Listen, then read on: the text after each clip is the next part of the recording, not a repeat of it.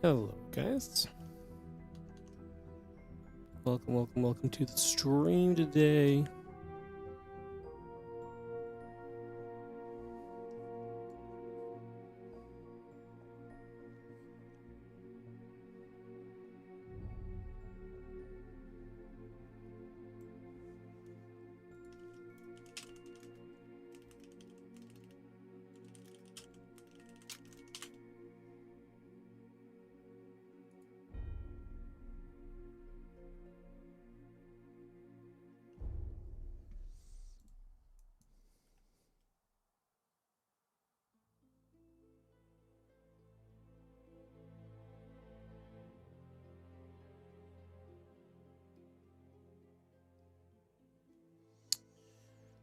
Just still getting a couple things sorted out, which is why I'm just a little distracted. We're waiting for ByuN and Mono to be our first match of the day. The winner of this plays Rogue, so you can kind of see what we did this for. I actually just uploaded a ByuN Rogue match to YouTube yesterday. That was from also an early round of WardiTV Mondays.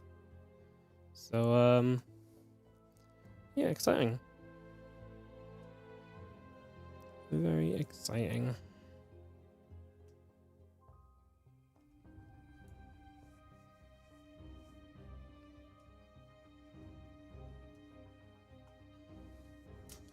Cool. Clem is becoming like steadily saving himself for the bigger events. I'm pretty sure Clem's just on a break / vacation. I just don't think he's playing much at the moment.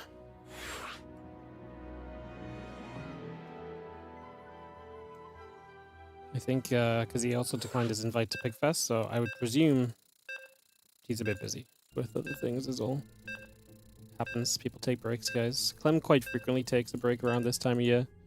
The last few years, it's just been after EWC, right? So it's been a little bit more like, everyone's like, oh yeah, that makes sense. So I think he's just away. Obviously, he's already in RSL, so he's probably figuring out a way to play that. But otherwise, I think he's just not about right now. Which, believe it or not, is allowed. You are allowed to take breaks. I'd even say some people would encourage it. Crazy, I know. Alright, we are in game to start us off here, guys. Get this ready to go.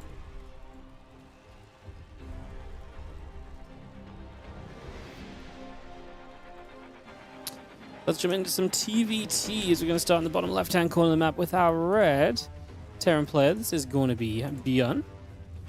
Up against the blue Terran in the top right-hand corner, we've got Mono.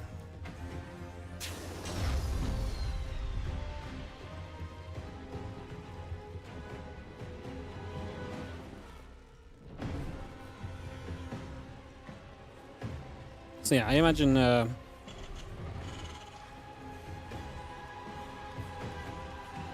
Clem's just on a little bit of a break, guys. I wouldn't be too concerned. It's not a bad time to take a break. You know, take a break now, you come back, it's probably 2 more patches.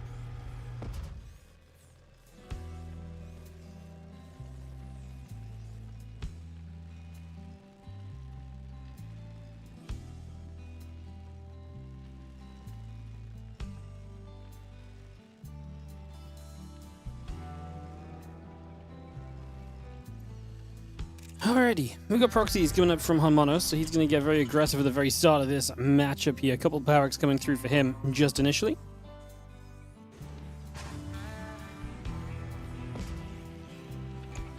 Get rid of that WardiTV 2026 logo, put the Monday logo on. Beautiful. We'll do that on the outer game as well.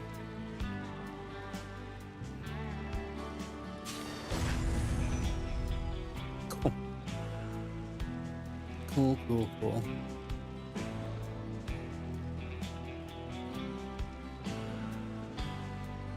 So yeah, I hope everyone is doing well. Again, thanks for hanging out early with us today as we get into WardiTV Mondays 98. And it's going to be a fast-paced opening game as the first Reaper shows up and gets an SCV. And obviously this Proxy is going to be kicking off. Now, ByuN went no scout, but he's doing the right build to no scout with because he's gone for the double gas setup. So he's going to be pretty safe. He's going to know exactly what's coming in now as well as he sees the 2 barracks with the Reaper. Let me just pull back into the main base. He's got RSL in 4 days. Yeah, it wouldn't be the first time that Clem played, like, basically, you know, He's done it before where he's been on vacation. He played like one match he had to play on vacation, and he, you know. I would say Clem's just like taking a break right now, guys. He's declining tournament invites, so I don't think he's just saving himself for bigger events, though. As we see the SCVs pulling in to try and defend against this. We are going to lose a Reaper on the side of ByuN, but he's going to get 2 Reapers here, so I think Homono is already a little bit doomed, because that is not good. You need the Reaper count to stay high here as the aggressor, otherwise how are you ever going to break down the Hellion count while having to jump into the high ground?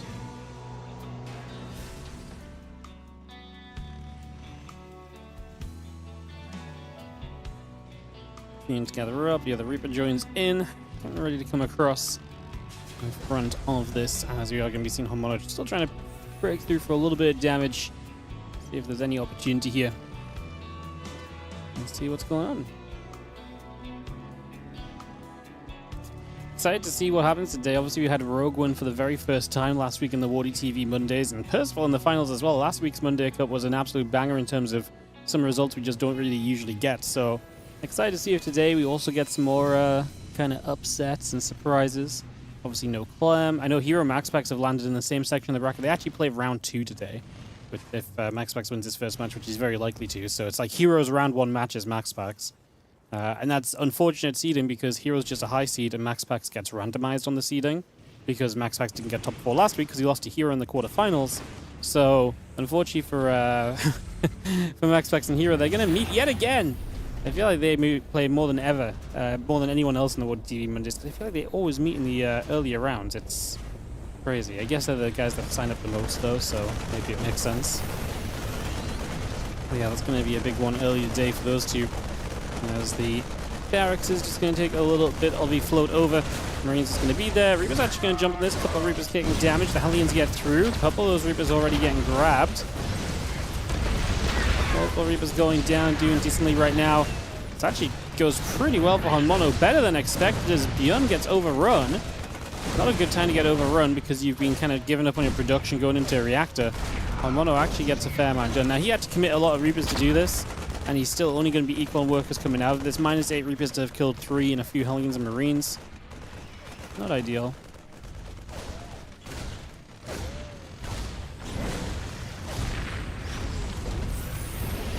I'm just going to fly, going to try and get that Reaper. It is going to go down. So Reaper gets caught, the Barracks still pulling over. A Banshee overhead is going to be seen by the Barracks. This Barracks giving good info. I mean, we already knew.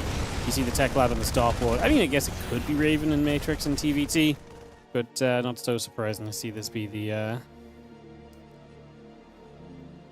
move along into a Banshee either, as we set up initially.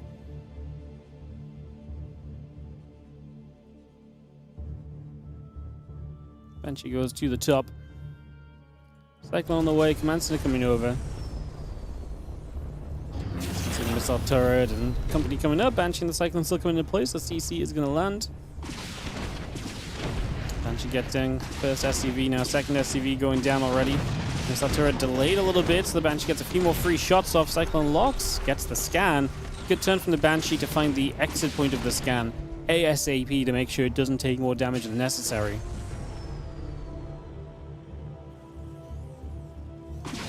Banshee just going to gather, put some damage onto that depot. Another scan, dead Banshee, but you're still forcing a scan, right? You're still, absorbing economy essentially. As ByuN is moving across the map here and looking to make some action happen in the next couple of moments on this natural. His army supply is 25 to the 6, and that's the downside of having floated your 2 barracks back home, is that you've obviously been losing, army supply production time, and this is going to be difficult at this point to have enough units to really deal with this. The Cyclone looks for another Banshee kill, but the getaway is good. Lock onto a Marine. ByuN's just going to hold his ground and hit the orbital for the moment. Actually brings the Banshee forward. No scan just yet. We're going to kill a Cyclone. And good game, says Homono. As ByuN is going to take the opening map with that defense and get off to a strong start in this best of 3 in the very first round.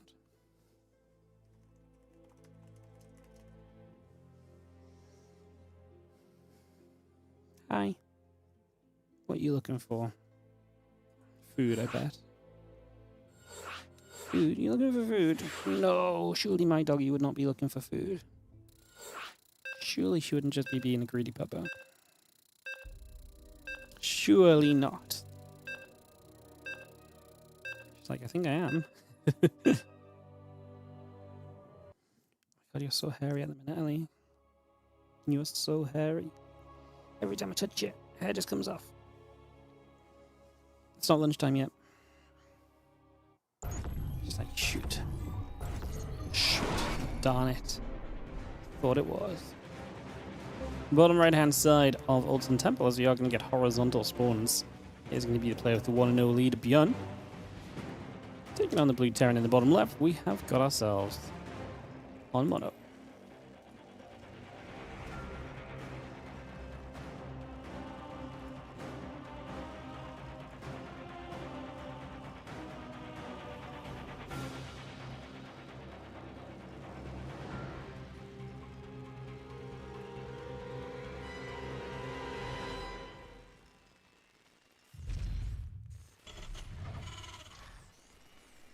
Okay, give me a moment. I'm just trying to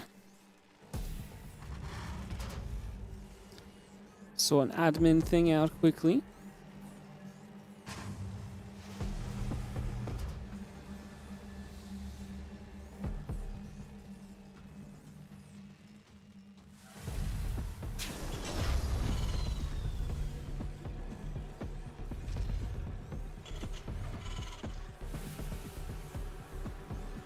Obviously just early in the competition today, so we have a couple of admin things to sort out here and there.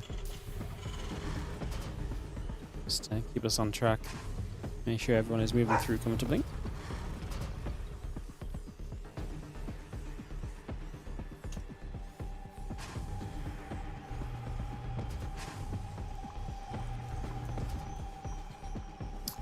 Alright, awesome. A couple of guys coming up, Rex on the way in. I'm just going to get ourselves settled and rumbling here for a few moments. Get this started. We are going to see a repeat producing through.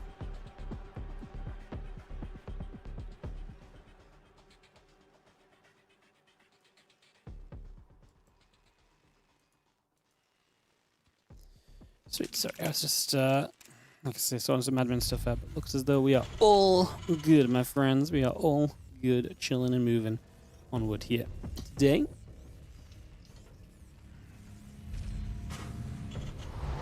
It's gonna have the reactor coming across onto this barracks as well, that factory dropping down. This Reaper is gonna pop out from ByuN and begin to move in toward the middle of the map as well.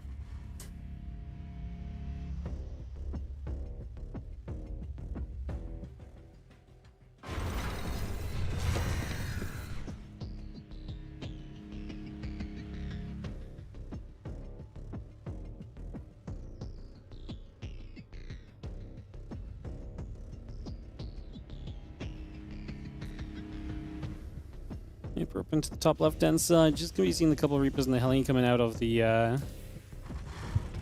main base here as well. So just getting that on the go. Again, our command center will be starting on the natural. And this Reaper is going to get moving. Just making moves at the moment.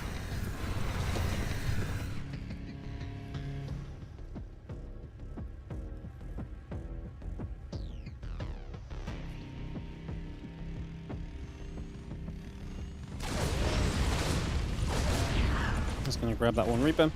Actually going to be a nice little catch, as you just see ByuN is going to get turned away already. So Homono with a good bit of defensive positioning. And ByuN getting a little greedy, trying to get in to see what's up.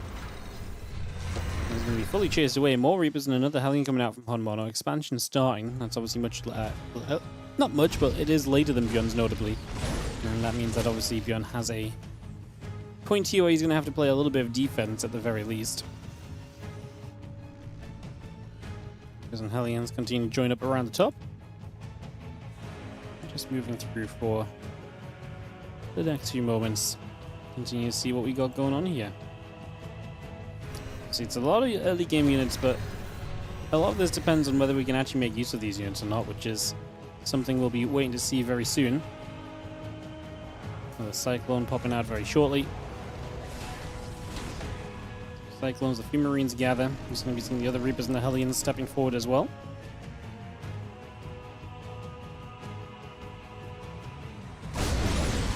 ByuN knows this is coming, so he's already evacuated the natural at least a little bit.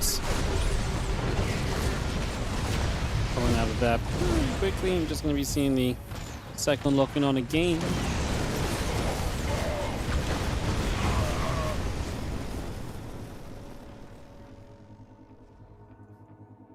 2 Cyclones is going to help to push that back the other direction. Again, the Raven, the SCVs, the Refinery, and the tank continue to come online here. It's going to be seeing those units all gathering up. A couple of SCVs going to pull in to repair up our Cyclones as well. Get those back to full HP.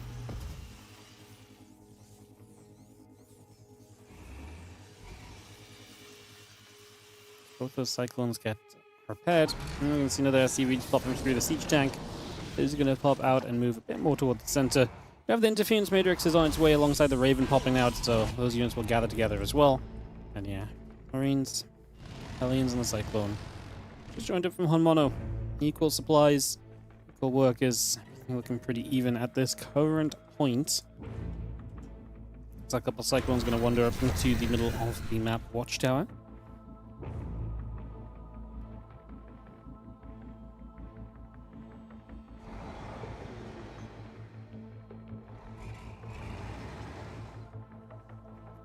And Cyclones gather, just having ourselves the Vikings and the Reaper gathering as well.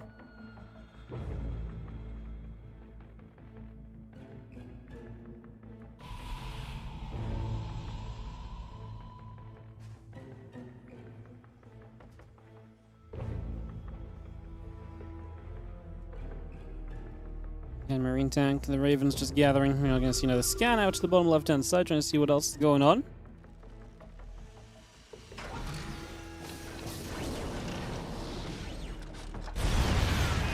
Cyclones of ByuN. Actually going to try and get the Vikings, which is nice to get rid of some air control. Does this Cyclone get away? It looks like it does. Cyclone for a Viking is not bad.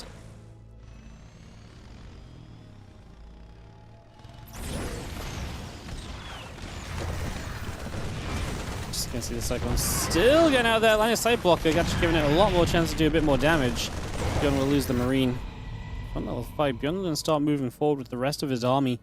Looking to press through. Operator in the front. Not going to do too much. A couple tanks sieging. Oh, we're going to walk into those siege tanks. ByuN's send. He's going to auto turret it up. He's going to full send. Get rid of those liberators quickly. They do high damage, although they're hitting Marines, so it's not going to be that big a deal. GGGGs. And ByuN is going to take this opening round to move on through into round 2, where he will play against Rogue. With this 2-0 victory over Honmono. So ByuN Rogue, round of 16. Some other round of 16s, Percival versus Rex is now setting up. Shameless versus Solar is setting up as well. So that is all starting to go. And yeah, we will be on into ByuN Rogue for ourselves in the next match in just a few moments. It makes obviously perfect sense for us to continue into that, guys. And hence that is what we shall do. Perfect. Again, hope everyone is doing well today. If you're here early on the YouTube, do consider hitting the like and subscribe buttons. It helps us out massively.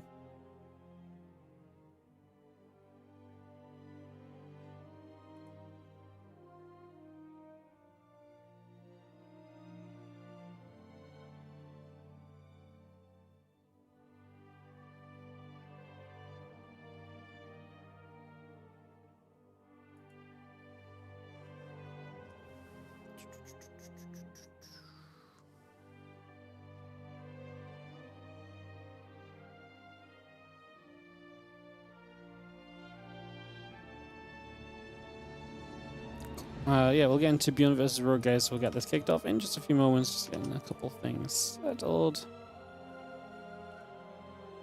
Here on the WardiTV Mondays. Yes, if you're on the YouTube, hit the like and subscribe button early.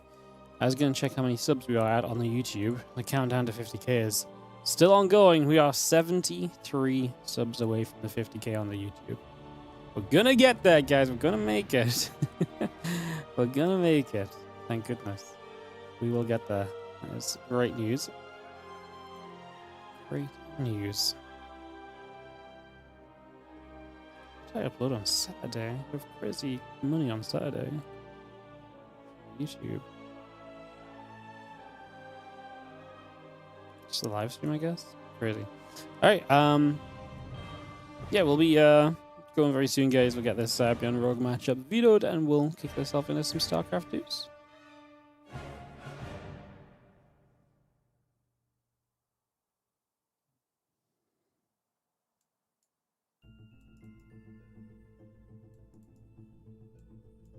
ByuN versus Rogue. Bam, bam, bam, bam, bam, bam, bam, bam.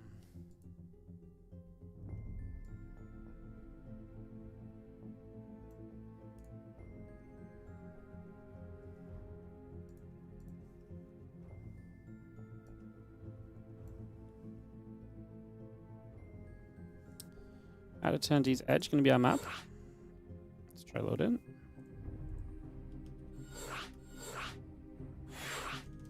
Cool. All right, out of Eternity's Edge, Rogue versus ByuN TVZ. Action about ready to begin.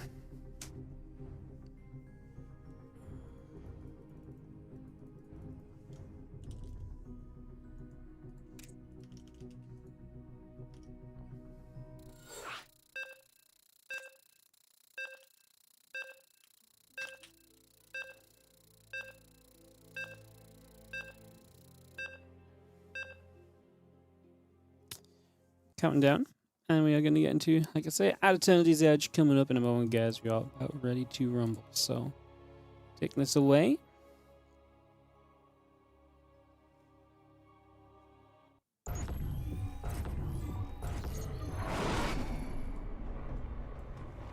Let's get into some StarCraft.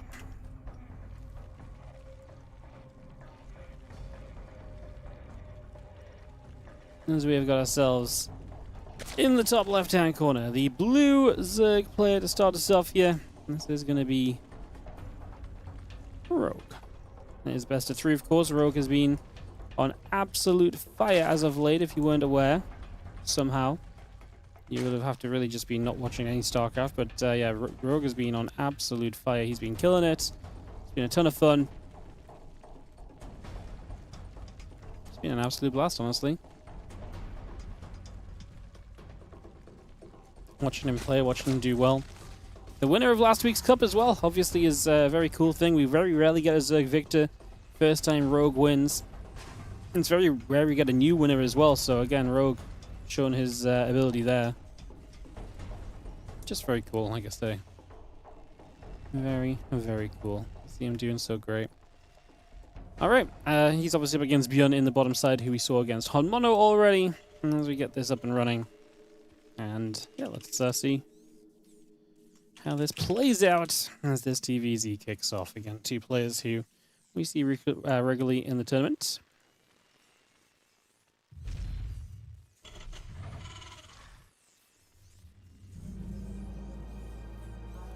And see our Hatch and the drone coming about for a few moments here. Just got the pool on the way as well. So Hatch pool, gas a little bit later from Rogue initially. Again, racks and the command center coming up as well. Just bringing this into place.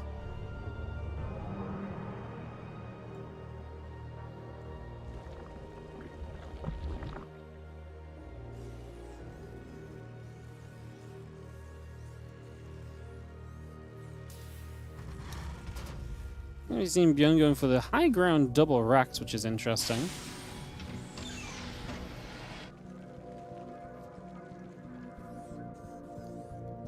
Obviously, it is CC first from him, so a little bit of the feistiness there with the economy. So ByuN going to get big eco set up and try and work from that big eco into something that can benefit him.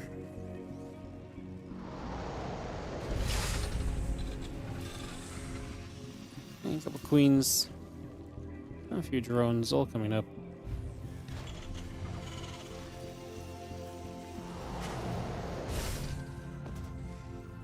We have our link speed starting. The racks, the reactor, and the tech lab continue to come out into place as well. So just bringing this through for a few moments, and the link speed coming up from Rogue.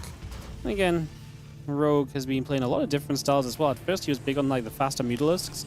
He's been playing a lot of just macro into like later mutas, sometimes even just Hydra styles. Like, it doesn't really matter. His TVZ, or ZVT I should say, has just been really, really good throughout. He has been really phenomenal at this matchup as of late. So it's been really cool to see, like I say, Rogue just sort of stepping up and being like, hey, look, I'm this good.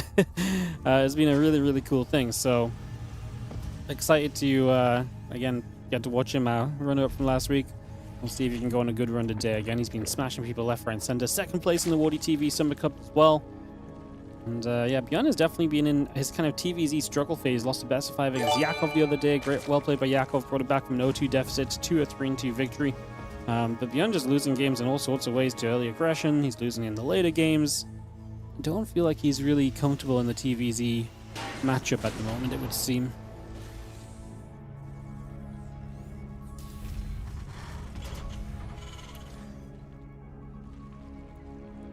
Does not seem comfortable at the moment tonight, but we'll see what he can do here. He has been doing a lot of these barracks-based openings. A lot of this matchup where it's just, instead of the Hellions, which we've been used to seeing for years upon years in the ZVT, it is actually going to be a lot of these, like I say, a lot of these marine-based openings instead. So fast stim, fast combat shield, high barracks count. Really has, like I said, just been the way to play things as of late. A few Marines stepping through. Combat shield is on its way up.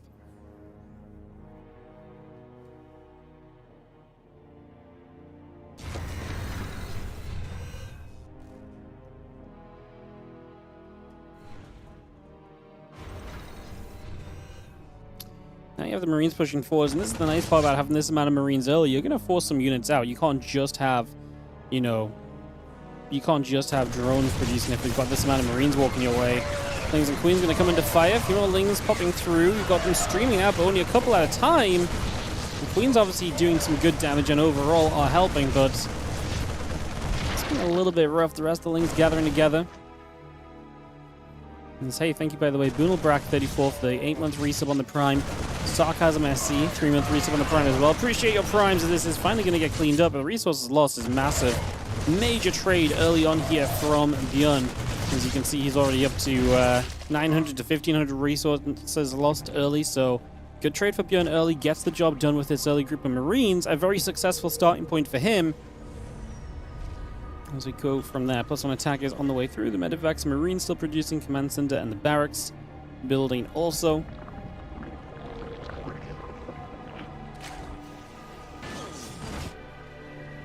And Queen just gathering up. The Lair is still producing. That Bay Nest is halfway done. Evo Chamber is about to complete. Carapace upgrade is also going to be done fairly soon here from Rogue.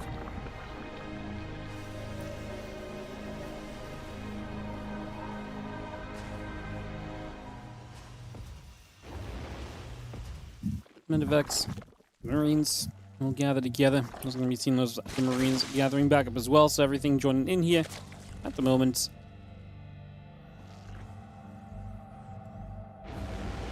And those Medivacs will be boosting up towards the top side. Away they go to try and get in position to put some further pressure on ByuN, looking to capitalize on what's already been a strong start for him here in this game. As these Marines unload and we get ready to swing around from the right-hand side, see what we can achieve.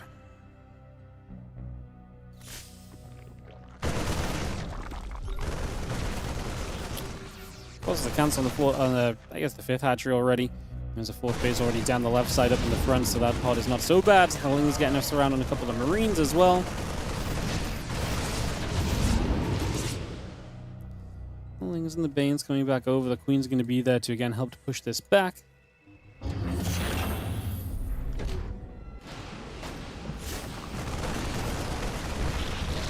Banes into the corner, going to grab another Spore, so a little bit more damage being dealt still.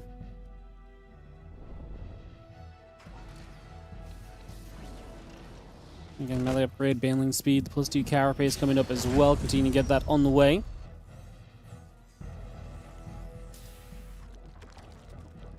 Melee and Carapace upgrades all coming through. The Groove Spine's going to begin. Infestation bit is starting up. The couple Spore Crawlers producing. And Creep Tumors will continue to build outwards Hydras, and so will continue to come through.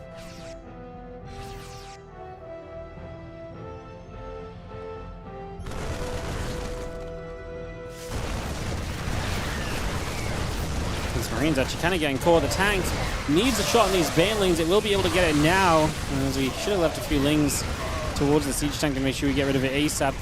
The tank's actually going to live through this, which is not good or pretty for Rogue at all. So that part doesn't feel great for him. As the Marines do regather back together. Just going to see a couple more Banes trying to get through here for the run by. Only a few SCVs going down though. Handling Vein all still coming up, +2 carapace, +1 missiles. Muscular augments continuing to build right now.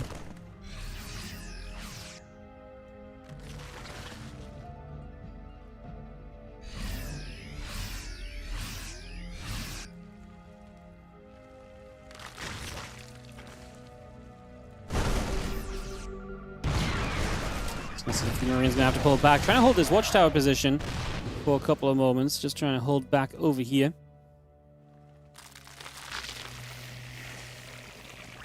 And then Hydra Bane just gonna regather around, just gonna reposition a couple of moments.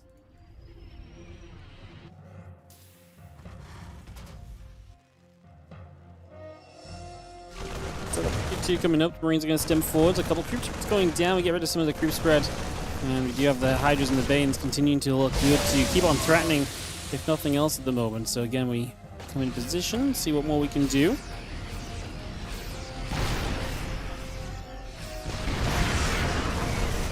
Big tank fire onto these Banelings makes a pretty good fight to start off with from ByuN, but the Banelings are going to get pretty close. The Bane's getting close is obviously very scary for ByuN. He finally lifts up and has to leave. But I felt like the tank fire initially on this was amazing. Rogue is still going. He is just powering through. The sheer might that he has in this matchup at times is just ridiculous, as some of those Banes had to crash into tanks, which is less than effective, but at the same time, it's nice that they hit something, I guess. The Hydra's on their own, not ideal, though, so they're probably going to have to take a couple of moments to be cautious here. Just the Marine still stemming forward. The Hydra's going to be running back again. Ling Bane still gathering. Take a little bit longer here. A few more Banes getting knocked down. The Ling's just walking into a meat grinder of Marines. We actually do need to take a moment, otherwise we're going to be in some trouble. Again, Marines gather up. Lurkaden is producing. Just going to have the rest of our Ling Hydra coming through. The +2 melee upgrade halfway done as well. Still pressing forwards with these Marines and getting a little bit closer. Ling Bane Hydra ready to push further through. The tank's still set in the center as well.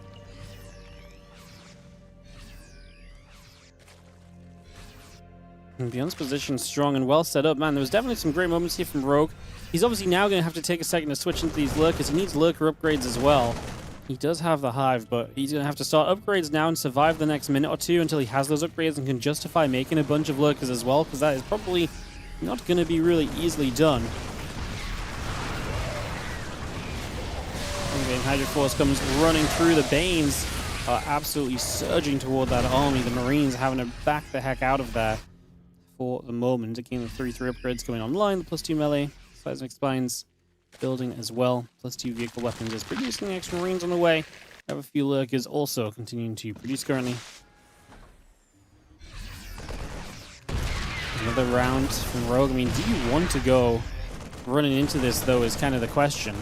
Because if you go running into this, you're going to be kind of attacking from one angle, unless we can, find a way to spread out and come in from a few different positions. It is definitely going to be a little bit on the tricky side, so we'll see what happens.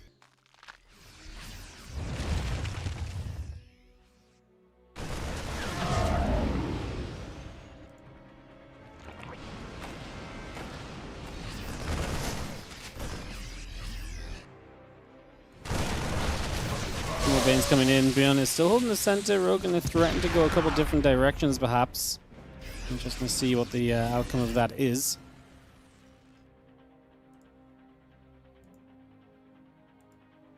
Sorry, having to admin someone on the YouTube. A second.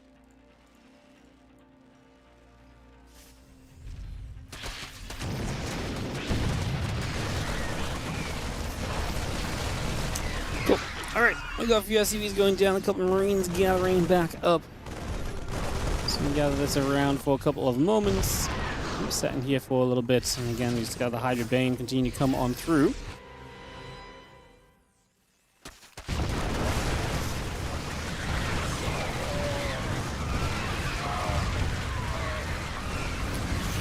Nice run by with the lurkers here to back it up and to help protect a little bit is really nice. Which makes this a very pretty situation as we just have the army coming around. ByuN going to go for a big push through the center. I mean, lurkers should help to slow you down in a lot of these positions now, at least.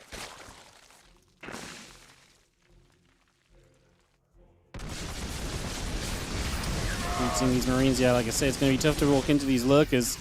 Especially with the army of ByuN right now. ByuN is mass Marine. He's got 115 Marines in the game. So he's mass Marine. He kind of needed to probably push harder earlier, because now that these lurkers are out, I think it's going to be extremely tough for him to realistically see anything truly successful for himself here. Like, this is going to be a bad time. Just the lurkers are going to be so effective, as the Marines are going to have to pull back. ByuN is trying to build some Liberators and so at the moment. Trying to set himself up for that right here. Just considering Bane coming back around. The Knight has got up in the main, by the way, in the corner with the line of sight blockers. The lurkers are in the main base. And that's just a frustration we have to deal with at the moment here on the side of the Terran. We are going to probably clean those lurkers up, so that part is fine. And I've still got a good army from ByuN up on the top side of the map as well, but again, question being, will it be enough overall? +2 missiles, +3 melee, all continuing to be added.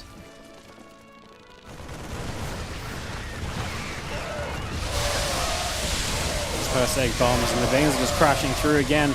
ByuN really just facing a lack of tech at this point. Just pure Marines. Dangerous in some regards, but in the right fight, Rogue should absolutely smack this.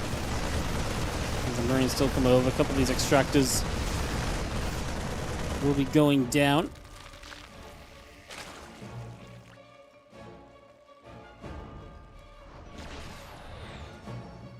Emperor pulls over. Just going to see that Overseer's checking around to try and get more 9s off. To be fair, I'll give credit. I did not think it was actually going to look even this good for ByuN. I thought it was going to be a lot more miserable.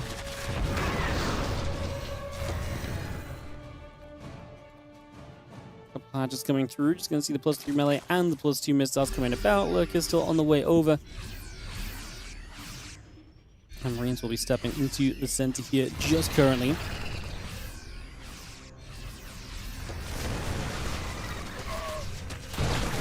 Met by a bunch of Hydra Bane once again, so again, met by a bunch of stuff that's obviously going to try its best to not let you press in, especially if there's just Marine heavy count. The lurkers are going to preemptively burrow as well.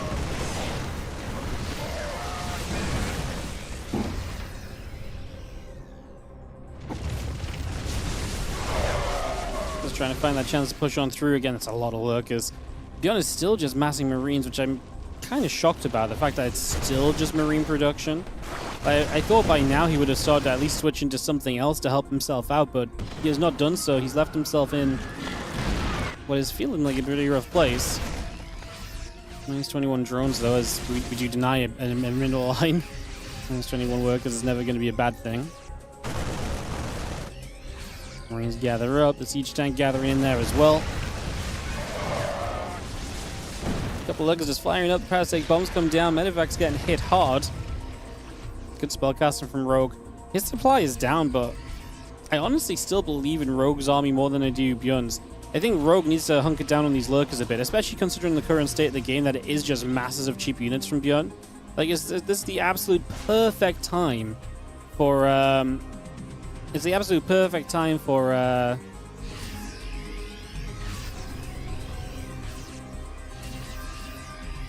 Rogue to just let the lurkers do their thing, right? Because if you just sit back defensive with these lurkers, you should be able to be absolutely fine on this.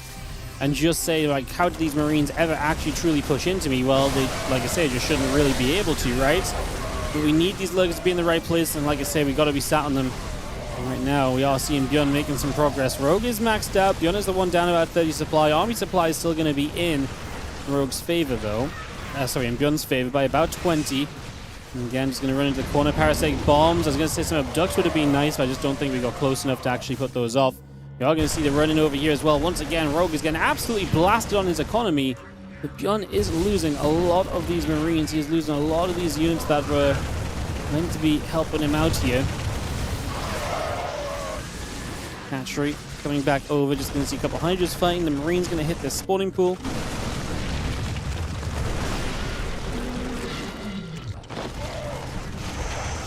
Get rid of this medevac.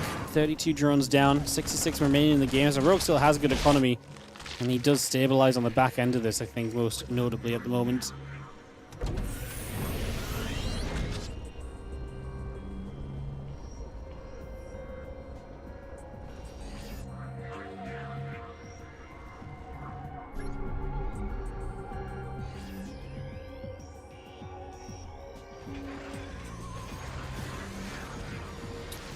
Marines, Liberators, everything else coming back together again. Just gonna be seen. I mean, ByuN is still harassing. That's why this game feels close, because we're running around trying to handle this, trying to deal with it. Just having to, you know, as Rogue, not be able to utilize the full power of his army, I believe, at this point. And the Lurkers burrow up once again.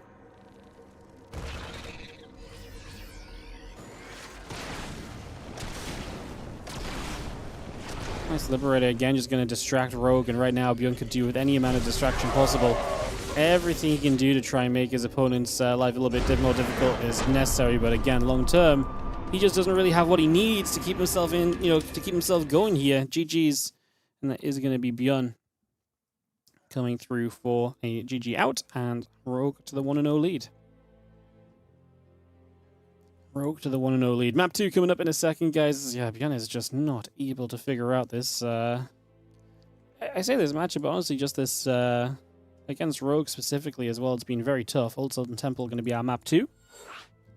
Gonna get this started off. Sola already into the round of 8, by the way. He's going to play the winner of Max Pax and Hero. Max Pax and Hero still playing. I'd love to catch that, actually. That might be the round of 8 we aim for, so we might keep an eye for that one and try and get into the Sola versus, like I say, Max Pax or Hero match. Probably would be a lot of fun.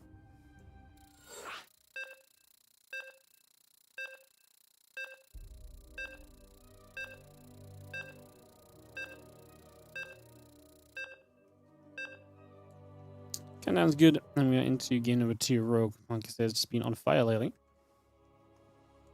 Is Monday Night Weekly 961 happening? Mate, it's not my turn, I've got no idea.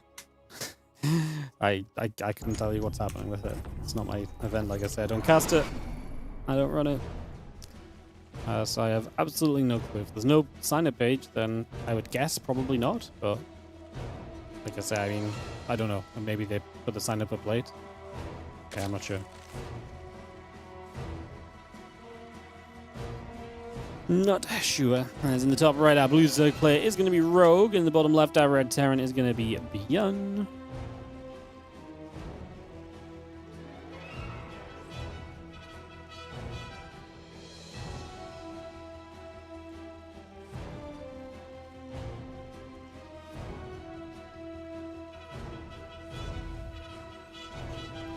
Going to get cross spawns, which I don't think ByuN is necessarily going to be loving for himself. Obviously, horizontal spawns would have been much better for him here in the TVZ. Yeah, not going to find it in this one.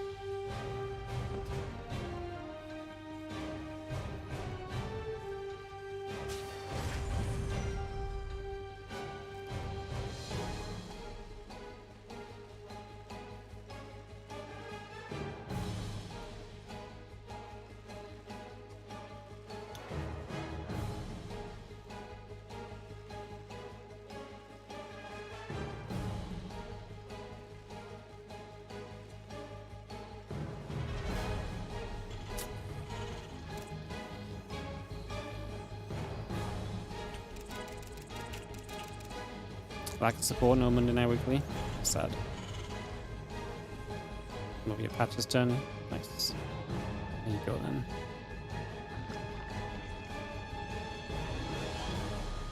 Alright, Patch's turn again. Some love is nice lately.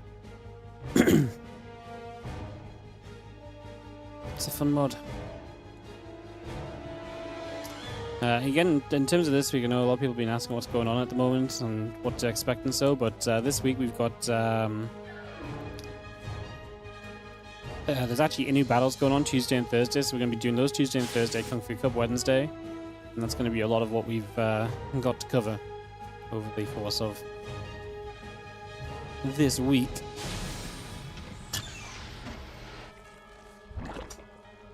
It's better than the live version.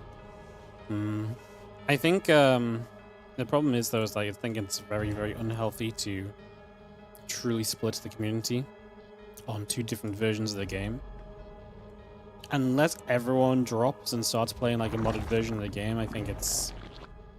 Yeah, I think it's very bad to, like I say, have the split of the community. This is why we didn't start running tournaments on old patch or something, right? Because it's just like, it is better to run everything together and to try and stay connected, but it's kind of rough. Like, it feels like the entire community is fragmenting in multiple different ways. It's actually kind of wild. It's super crazy. And not just crazy, it's sad as well. Plain and simple. It is also just sad.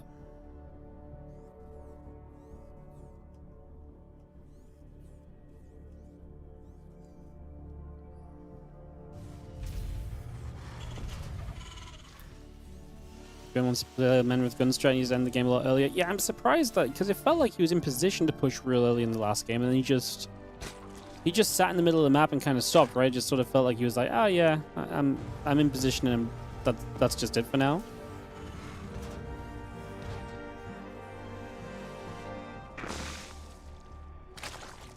People need to stop gaslighting themselves into thinking this patch is unplayable. I don't think anyone is saying the patch is unplayable. The problem is that there's serious issues with the patch. And it's definitely worse than the version that we used to have. That's all people are saying. No one's saying it's unplayable. People are just saying it's a downgrade from what we used to play on. And for Protoss players, it's pretty miserable as well in comparison. I mean, you look at the results for Protoss players and how they've swung, it's pretty crazy, to say the least.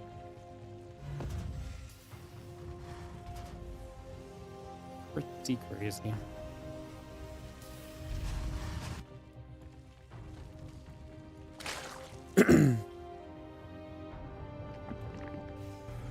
I do wonder what they're going to do with they've got to buff something in Protoss, I think, because they've buffed Zerg and they've buffed Terran out of the 8-worker economy. So we've aided like 2 of the races in the economy, but not the. But like I say, we haven't really aided the Protoss on this 8-worker start. So interesting.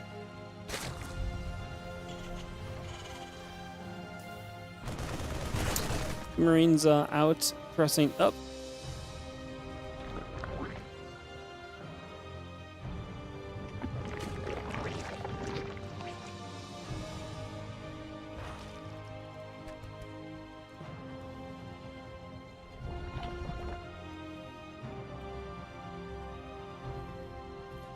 Marine is moving around as, again, we take some moments to see what's going on. Buff from Protoss is a hard decision. I mean, the thing is you're not buffing. Well, you are buffing Protoss, but I wouldn't call it a buff. I'd call it a bringing into line. Like, we destroyed the economy of the game. We fixed it for Zerg. We overfixed it for Zerg initially. We then still kept Zerg buffed from the economy fix, or the economy change. Then we literally dropped 100 mineral cost off of a command center.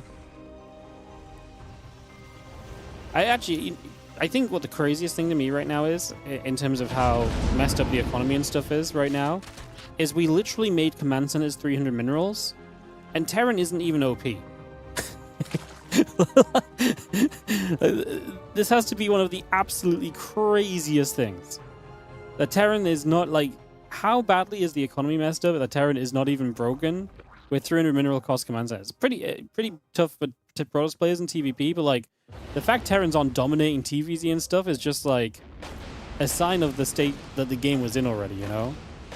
It's wild.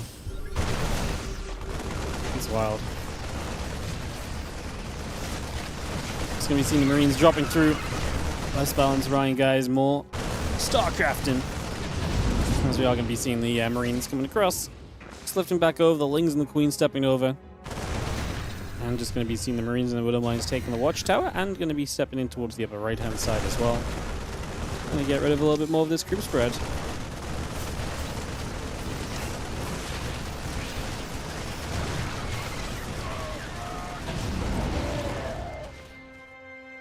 Seeing some success here for a few moments. Just going to have the Marines regathering the Watchtower again. Cross Spawn's going to have to play a long game here as ByuN more than likely.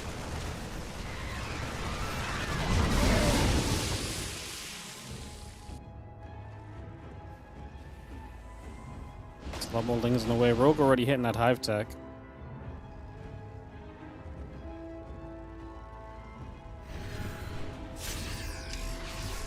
Wasn't everyone calling out CC as imbalanced? I mean, yes. I mean, it isn't. in theory, it is imbalanced. It's actually very good in TVP. You can see Terran are way back towards like their previous timings and stuff. As well, I was gonna say that Widowmine's not pretty because it's gonna hit a bunch of bio units, which is not great. But that's why I think it's so crazy. That's something that's clearly an insane power up, and we see it. Like, you see the power of the command centers. People have been building more CCs than ever before. It's clearly very powerful, and yet it still doesn't put Terran into like the state of being broken in like Terran versus Zerg. At least like it's like that's kind of a sign as to how messed up the economy was, and you know when we start. You know what I mean? Like that's crazy, no? To me, that's crazy.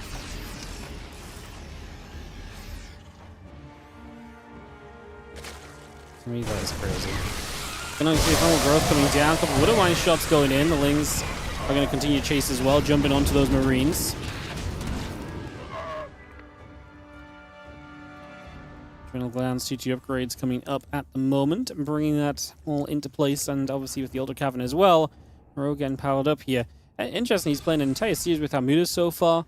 Again, this is the power of Rogue on this patch. Like, he can kind of play what has been really good for him, what is maybe not seen as the best for him, but like he's able to really just mix it up a lot, which is, like I say, very cool. And just able to see success in this ZVT right now off of a lot of different styles, I think has been, like I say, pretty awesome. So yeah, very cool to keep seeing that for Rogue. As we are going to be having the Marines continue to move around, try and see what else is going on.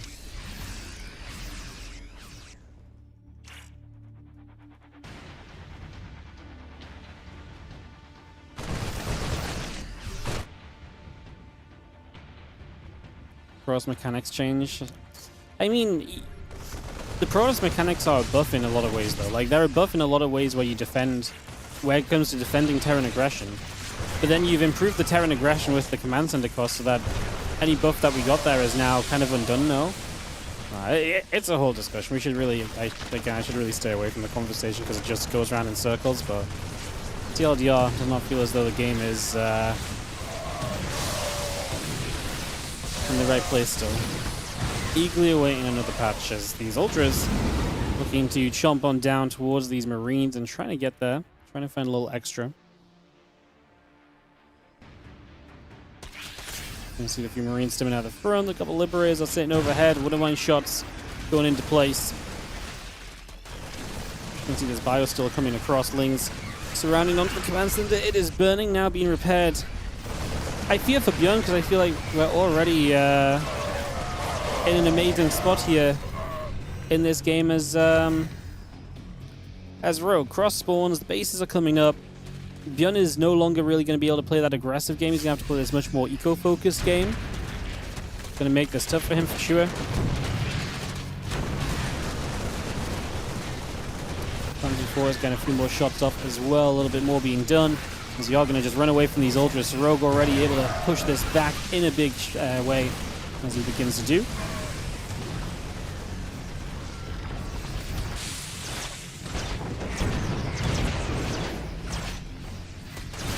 There's 27 SCVs already. Is this actually just crashing into non-existence for ByuN right now? Planetary Fortress goes down. This position seems to be absolutely brutal at the moment.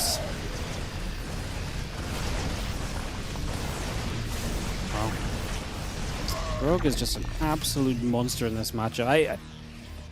It's actually incredible to see the level up of Rogue in this matchup. It's just lately in general, his games have just been great to watch. He's just been an absolute beast. Absolute beast. ByuN coming back around the top side, going to be seeing a bunch of units heading back down to the bottom as well. Going to be seeing the ByuN going to fight. Queen going to get caught. Maybe seeing these other Ultras going to continue to take a bit of a wander up. Oh, nice fungal. Just locking the units in place for a little bit more pain on the side of ByuN. Just a little extra that's not going to do him any favors at all. And yeah, ByuN is feeling kind of doomed. No, he got a few drones on the top side of the map, but that's about it over there.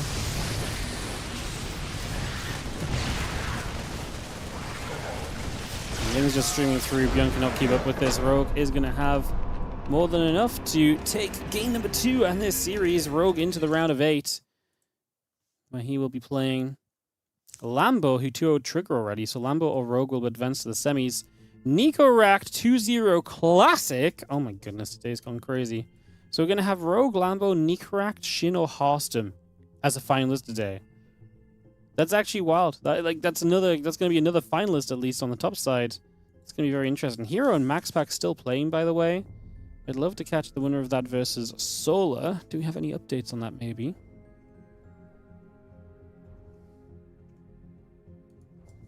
Hero last hosted a game 20 minutes ago. He's out of game. Him and Max Pax are out of game, just waiting on a result, perhaps. So we can figure out what the dealio is there, maybe. Would be good.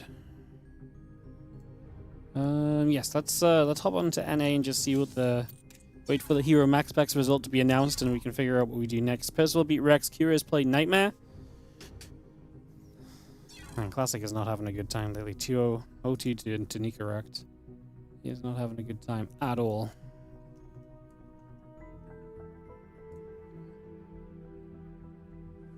It's been absolutely brutal.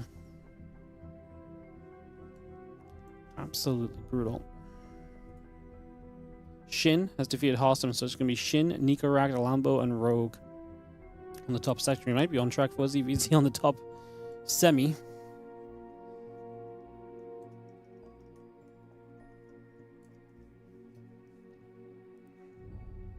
I think there's no way we don't go Hero / Max Pax versus Solar.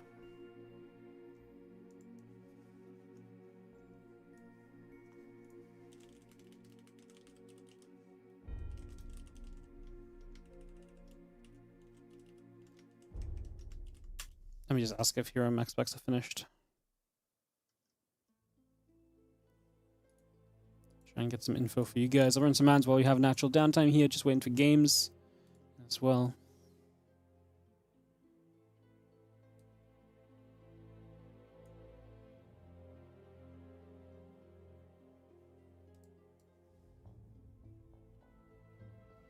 Just waiting for anyone to reply to us about this, guys. I imagine the winner is AFK and the loser is also done. It is Kira Percival in the other round of 8, so Kira and Percival will be fighting for a place in the semis. Today could be exciting, guys. If Hero / Max Pax don't make it, then we're obviously on track for a very different kind of winner here in the WardiTV Mondays compared to the usual storytale. I will say one thing. The patch has definitely mixed up some of our tournament results, which is nice. I just wish... Obviously, that is good, but I just wish it did it in a more positive way. I just wish we managed to do that in a little bit more of a positive manner, that's all. That's all I'm asking, you know? Anyways, we will...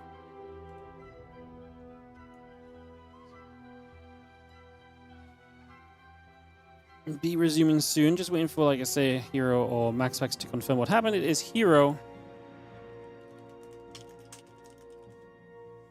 to 2-0 Max Pax, apparently. So Hero Soul are going to be the PVZ in the quarterfinals. So we'll jump into that, guys.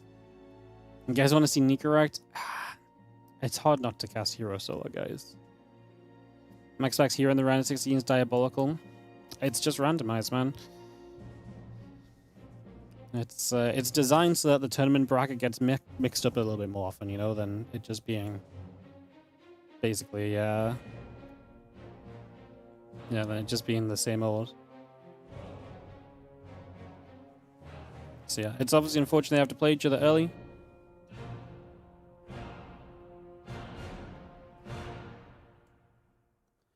But, yeah, sometimes I think it's worth it overall. We've talked about this a lot. The Monday Cups having different matches each week is generally a pretty big positive. Alright, we're going to go Hero versus Solar, guys, as soon as this comes up and running.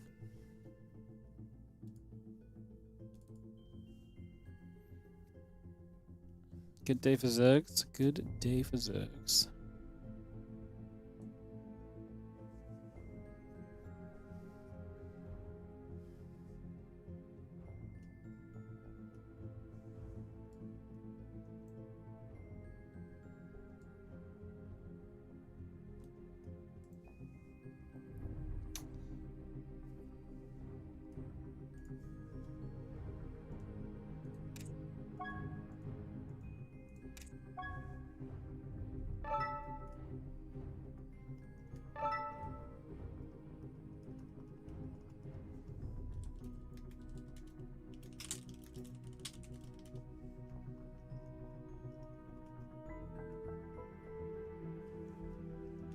Alright, a couple of vetoes going down. Solo's just having issues finding hero, but we are vetoing. So we'll get going very shortly, guys. Keep this on the roll.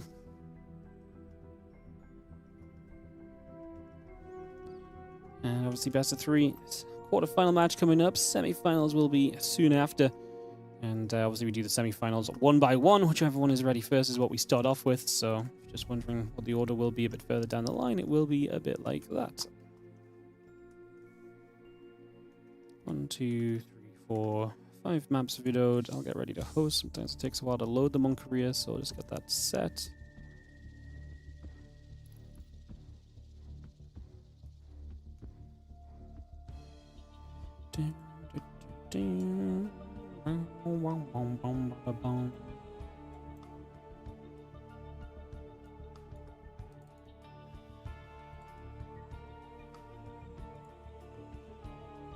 Waiting for our first map pick here, guys, in just a moment.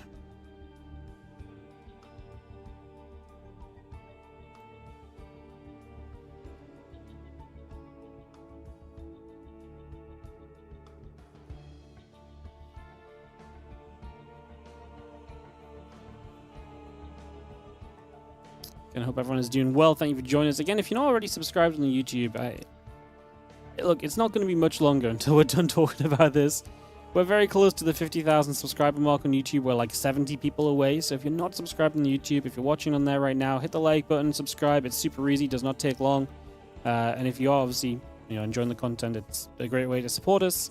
Head on over there on the Twitch as well. If you want me to shut up about people subscribing on the YouTube, then actually subscribing and getting us to 50k is also a great way to make sure that we stop doing it. So yeah.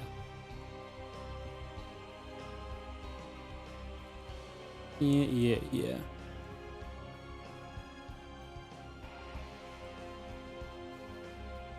Alright, just waiting for Hero to accept the lobby invite, guys, and we'll be posted up.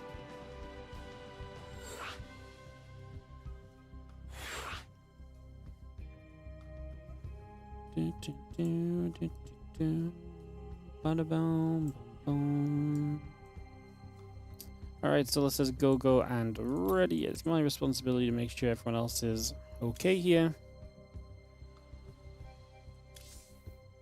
Throw more invite out, see if they want in or not.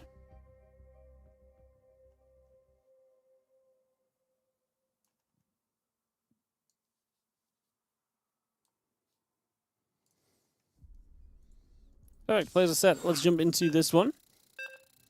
I consider there's just not 50,000 people who are on YouTube. I thought we're just so close. Like, if I have to tell people to get their kids subscribed at this point, like, that's just going to be what it is, Like, it's just how it is. Going into Blackrock, guys. Let's get this one started on into play.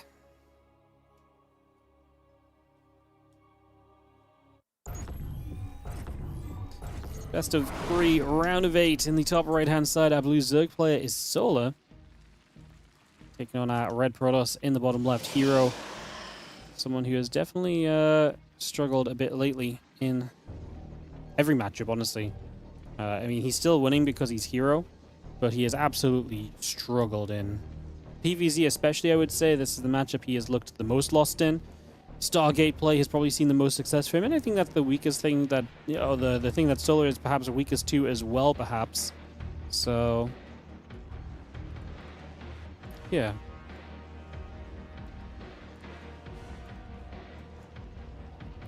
Get this going and get this kicking into game number 1. Hero in the bottom left-hand side, Solar in that upper right. And excited to see. Yeah, if Solar can make it another Zerg in the top 4, we're already guaranteed 1 Zerg in the top 4. It's likely we have 2 Zergs. It's very possible we have 3. And whoever wins the Cure and Percival match do try and battle against them.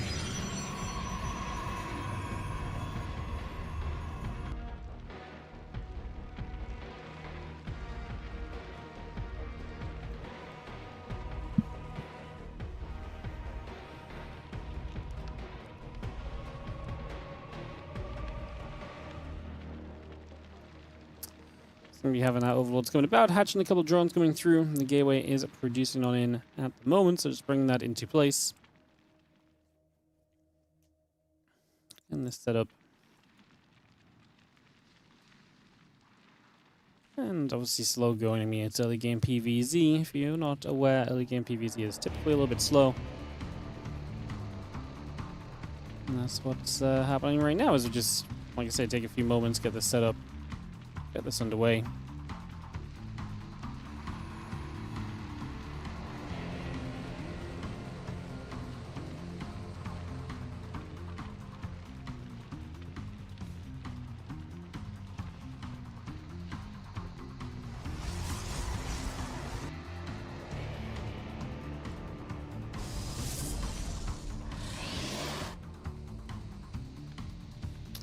We have our overlord chilling overhead. I'm just going to have ourselves the Queens, Lings company all continue to come out, so just continue to bring that up for the moment.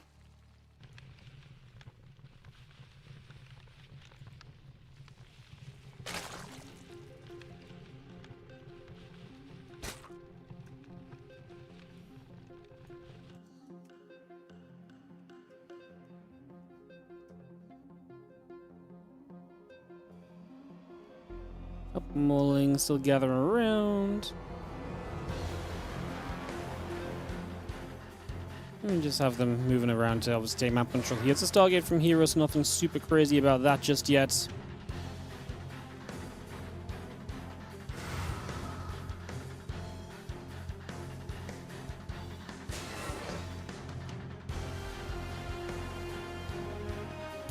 It's going to be the Void Ray first. We've seen Void Ray first a lot because we've been seeing a lot of Void Rays lately, of course. If you're not aware, like I say, the double Stargate into just Void Rays has absolutely been one of the big ways in which we've been playing recently in this matchup. So, like I say, the Void Ray instead of like an Oracle or so at first is not surprising when that is a popular way to open, or a popular way to play. Because it means that the Void Ray has more use than just that initial poke. And even beyond that, right, you might just be seeing the Void Ray right now. It could still just be one Void Ray into Oracle into whatever else. But it has a little bit more power than before because of the fact that Solo likely has to consider that all these Void Ray styles have been popular. You then have to, like I say, keep in mind the fact that, okay, this is a possibility, it's something I maybe have to prep for. So that's something that Hero can kind of use in his favor, the knowledge of that against his opponent in the early stages. We've seen a couple of depths, getting surrounded by some Zerglings, a couple of drones already going down. 3 workers falling.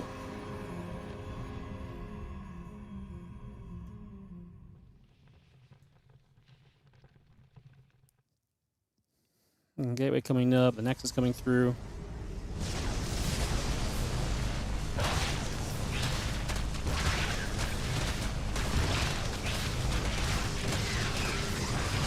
We've seen the Void Ray going to be a good defense to kind of keep things off here for the moment. Stop too much happening.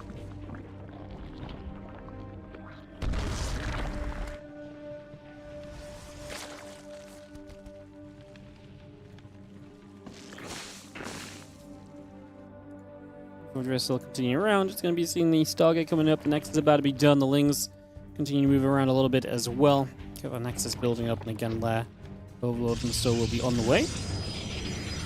It is going to be another Void Ray and it is going to be another Stargate, so it is going to be that Void Ray style from Hero here. It is going to be the plan.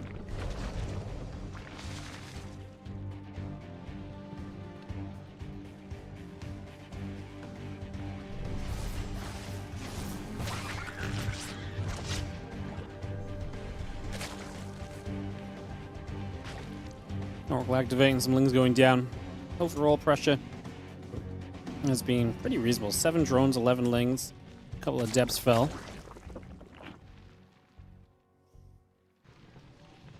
As the fleet beacon, not really a surprise. Going to continue to build up into this Sky Tossy style. We'll see if he actually wants to build anything other than Void Rays. Obviously, Flux Veins could be an initial investment here on the side of the Protoss player.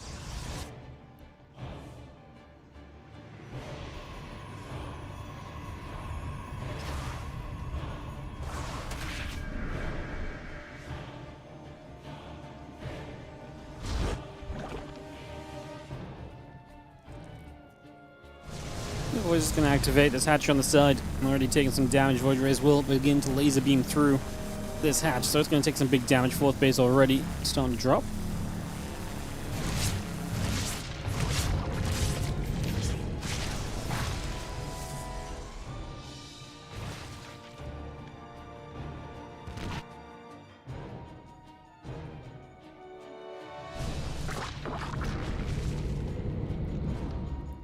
Spire is halfway done. More Voids coming about. The Lings is getting hit. Just seeing the Void Ray about to finish up, so you get that completed. Mothership's on the way, so I guess that's why you get the fleet beacon as well, right? You get the just straight up get the mothership. Makes sense. Mothership early is good. Again, Solar has to hit the Spire. See how aggressive Solar wants to be. Like, you can hit a lot of like Corruptor Roach timings. Obviously, that doesn't set you up for the longer game. The longer game, you want to be having a bit more. He's going to go mutas. The longer game, you kind of want to have the, you know, the spellcasting. So the mutas are kind of fun. Voids are okay against mutas, but they're not like insane against mutas, if that makes sense, right? Because they're obviously a bit slower moving than Phoenix. They can't track them as well. They don't just delete Mutalist either. It's nice that we're denying these gases a couple more times. There's essentially 2 more drone kills. And it is keeping Solar off the gas he might need long term. And this forward 5th hatchery has 0 chance of getting up and online. So the Voids are putting work in. Now the Mutas should distract the Voids and force them to pull back at least a little bit. A few more of these Zerglings being blasted. The Void Ray is still coming about. Again, Mothership, attack upgrade, air weapons, charge. All of that continue to produce through at the moment here. Are going to come around. Seeing the couple shots coming out, Voids are going to activate. I'm going to drop the Time Warp to try and catch the Mutas a little bit and give the Voids a chance to catch up. Only a few workers going down.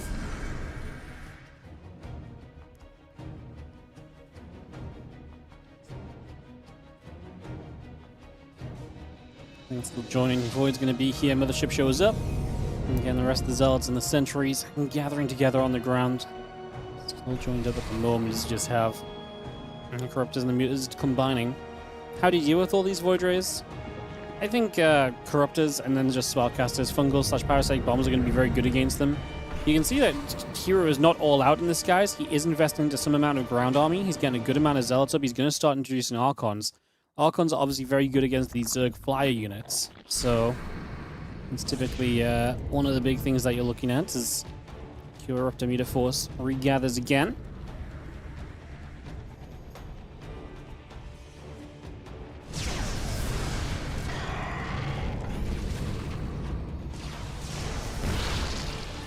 We're seeing a little bit of poking from Solar. He's maxed out. Hero soon to be maxed out as well. This air comp doing its job for the moment. We just had an Archon morphing in again. Those Archons are going to be massive. They're going to be a big part of the reason why we're going to be able to successfully see the big damage coming out against this air army, right? So let's see how it goes. Bit of splash on this is nice. The Void Ray is aggressively pushing forward and into that to begin with.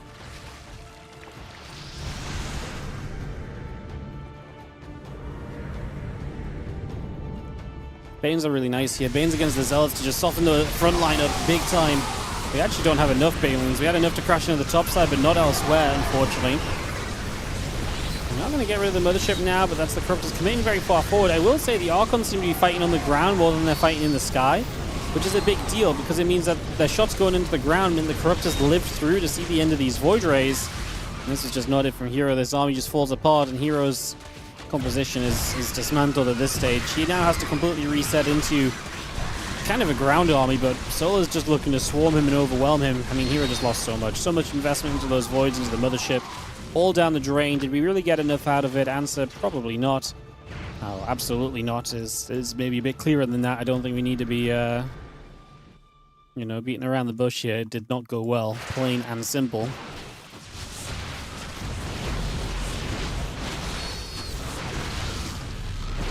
Ravager's going to get here. Just going to be seeing those Stalkers taking damage once again. Continue to take some shots. Couple Corrosive Vials coming down. Solar just going to have enough to get the GG out of Hero. That is going to get it done for game number 1. And Solar showing the power of the Zerg, even against the Voids. He just waited for Hero to attack, and when Hero did attack, Solar really had just the best possible answer against it already. And let's really get ready for game 2. Couple of moments, and see if Hero can cook up something different.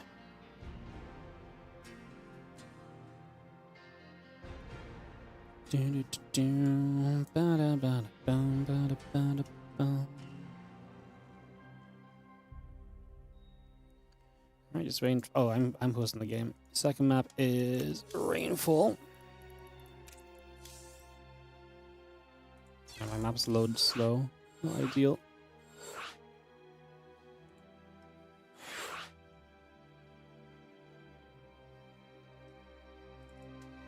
Players are ready. Just referee myself. Make sure we got everybody.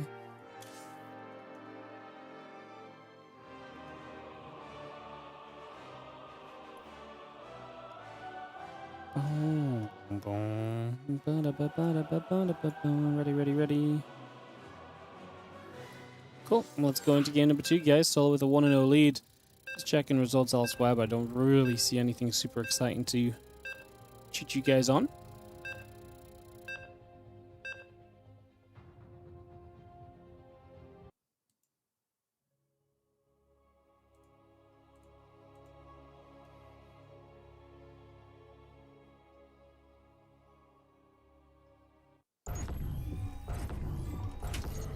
Yeah, I've got no idea what's going on in the YouTube chat, guys. Not gonna lie.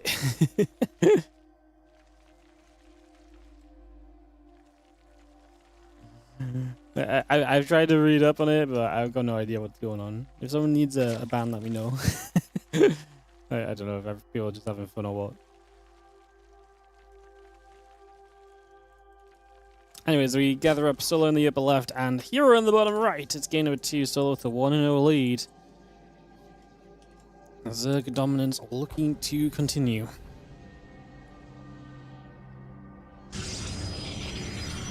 Can you imagine today, if Solo wins against Hero, we could have our first ever ZVZ Grand Final of a WardiTV Monday Cup. I'm pretty sure we've never had a ZVZ final in 98 editions.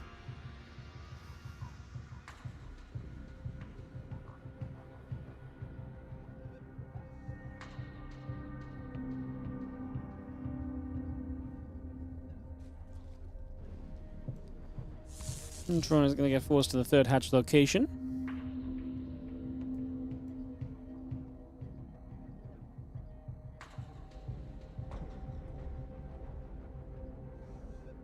Probably pulling back over. Take a few moments.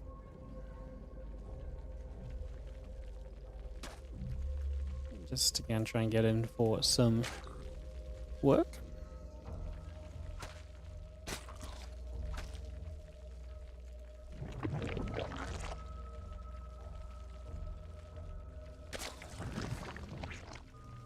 Edge gas pool. Nothing really surprising from Solo. Not going to be super aggro or anything early as well.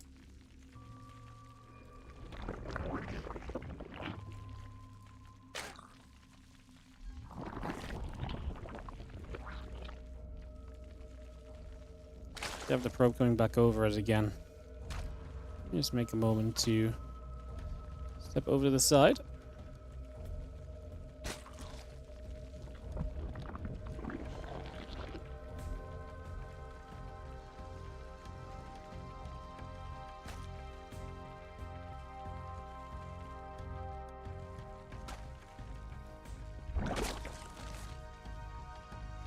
Do I remember a few weeks ago when you said 1k gas less per base would have huge consequences? I mean, it's not 1k gas less per base than it used to be. It's 500 less because they first buffed the gas per base, then they nerfed it. So it's 500 gas less per base. And I still don't agree that it has any impact on 3 base Protoss because realistically you should be taking your... You don't mine out... I remember this argument because I still don't agree. You do not mine out your gases before you take a 4th base. Unless you can't take a 4th base, which is not really a balancing on the gas kind of situation, no?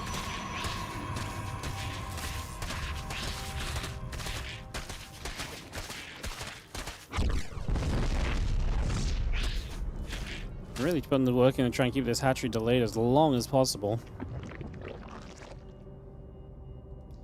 And you also have to think that Storm is just weaker now. You need, like, I think someone told me you need 3 Storms to be able to, like, deny Banelings that are running at you.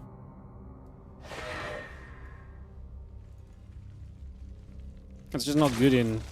It's just not good in versus Zerg. It's not good across the board, I think, is probably part of the problem. You just see the Lings chasing down an Adept. It's going to shade over the side.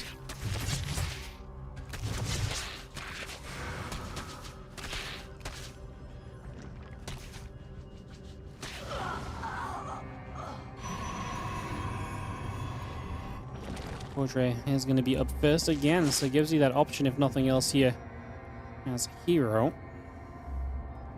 Like I say, he doesn't necessarily have to do the same thing, but that's part of the mind game, right? If you set up in the same way, you can then mix it up, perhaps, and if you mix it up, it can be a very powerful way to keep your opponent on edge, keep your opponent guessing a little bit as to exactly what's happening.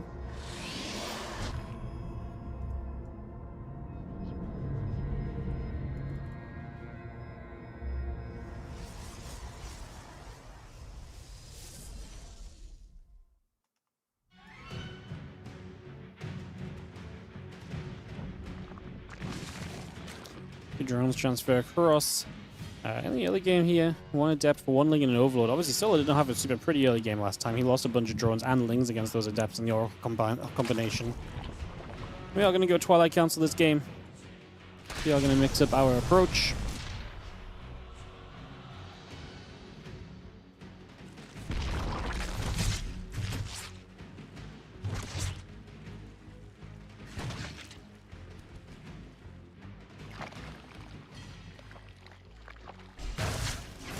Let's see, the Queen going to shoot. Oracle going to take some damage. Move around a little bit here for a few moments.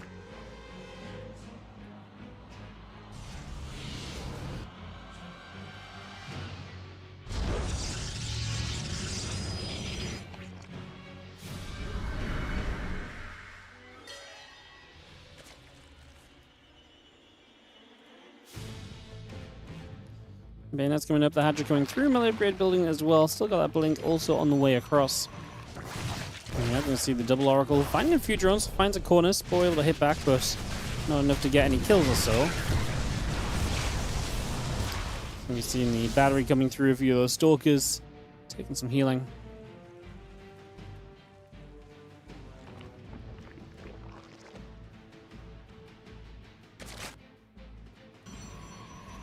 And Blink is Corona boosting on the Twilight Council, the Gateway, and the Stargate continue to build about.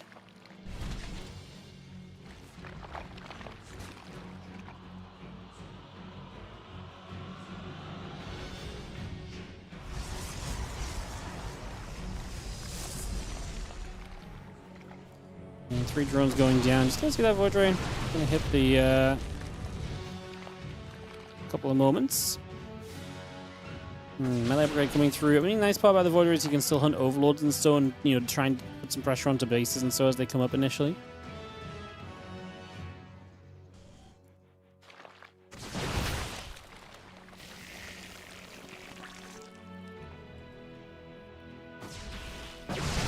Stalker's just going to fight the Lings and the Banes. You're not going to become Banes, it's just the Lings. They have to back away. It's a nice catch from Hero. Denies the potential run by there. Stops that from being a big problem. As you do see the Lings still running back away over the left. And Stalkers will continue to chase for a few more moments as well. Oracle's activating, still getting after those Zerglings. Doing very well for themselves for a little while.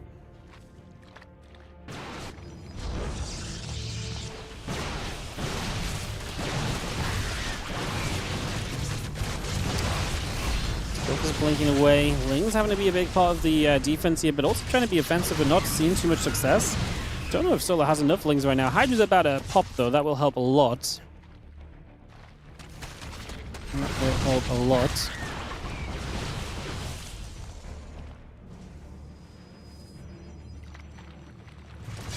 Having some Hydras behind everything else really, again, goes a long way. Let's see if it's enough, as we do see this one Void Ray is coming to the end of its life, it would seem, at the moment.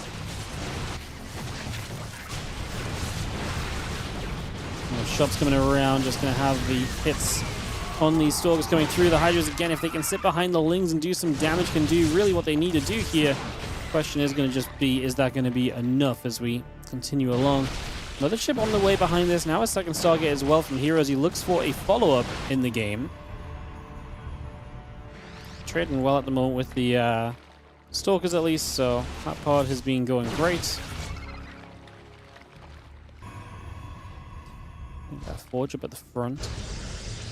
Kind of a wild place for the Forge if you actually want to upgrade off of that, but I can't imagine there's any other reason to be building a Forge if you're not going to upgrade off of it. Doesn't really make sense.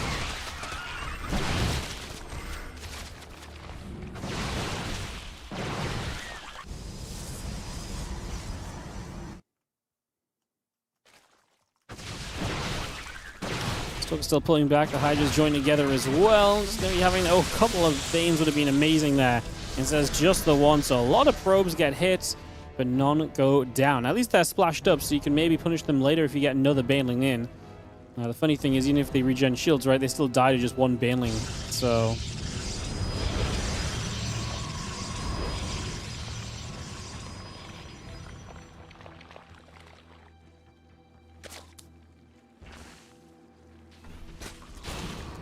regather once more. Just going to see the Stalkers getting through. It's going to pick off this hatch.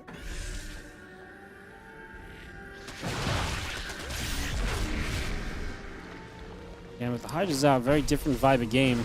We are going to have the carriers building from Hero as well, so that's his follow-up.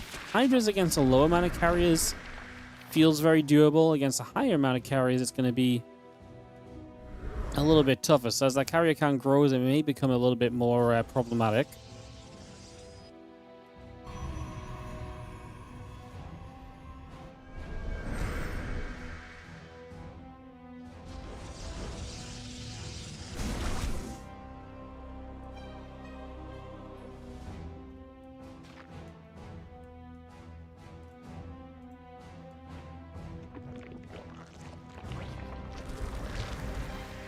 Stalkers going to shoot, get Hydra count still.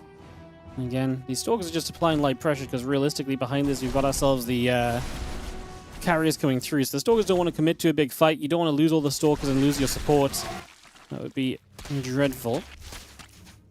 So ideally you're looking to stay away and steer clear of that possible problem.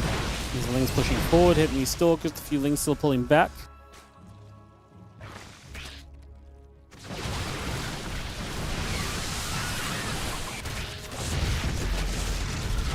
See the Lings hitting the cannon and battery taking some damage as well. Just going to see a couple of these Hydras pushed away.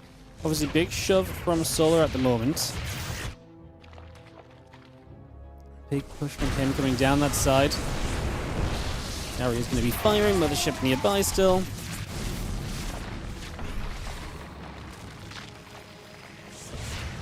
So a few more Hydras just looking to push in. The Mothership does drop the time warp down once again.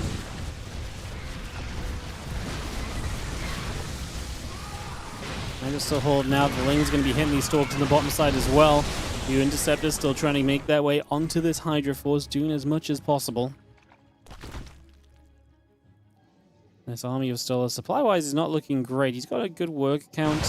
He's got money to spend as well, to be fair. Okay, so I guess supply is not really telling right now, because he's about to build a bunch of Corruptors to help him with the problem that is the carriers. 10 Corruptors on the way. What does Hero have in terms of anti kind of air? So he's got Stalkers, carriers. He doesn't have any splash damage, which is what I'm really looking at here. Like, it would feel so much better if you had just a little bit of splash to work with right now. Like I say, this is where like a few of the Archons and so would actually be amazing. We're not even on a Temple Archives, right? So, no, we are. Okay, so we can make Archons. We probably do need to make Archons as well, realistically, I think.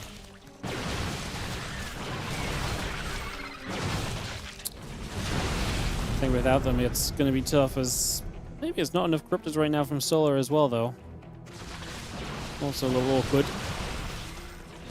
Being Corruptor, looking to try and run on through. And it's going to be seeing the tempo coming down, the Corruptor's committing, the Carrier's taking damage, Hydras and Banes smashing their way into this. The Stalkers are taking a ton of damage, and we are going to get rid of the Mothership here as well. And then there's only carriers that remain, and when only carriers remain, it's generally not a good sign. Do we have no recall out of here as well? He could recall, but he obviously doesn't want to just yet. A couple of Zealots showing up does help. I mean, I guess a lot of what Solar has is currently on the rebuild still.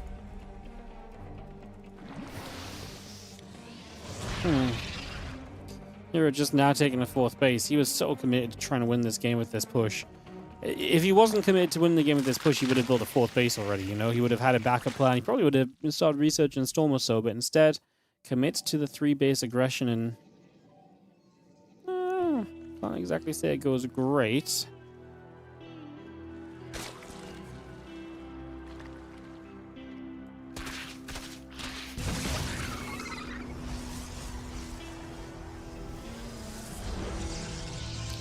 Bane.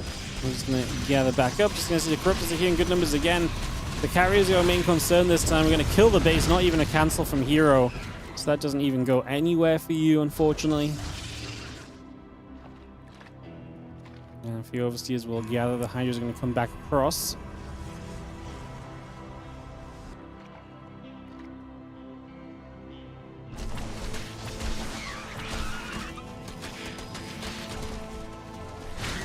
Carriers get back along and just going to have the pulse around on the side of court.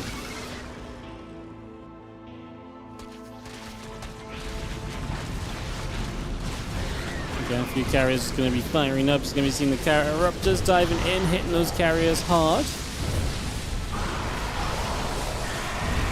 Is that enough? Solo's going to rebuild it being maxed out. I think long term it probably is enough. Just needs to deal with these Archons, really. Again, if you get rid of these Archons, it's going to be good for you across the board, realistically. So it'd be nice if we could do something there.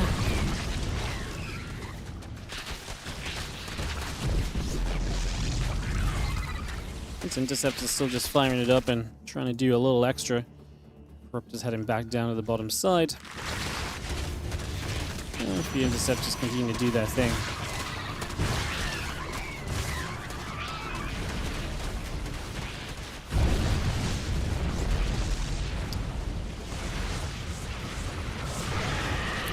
Corruptor's just hard chasing at this point. There's not enough to really deal with them at all.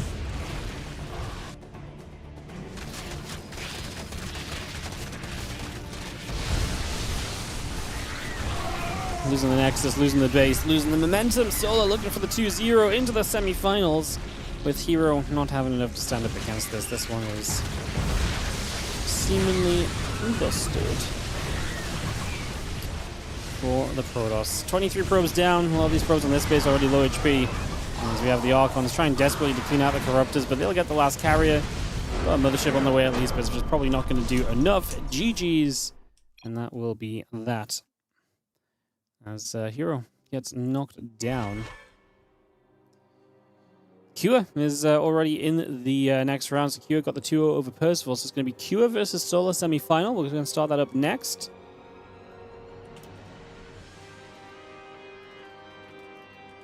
So we're going to go Kua versus Solar, and then the other matchup will be Shin, who 2-0'd Nicorrect against either Rogue or Lambo. So that's going to be our semifinals for the day. It's actually a very exciting semifinal, guys. All right, let's get this ready.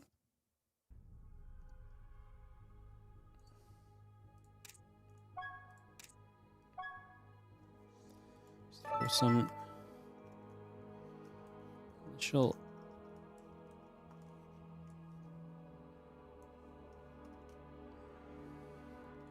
party invites out, and we'll get this semifinal on the way very, very soon, guys.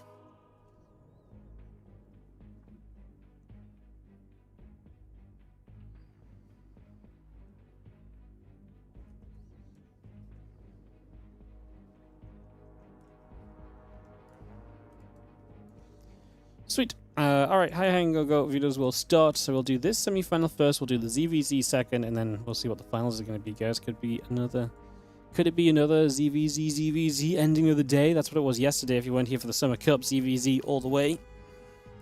After the initial semi-final was ZVT.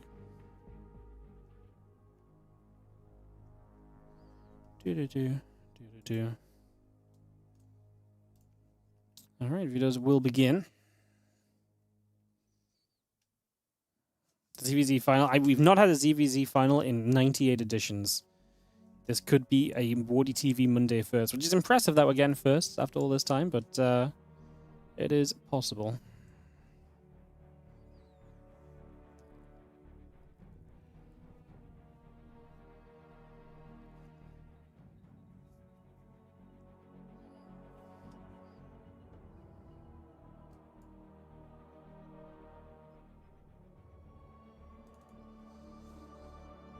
and 5th Lockdown, Old Sun Temple, Sanctuary, Rorschach, and Black Rock are vetoed.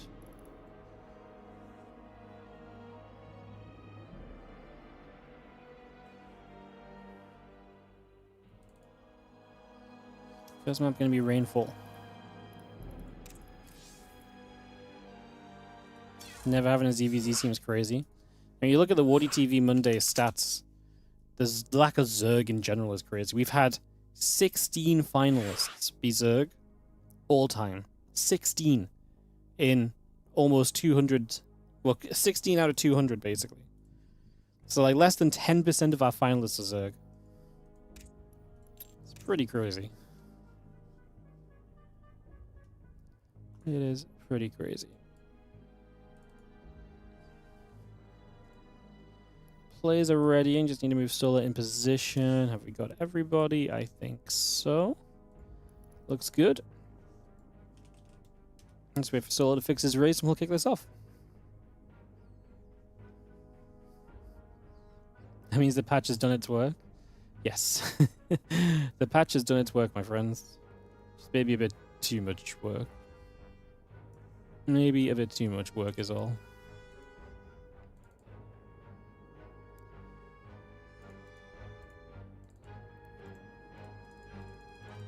Alright, I'm going to kick off into Solar vs. Q. The semi-final begins right now. Solar's going to be happy. He never gets to play the first semi-final, I feel like. He's going to be buzzing. Getting to play the first semi. Well, it's only because he dispatched of heroes so smoothly, so it's for his own success.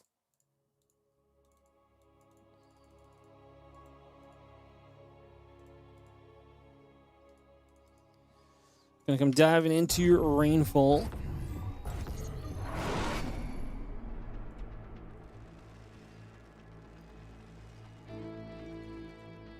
As we have in the bottom right hand corner, it is gonna be our blue Terran player Cure.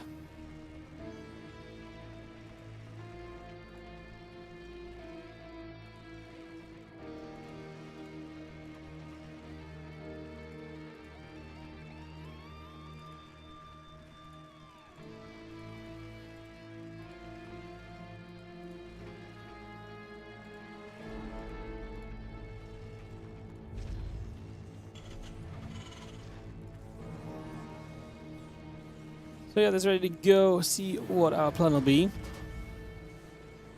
And once we get some Terran versus Zerg on the way for us here, get started.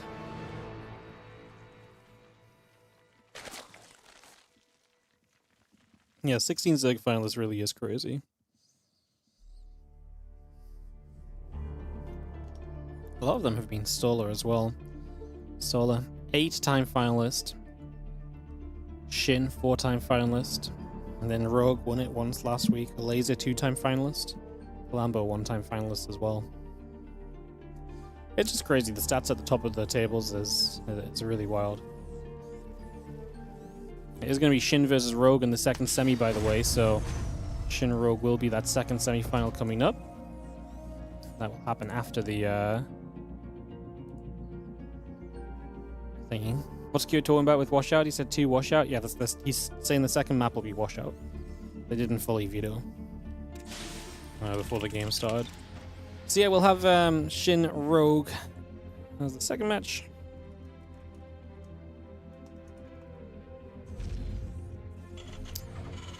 That will be how we go about things.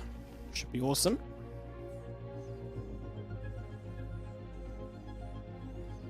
Will it be ZVZ? Will it be ZVT? We've got to cheer on Kira in this best of 3, guys. We've got to cheer for the Terran versus Zerg finals, essentially. So, my bias shall indeed begin.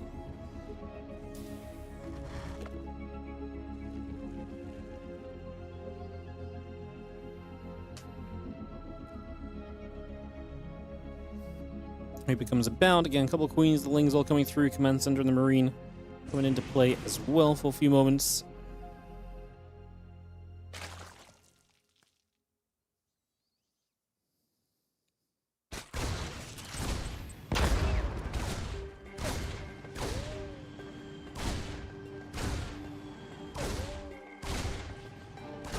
It will begin to put some pressure on in these early stages. Cure would also be a great finalist because Cure is a multi-time finalist and 0-time winner. I believe Cure has like 6 finals.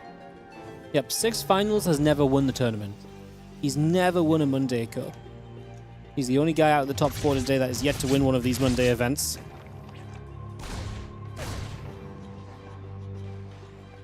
Pulls back around on the right side. Hatch coming up to the top. Things will be coming through. The drones will build.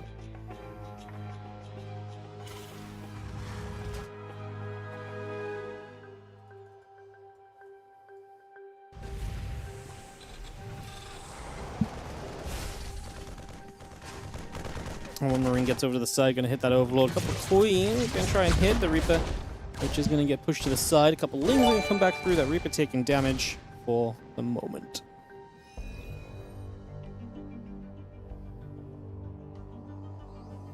Hi, Dara, thank you so much for the 2-month resub on the Prime.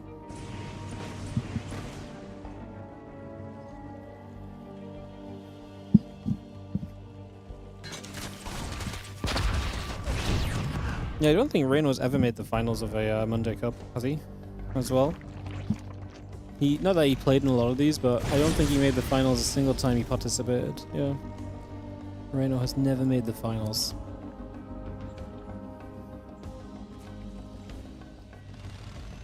Settle in here. A couple of these Hellions going to go move around. I'm just going to reposition.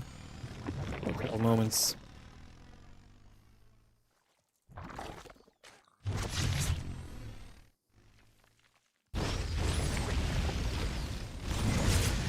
I have the Banshee coming to bat. The cloaking is on the way, so it's going to be that Hellion Banshee setup from Cure initially.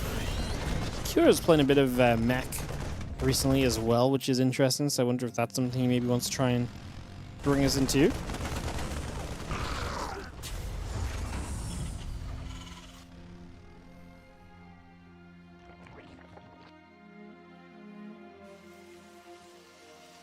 And cloaking coming up. Stimpak's on the way. He'll land a couple of Queens. The Carapace continue to come on by.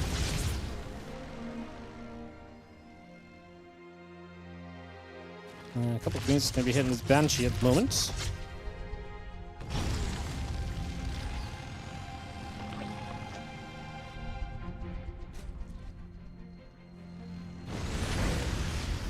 Just going to be seeing the Hellions coming about. Banshee going to gather about.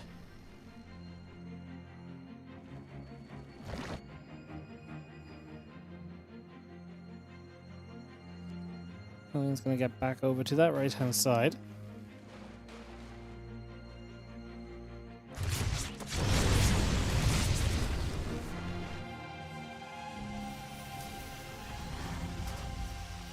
Stim's over halfway done. The couple of Banshee's going to hit this Hatch. Hatch taking a lot of hits. Going to be going down very soon. +1 attack and armor upgrade continuing by. That Stimpak's about to finish. Hatchery will just cancel. That installs a second drone. Killed off right there as the Hatch comes back into place. A few upgrades continuing through. 1-1 Stimpak. I see another couple of drones already going down. This Queen in trouble as well. We've got Transfusion though. I think that's another commitment from Cure, but it's not yet. She gets away without losing it.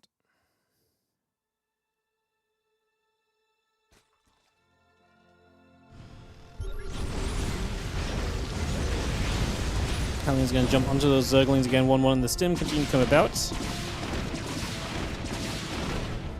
Just having the Banshees coming over. Again, Hydra Den is going to build, so we're going to start seeing where Solo's going to take this. It's going to be melee upgrade. 1-1. And then Hydra Ling Bane. So we're going to get the Hydra Ling Bane from Solo. You're going to get the +2 Carapace Stone, so nice upgrades for him.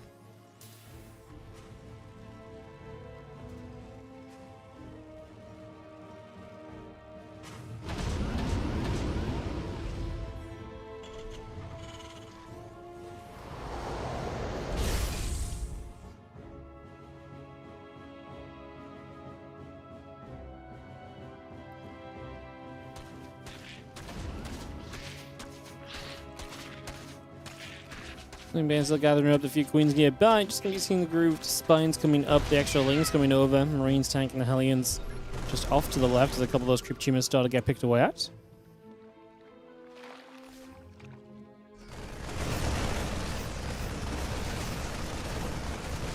It's Marines just want to get this hatchery. Queens will transfuse. No baneling speed just yet, so it's difficult to engage into this. It's Solar. He's going to try and step forward now. Hellions on the left side protecting the Marines load into the Medivacs. The Bane slow waddling forward. Tank fire continue to help protect us here as the Lings do have the wrap around. That tank goes down. The Marines unload. Going to be able to stem after this Spore Crawler in the main base. And that will be our target. That will be where we grab things for the moment. A few more Lings dropping. The Overseer, the couple of Queens gathering. The Lings are still running into that corner and helping to push this away. So you can see the 2-2 upgrade still coming about again. The attack upgrade +2 is on the way through. Marine tank is on its way over the Medivacs building as well.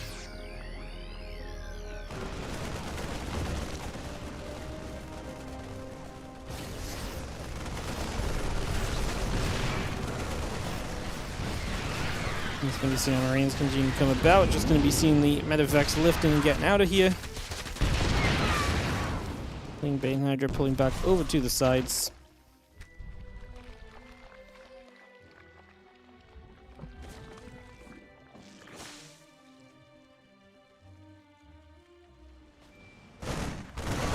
And a couple of these Banes just getting shot at.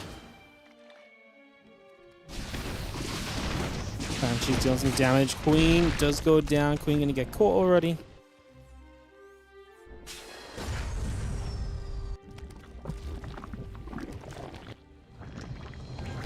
Spore just gonna hit those Banshees taking damage. Just having the 2-2 upgrades, the +2 one vehicle weapons continue to come up as well. And Queen does get one Banshee. The other Banshee still chasing in. The drones taking some extra damage. Drone's actually surviving with +2 carapace for 3 shots. So it's just rare you see, obviously, the carapace being +2 and the Banshee still being around and harassing drones. As drones take a few extra hits. The Marines load up of that Medivac. They pull away to the side. Just going to be 2-2 upgrades on the way up. The Marine tank continuing in. Commands in the building as well. As Marines push up. A couple of those creep jammers drop already, and we still had ourselves right up towards this hatchery. And he's going to hit again. This Queen is going to fall already.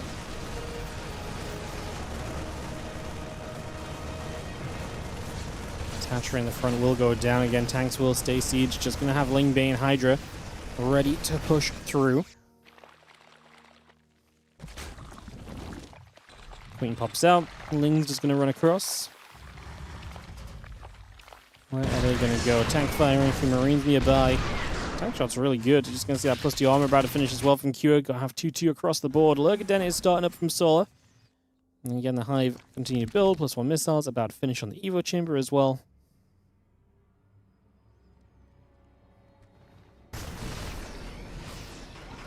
Actually, something I didn't mention, which just kind of came to my mind, because I was actually kind of a rare situation that this was going to happen. But we'll hold that thought. Lingbane Hydra going to attack on through. Let's see how this goes first. Going to come smashing on in. It's a good split from Cure. Solo losing a lot of supply, so that part's not exactly going to go super well for him. He's going to lose out on a good amount. That's going to be a bit of a painful experience. Just going to be seeing the other few units continue to step forward. Take a couple more moments at this point. Just seeing the CC going to float across. Lings are going to move out once again. Repositioning once more. At this point, the Marines are going to step up. A couple of those Lings go down. Fire pulling back away. Cure keeping position on the map. What I was going to say is that there's obviously one thing to note is there's still the race for the WardiTV Summer Championship seeding. And Solo is actually at 14 WardiTV points this season, with Max Packs and Classic both at 17. It means that Solar, if he actually, I guess today, he's already going to score, what, 2 points? If he wins this series, he's already going to level himself up with Classic and Max Packs and actually put himself into the potential for being in the seeding matches of the Summer Championship. So it's actually pretty important games today from Solar. I don't know, is today the final cutoff point? Probably is going to be the final cutoff point today, so like today's the last chance for it as well, so that actually could be very interesting. It might be next week depending on what we do with the Summer Championship schedule. But yeah, something worth noting that for Solar, 40 TV points today actually mean a lot, as the Hydras will lunge, the Bio Army are going to back away, and Solar actually takes a much better fight, a much better win than what he had previously here. Nicely done.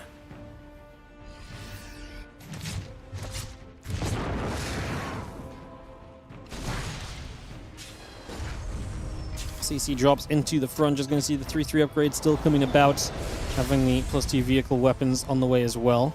Solar actually winning that fight big time after Kira won a little bit previously. Going to see our +3 melee, +3 carapace. Bunch of the lurkers, hydras, banes, lings. All continuing into place. That Nidus network is coming up as well. We're going to be stemming back. Got the hatch coming in. Again, these medevacs step away for a few moments right now. I see another snipe coming off. Hits the Overseer nicely. Obviously, main thing to note here as well is that Solar has gotten up to his tech, right?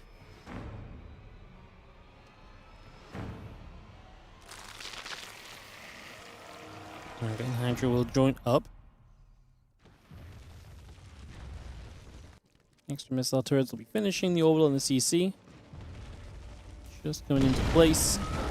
We've got a Nidus that pops as well. Let's see if Solar can get anything done with that.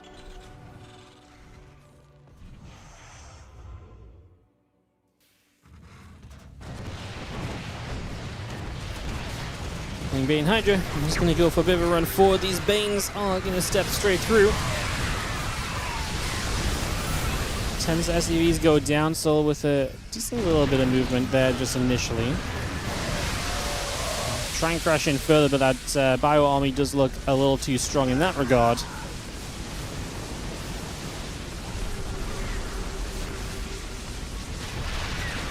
Siege tanks gather up. Better Bio still stepping forward. It's just going to be seeing these lurkers in position in the back of the mineral line. That's going to be the issue for Cure right now as Solar looking good to turn this game around a little bit. A few snipes coming down. Those lurkers are getting hit hard at the moment. And this Ghost continue to put some more pressure out.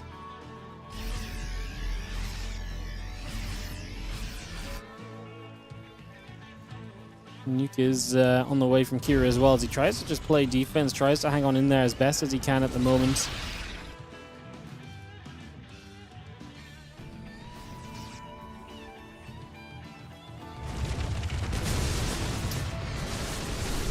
Pull ourselves back around. A couple of ghosts going to line up some more snipes again, so settling that right away. Just going to be seeing the snipes go out.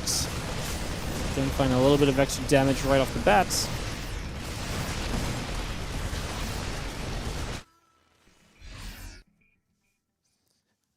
This is nice for Q to be able to fight back a little bit here and there. We are going to see some hatches trying to spread around a bit further out also. Just having the tanks. The Ghost continuing the missile turret. Blinding Clouds to...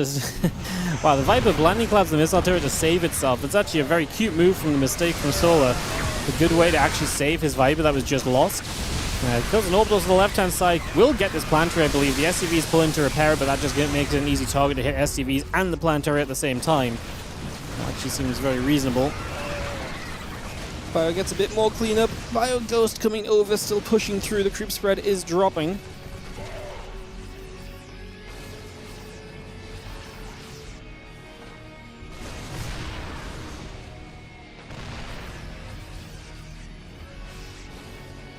And Bio and the Ghost gather up. Just going to see the Medivacs joining in together. Hydra's, Lings, and Banes still producing through.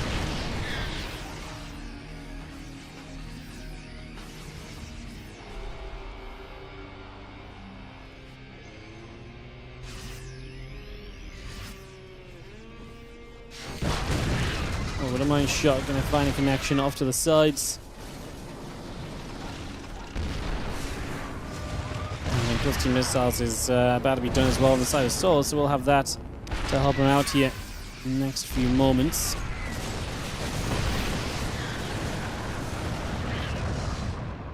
So you got the nuke coming down to finish off this base, finishing off with style, why not? Very cool little extra as we are going to be seeing the Bio, the Ghost pulling back down. Going to reposition there for a few moments as well as the Bio will help to finish off this base. We are going to be seeing this position in some trouble though, as once again as the Zerg swarming through. Isn't enough from Solar right now as he pushes himself straight on through. The siege tank getting caught in a blinding cloud as well. Bio pulling back, Lingbait and Hydra pulling away. The couple of Vipers still continuing up. Lurkers are going to hit a bunch of that Bio army. The Ghosts continue to gather through still. Again, pushing a little further forward, just going to hit this Nidus network at the moment here. Get a little more out of this as the Ling Bane Hydra Force, again, producing for the moment. couple tanks, couple marauders. Still in that production tab. The command center's all coming up.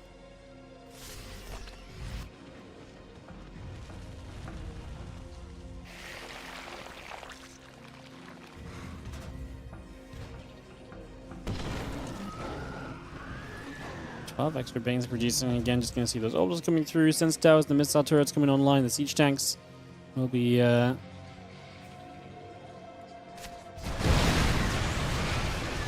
continue to be a big part of this defense, but is it strong enough once more as the Zerg is smashing through?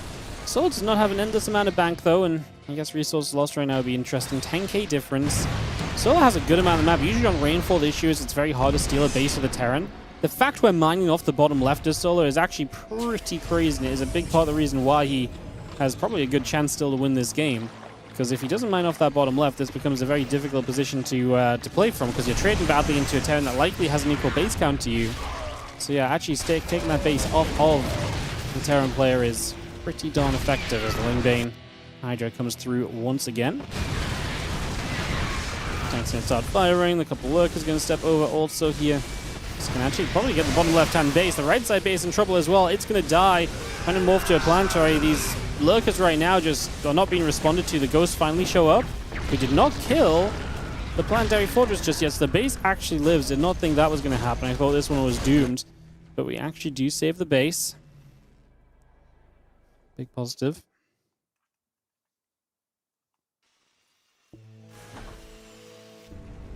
Rebuilding the SCVs 6 at a time, putting those command centers to work to get us back on track.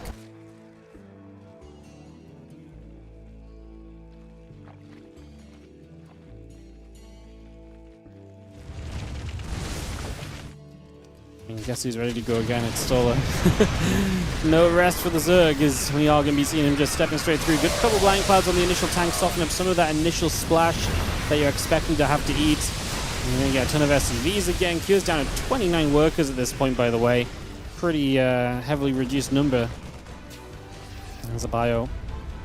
Steps through. A couple of ghosts going to step up as well. We do have the Knight is taking some damage. Should go down in a moment. Unless those lurkers staying burrowed up.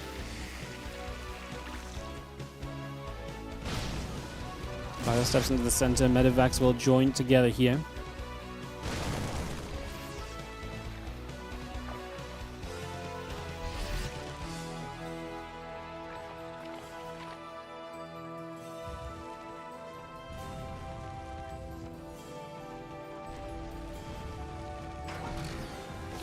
Tank and siege, that Nidus network coming into play, so I'm just trying to deal with that already.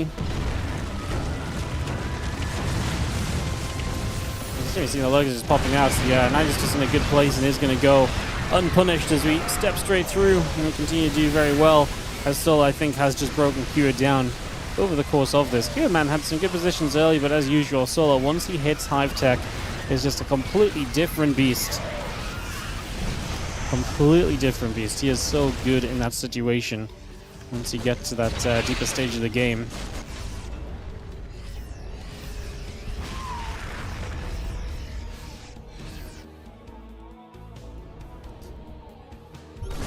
We got that +3 missile attack upgrade coming through as well. Let's continue to bring that about at the moment.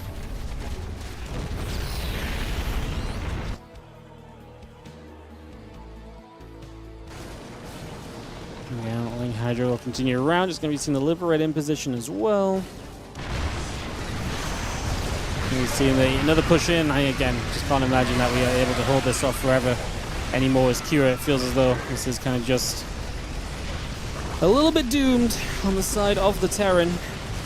Maybe we just find a good enough defense 1 or 2 more times. Maybe we just manage to sneak it through. Maybe it's not quite impossible yet. Nice in the background, it does go down. Just going to get that grab.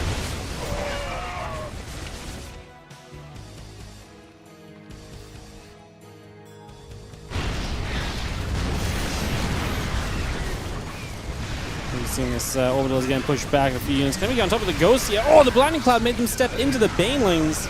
Solar's had some great Blinding Clouds in this game. In a few different circumstances as well. He's had some good Blinding Clouds come out. It's been kind of fun to watch for sure. Just gonna see those couple workers getting sniped at.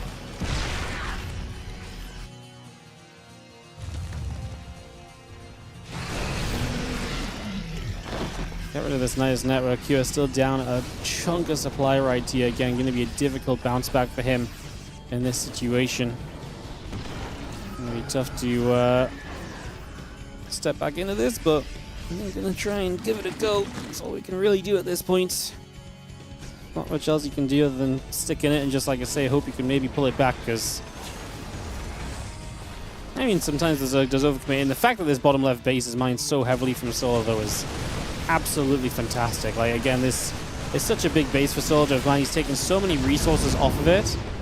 Again, that is probably just game-changing in and of itself, to be honest. That single base alone, I think, is absolutely probably at the game-changing kind of level. Crazy business. Absolutely crazy business. Tank setup is good here, but like I say, Solo's already re-expanding to that bottom left side. So again, if you can't actually keep him off that position, this really is not a good sign for you in the slightest. It puts you into such a difficult spot. Let's see the bio coming through. The couple of ghosts are going to be right there. Just trying to help us out. Just going to jump onto this location as well.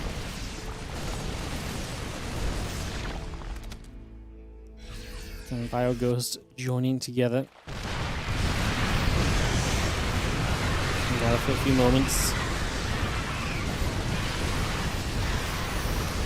Big push. Bane's gonna roll up. Tank's gonna try and fire back. Seeing what we can do there. See if it's enough to, like I say, make a stand or not. I do have, at least for now, Kira holds on, but again, it's just a constant question of can he hold on enough? And especially as Stoll is now mining the right side base, which is meant to be Q's too. That just can't be enough economy in this game for Kira. He's 20k resource, lots better off. Which is why Solar, again, he needs these bases to some extent, but even just stepping across to try and deny these bases is extremely expensive. Look at this, Hydra's going in, getting the Ghost, getting the Liberators, expensive units going down, and Solar actually protects the base as well, so we don't even manage to kill the location. And Solar's going to start swarming through. So much of the bio that remains of Kira up in the skies and those medevacs at the moment, so this is pretty doomed. As Solar just swarms the tanks, the bio will start to unload, but it just can't get here soon enough, and without the tank support, I don't imagine the bio does too well for too long. You have these SCVs going to get ravaged on this mineral line as well. Again, the Hydras can't fight the bio on their own, but the rest of the damage really should add up to being enough already. As it does seem as though this one is going to be a done deal. Man. A gargantuan game from these two, but Solar just took control and did feel like he'd maintained control for a lot of this game as well. Nicely done. What's up, SL Fireball? Thank you so much for the 6-year resub on the Prime. Appreciate using your Prime. What's my take on the current state of the game after the patch? I mean, talked about it a lot, so I'll not go too much in. TLDR, not great. I think the game, not even just like a balance perspective or anything, but like just in like a straight up like comparing the game to what it was and like where the community is at. We're at like an all-time low, I think. Like StarCraft, you know when people are like, StarCraft's dying? I think in the past you could make a lot of arguments to the fact it wasn't. Now it's really hard to actually defend that, to be honest. You know? Like, I actually think people who say this actually could make an argument, which I think kind of summarizes it. And it's not necessarily, like I say, the state of the game and the balance per se, but the patches have not helped, and the patches have definitely put the community in a state of fragmentation. Just waiting for Solar to swap the Zerg. It's definitely put the community in like a fragmented state, and I think fragmenting the community is super brutal. Don't even play anymore, you're much less interested since the patch. A lot of people have a similar opinion. Viewership is down as well. I mean, I've never struggled to get back above 500 subs when streaming for 3 weeks straight, and yet here we are at 468. And we've streamed like every day apart from one for like 3 weeks. You can feel it. I mean, maybe part of that's because people don't like me. Apparently I complain a lot, and we've done a lot of patch talks, so maybe that's turned people away, but it's hard not to, it's hard not to just see all these things and sort of be like, the patch did this. It kind of feels like it did in the end. So, yeah. The problem is now is you can't really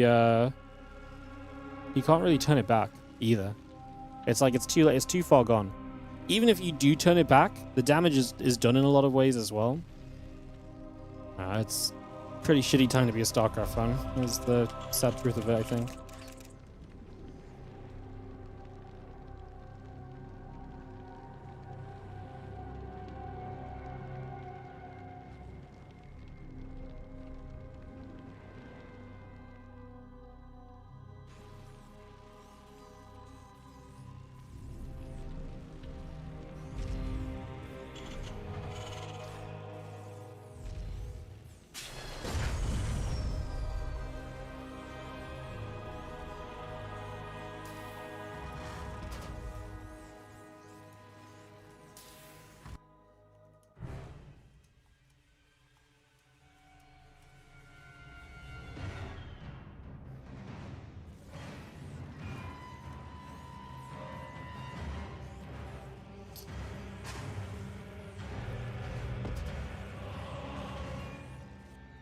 You watch less because most streamers complain nowadays. Yeah, we should. This is why we just need to keep the... I mean, to be fair, I feel like we've been keeping the mood up and stuff, but like, a long time sub asks what my opinion is. I'm not going to lie either, you know? So, yeah.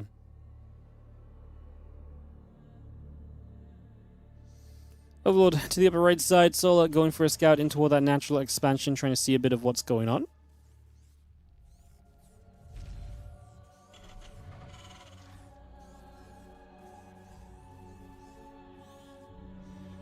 Rippers are going to finish up. We'll get that wrapped in a few moments. We got that all sorted here. Take a little bit of time.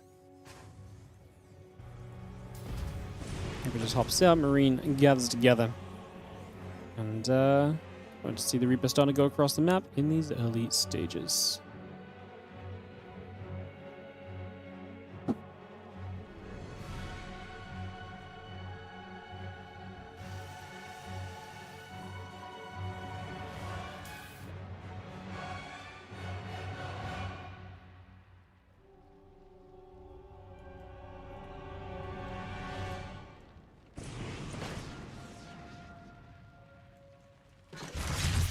At the end of the day, guys, like, a lot of people still enjoy watching. A lot of people do feel like the changes are fresh. I don't think you can disagree that the changes are fresh. And for some people, that is, like, fine. Like, they feel like they're seeing something different. And I mean, we are. Like, you know, like, the game is different. The game has changed. No one's going to deny that part. But when you have multiple pros basically giving up and quitting and not having interest in playing anymore, like, seeing some games be fresh is all well and good, but you're going to start seeing that freshness disappear very quickly when a lot of players stop playing, and it's an even smaller player pool than we already had, because a bunch of people just see this patch as something which is the final straw, right? Like, this is the problem, which is, like I say, a very unfortunate one. Yeah, it's just rough. Like, all around, it's just rough. It's just sad. It's like, it's not like we're not going to have pro-level games. Some people will always keep playing StarCraft 2. If you guys keep watching, we'll keep running tournaments. People will keep playing. But it's much more fun when we have, like, a pool of... Well, it was way more fun when we had a pool of 60 players to compete. And right now, it's like we have a pool of, like, 20 to 30 players. It'll be a lot more fun if we keep that pool rather than going down to, like, 10 to 20, you know? So, yeah.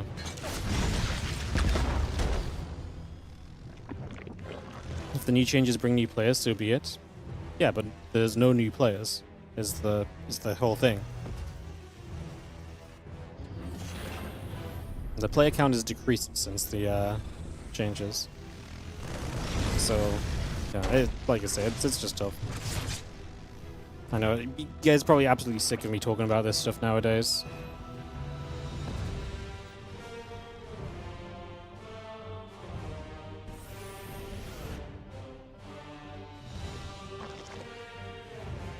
As the alert coming about, Banshee, Marine, Cloaking, and the Stim continue to come through.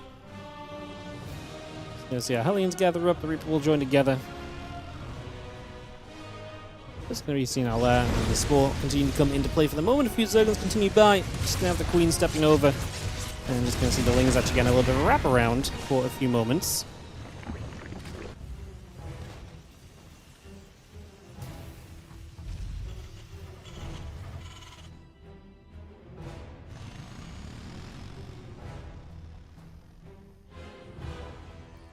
Queens and the Reaper down the bottom. Queens are going to be here. Defense is looking okay. Queens in a good position to deal with this already.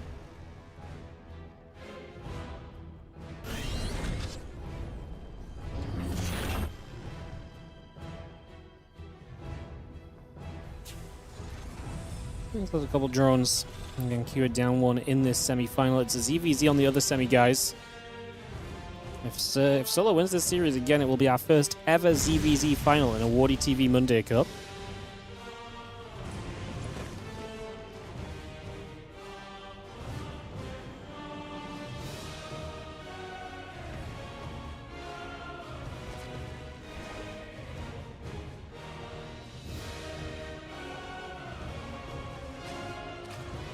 Two Banshees just going to come around the bottom. Settle for a second. There's the Reaper coming through again. 1-1 upgrades. The Marines, the medevac coming about. Spire on the way through as well for the moment. You can see those Lings trying to get toward the Reaper and the Hellions. Queen's just going to shoot. Banshee takes some damage. Spire about to complete.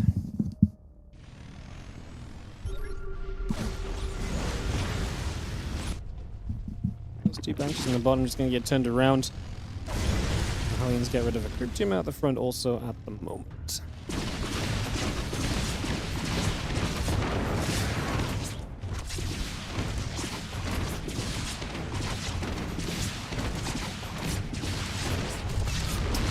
Knock down the rocks. The Banshees go down, but they deny the mineral patches on the base that the Zerg typically wants to take, so... I'm thinking that at the moment.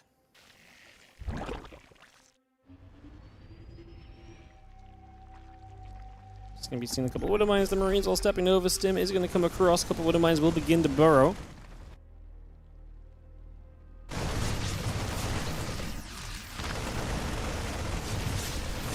Marines going to step up. A couple of Lings in the Banes coming back around. Just going to be seeing the Mutas going to try and dive in toward the natural for a couple of seconds. Widow Mine trying to line up for some damage as well. Melee and Carapace upgrades still continuing through. The moment. The Widow Mine shots going about, hitting some of those Zerglings. Again, putting some pressure down. Melee and Carapace upgrades coming through. The Flyer attack upgrade coming about as well.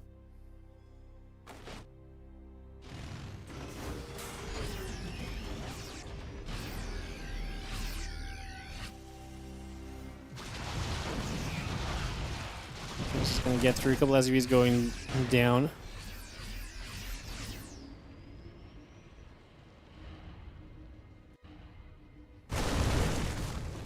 Again, Marines held about together. Just going to see the few mutas. Going to get after the reactor already.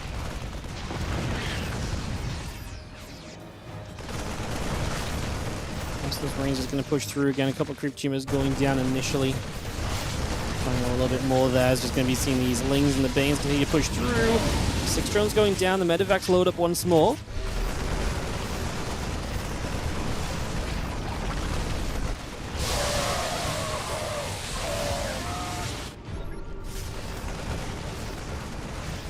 And 7 drones again. Q doing well early. Solar is on the way with those mutas, but are they going to be enough to help swing the tide of battle?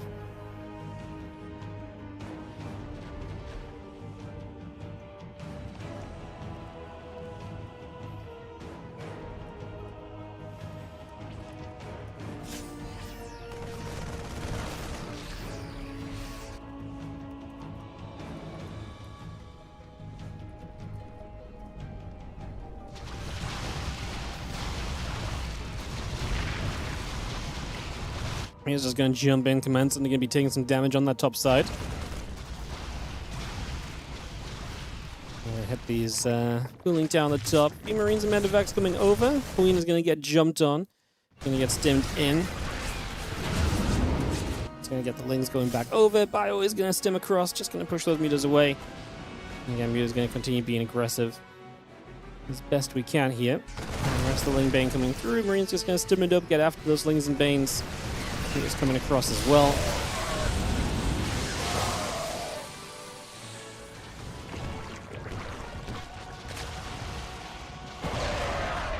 going to do a play to get rid of the drops, but 2-2 upgrades now done. Will that give Kua some opportunities to trade? Things with a good wrap around. Kua finally gets the lift on the rest of those units. We take some fair damage as Solo. The Meter Cloud sees a group of units to the left side, so gets a pre-warning in that, but also will get a jump towards this base that is not defended otherwise. So the Meters are going to get here. It's a bunch of SCVs that will begin to drop, and Solo able to put some pressure in and now threatens the main base as well.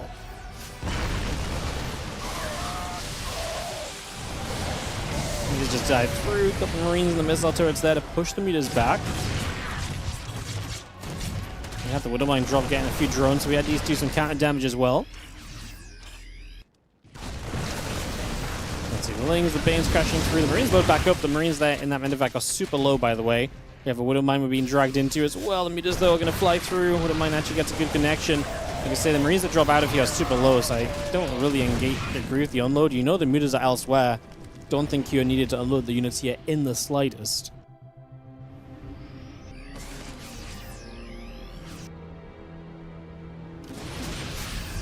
Bio will get after the rest of this creep spread. Gonna get a little bit more picked off. A few more creep team has fallen already. Widowmine.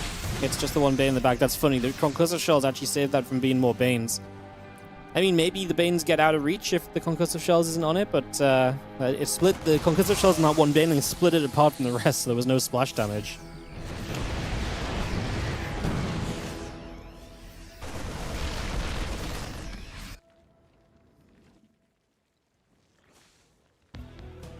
That just drops to the bottom again. Solo going to double expand, has this base up here. The full blue gold base available.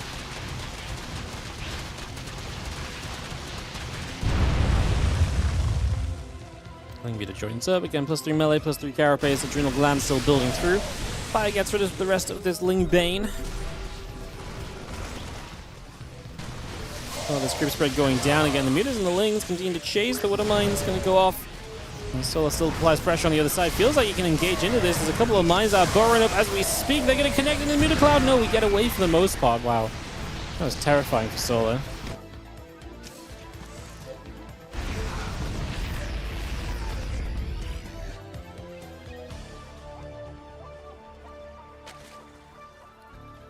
+3 melee, +3 carapace. Gonna see that Chitinous Plane coming up as well. Adrenal glands also coming through. Just gonna see the Widowmines go off again. Solo at least should be able to clean these up, although that was not the most efficient of ways to set them off. But there's a lot going on. He is getting Chitinous Plane, so Solo is on his way, very close to a much stronger army. Having these ultras and having those buffed up is going to be very powerful as the Ling Bane turns back around the other direction. Bio going to get a bit of a stint after those Zerglings. Just going to step through. Ling Bane is going to crash in. A lot of the Bio Force taking big damage. Most of those Banes still dropping again. The Bio is chasing. The Queen's still taking some shots. Lings are going to chase through. There's one more Widowmine left. We split the Overseer. That should eat that shot instead. We will play cleanup. However, Kia plays cleanup as well. And he gets out of there without too much cost, with the medevacs lifting and leaving. Actually going to go drop onto this base. The units are going to chase him. So with one base down, would like to at least keep this one up.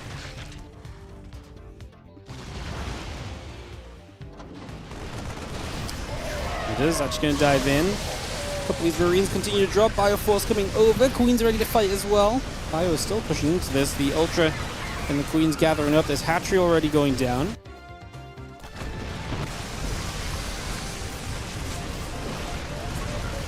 Yeah, the Ling Bane to come back across here.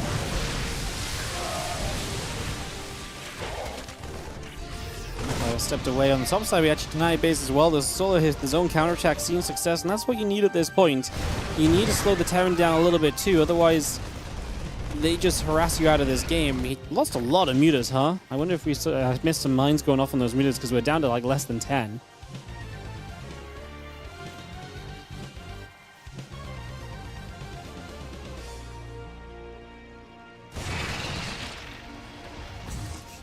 Couple engines get picked away out. Just going to be seeing the Ling Bane Ultra coming through. The drones coming about. Just going to come across and look to dive onto this in the next couple of moments. Bio still pushing.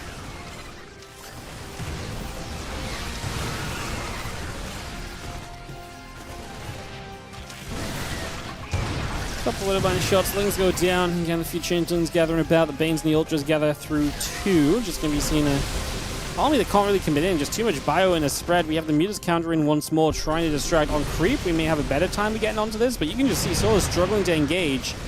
And there's just 2 massive clumps of bio on either side of the map that are looking to break on through. Lane Bane going down, 15 SCVs dropping on the other side, 19 SCVs going down.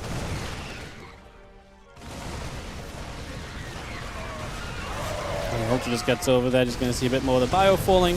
His Ultra goes down to the Woodbine shot connecting, but not for really much at all.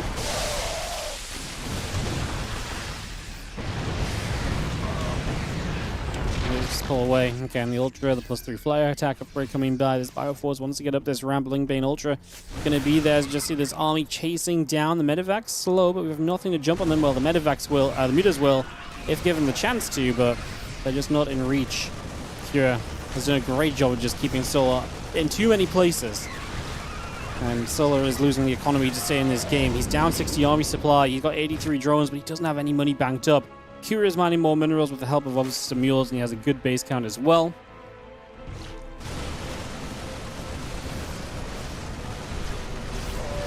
So as I said, GG, we're going to go to game 3 of this semi-final matchup. Kira and Solar going the distance on the day, as we will throw some ads up and get ourselves ready for one final map between these two. What is that map going to be? That's a great question. At Eternity's Edge usually is at Eternity's Edge for the final map, isn't it? 1, 2, 3, 4, 5, 6. Yeah.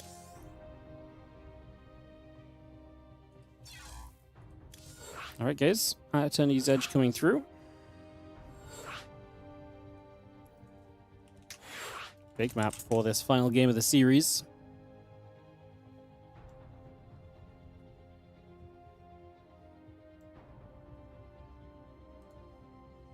And what's up, everyone? Watch on the YouTube. The YouTube viewership's crazy. We're constantly hitting like 400 to 500 viewers on YouTube, where usually we like cap out at like more towards like 300 or so. So again, hello everyone on the YouTube. Appreciate you guys being here. Good to see you all. Thanks for joining us and supporting us and watching some StarCraft 2. Again, hit that sub button if you're not already subscribed. Come back for more regular StarCraft 2. Helps us out a whole bunch. And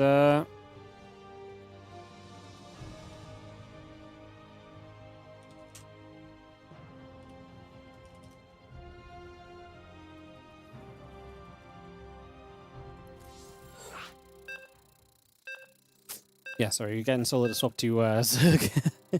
But yeah, we if you're watching the YouTube, hit that sub button, come back. We pretty much cast daily StarCraft here. It's always appreciated. As we get ready for At Eternity's Edge for map 3 of this series.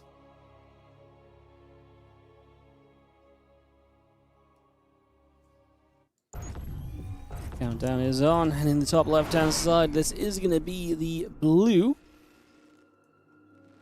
Terran player, tying us up 1-1 with some great play last time, looking to save us from the first ever ZVZ final in the WardiTV Mondays. It is Cure.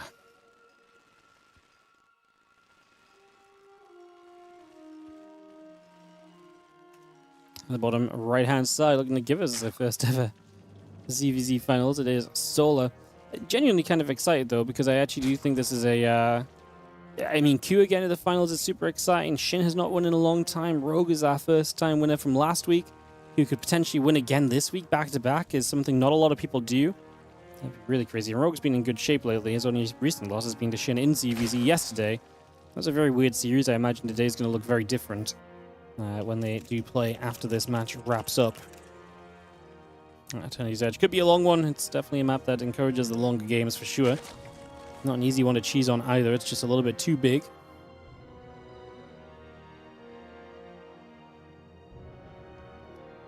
Ba-da-bum-bum-bum.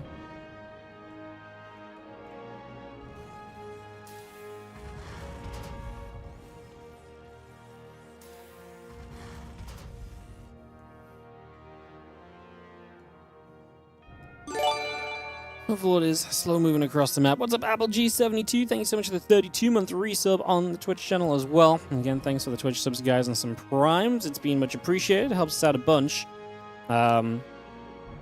we are obviously still we're trying to get back to 500 subs. It's been a bit of a rough sub month or two. So if you are sitting on a Prime sub, or you're feeling generous, want to gift some subs, or if you just got a few dollars and are able to show your support with some money, it goes a long, long way. Helps us out massively. And I appreciate it if you do have the chance to drop a sub on the channel. Like I say, we're trying to get back to 500. We had a couple weeks off at the start of July, so we dropped a bit, and we've just never made it back, even though we've streamed pretty much every day for the last few weeks. So, yeah, consider helping us out with the subs. We appreciate it if you do. And it does all go towards us running more StarCraft 2 content in the future as well.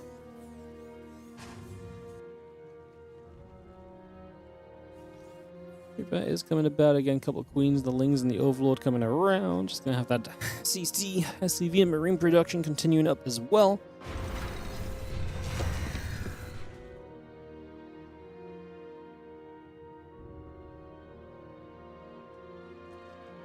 And as Reaper gonna start poking in the next few moments.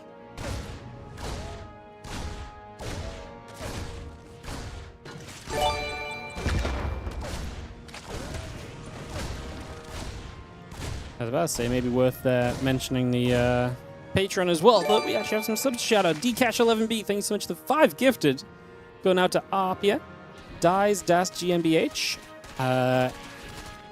Young16, NanCO2, and Somewhere Dreaming. Thank you so much for the generosity of 5 gifted subs. Appreciate it, mate. Thank you so much for supporting. Fer Lapino on the 45-month resub on the Prime. Thanks for the Prime reminder. No worries. If you guys need that Prime reminder, well, this is your secondary reminder of it. Don't make me remind you 3 times. Not be impressed. Appreciate the support, guys. Thank you so much for again subbing up and helping us to push a little bit towards that 500 sub count at the very least. Owl Skis as well, and the fresh new Prime sub, also appreciated. Thank you very much too. Thank you, thank you, thank you.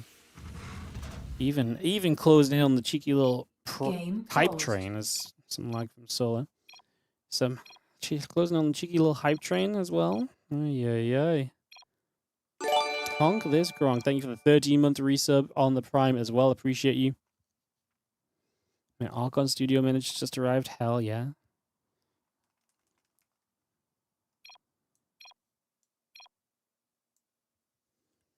Alright. I need to I actually think Solar could have just unplugged or plugged in or whatever, and it would have been fine. He would have just reconnected, but all good. We're going to resume this one from replay in a second, guys, and get this back on track. Replays. Right click, recover. Bum, bum, bum.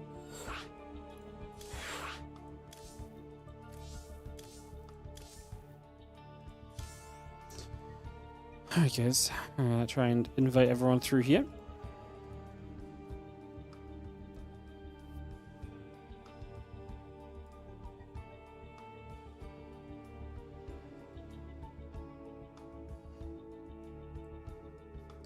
Bum bada bum, bum bada bum, bum bada bum. 1, 2, 3, 4, 5, 6 casters. Just need Solar to log back in and we are good. In fact, there he is, if that's him.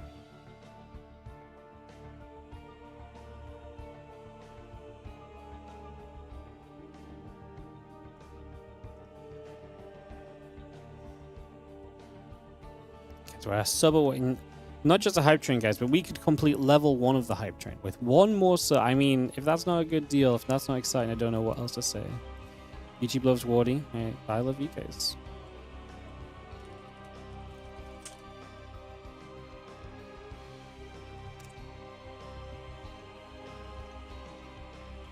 Just trying to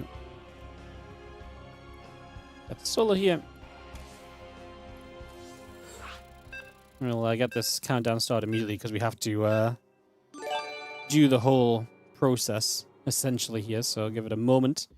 Let's yo, Fish. Thank you so much for the 3-year resub. Guilted. So, Wardy, what do you do in your life? Well, I guilt people into giving me money. Am I going to check out Dawn of War 4 when it comes out? Probably not.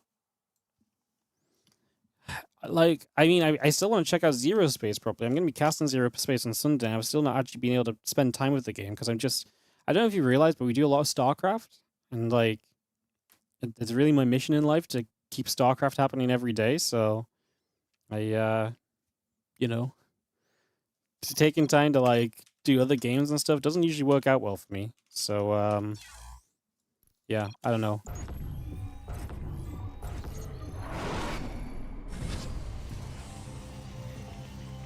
I don't know. I mean, maybe if it's cool, if people like it and stuff, I will. But like, I don't know. Like, my focus has been pretty much, especially in terms of streaming and stuff, it's been pretty much purely on StarCraft for years and years at this point. You know, it's hard to invest time into other things. It's hard to invest time into other things. What's up, 5 Alice Salis? Thank you so much for the 100 bits as well. Appreciate it. Getting in on the hype train. Thanks so much for the hype train, guys. Appreciate it. Like I say, nice to push subs up a little bit. We're at 480 now, so we're only 20 off of that 500. We're getting back on track. Yo, thank you so much for the donation as well. Super chat, the YouTube super chat. Thank you so much. 10 euros from Patrick. I hope that's the right amount of for your name. Appreciate it. Thank you so much for the super chat of 10 euros. Appreciate the support over on the YouTube. It's funny, we didn't have, I was actually looking at this like a couple weeks ago, so I was like, man, we had a streak where like people super chat on YouTube like a fair amount and stuff. And I was like, it's actually been, I looked it up, it had been, sorry, I forgot I'm not on someone's camera, let me fix that first. I was like, it's actually been like 3 months since anyone used the super chat feature on YouTube, and I literally looked at this like 2 weeks ago. And then in the last week, we had like 3 or 4 super chats again, and I'm like, that's so weird that I looked at it and like was like, huh, wonder why that is, and then people just start doing it again. It's not like I've really been mentioning it either. I guess I mentioned it here and there, but not too much. Yeah, I don't know. It's funky. Funky, interesting.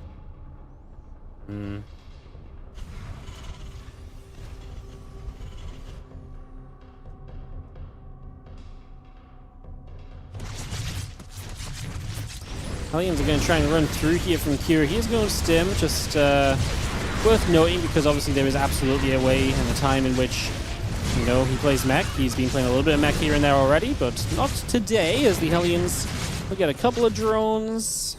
They're going to get pushed away now. Again, 1-1 in this semi-final. Winner to the finals to play either Rogue or Shin, whoever comes out of semi-final 2.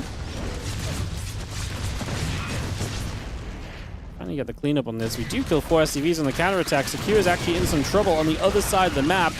Damage coming straight through here, minus 9 SCVs, so big damage done. The Banshee's getting there to play cleanup. Very, very nice as well. Again, stim coming through. Marines, barracks, SCVs continue to come around. Just going to have the couple of Evo Chambers and the Hydra Den still coming up and online, so we do see where Solo wants to take this to. We know where he wants to, what he wants to do with these things at the moment. And obviously you'll gather. It's going to be moving across. Having the chance to try and see a little bit of what's up. So we're trying to get that 4th base in position as well already. And to the forward position here on at Eternity's Edge. Nice to expand in that direction, because if you get over in that direction, you're able to obviously go after the gold base soon after as well. He's going to get this queen, and quite a few drones just out of position spore. Banshee's found a really good angle to play with here. That is a really good deal on the side of Kua. Gets 7 drones and a queen. That is actually a massive amount of damage.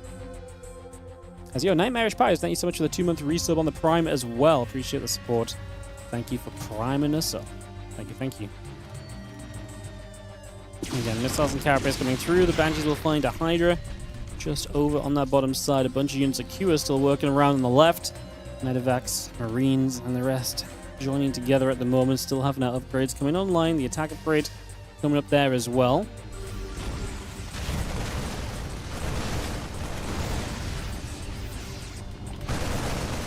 Seeing a couple of Hydras going to shoot, and the Queens are going to be there. Do have a couple of Blings just going to be trickling on through here and there. Just going to be seeing the SCVs have to pull back from the 3rd. Defensive Solo looking pretty good at the front. Kua stepping away for the moment.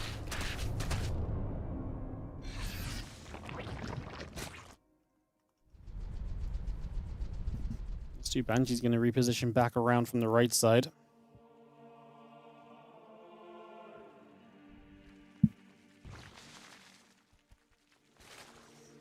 Link Hydra's still building up again. Muska Augment's on the way. Bane Speed and Co coming up as well.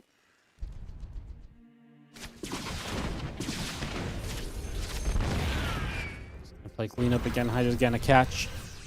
Big map this one, so if you're going to want to win this, typically the Terran has to play a bit of a longer game unless they get a ton of momentum early. And even a ton of momentum early can be difficult to close the game out with, just because of, again, the absolute size that we play with here.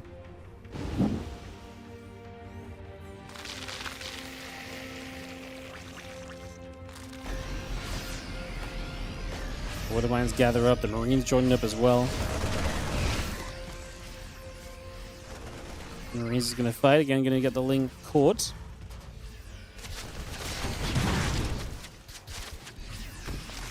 Position to hit this base on the right-hand side. Does Q have a defense against this? He's very mine-heavy at the moment.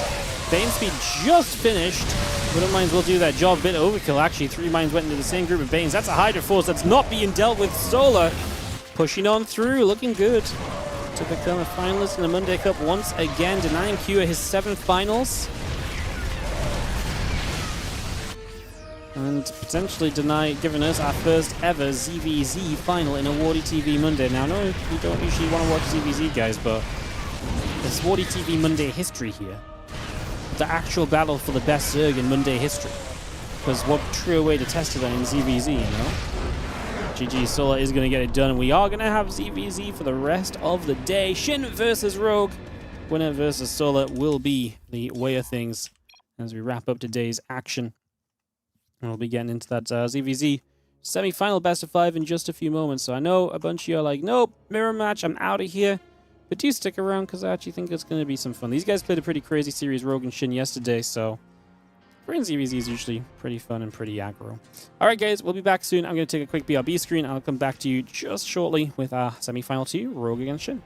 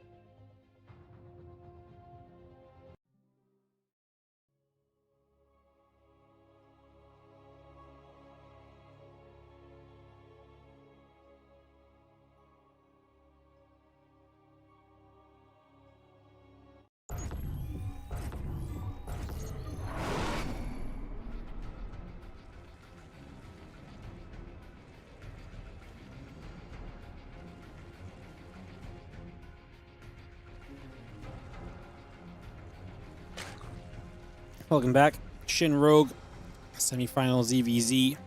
On the top right-hand side is going to be our blue Zerg player.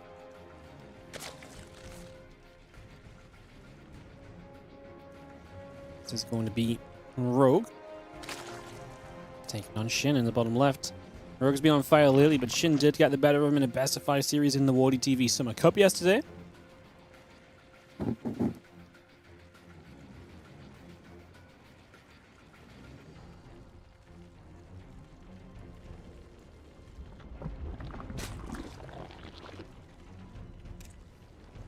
There is the pool from Shin. So he only pulled a bunch yesterday, and he had a build order win against Shin in games 1 and 2 because Shin went kind of an early pool gas build. But then you have this game now, and Rogue ended up playing a lot of pool first yesterday because of that as well. But now, today, we kind of reset. And as we reset, we're actually immediately going to get into a game where Rogue actually goes hatchery first, and Shin is going to get this early pool on the go to try and do some damage.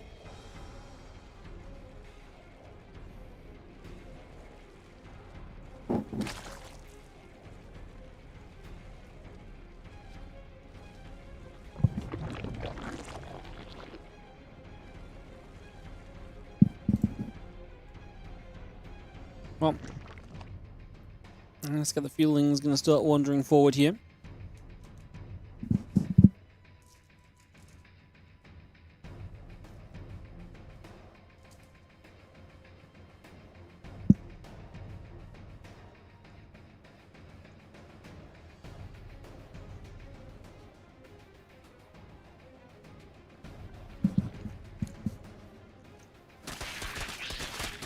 Get to the natural, going to nibble at the hatch.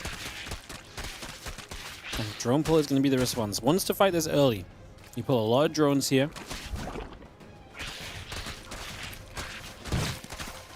The longer it takes you to clean this up as Rogue, the longer it is where you're not mined with these drones, right? So the more problematic this becomes.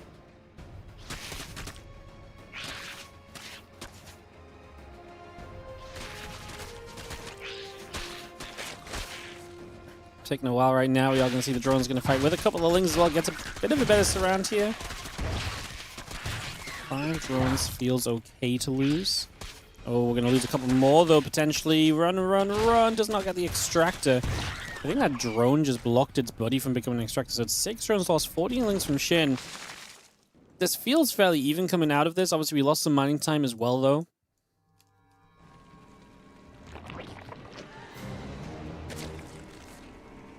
Yeah, losing a bit of mining time definitely makes this a little bit fortunate too. A couple more drones going to gather up. We do have our lings. Going to counterattack from Rogue, which is kind of nice. The fact he still has some lings and can do this then is a pretty nice little positive that you don't typically expect after the defender as the defensive player. But it'll force a little bit on the other side. The few lings start to go for some work. And a couple queens gather up now as well, so reasonable couple moments there.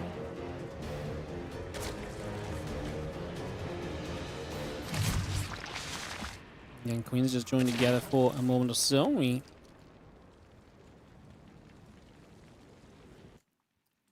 try to see where we're going. Got the drones coming up. Again, the overlords are building through, so we take a couple more moments here.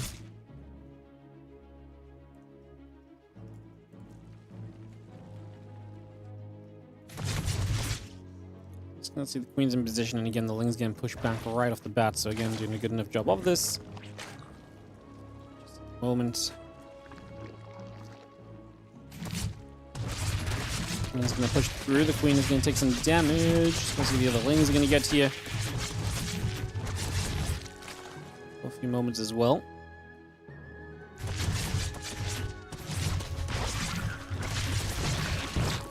Tron's having to pull it in to deal with this. I mean, again, rough for Shin. Having to use his own kind of economy to actually play a defense right now. It definitely pushes you a bit back from where you wanted to be.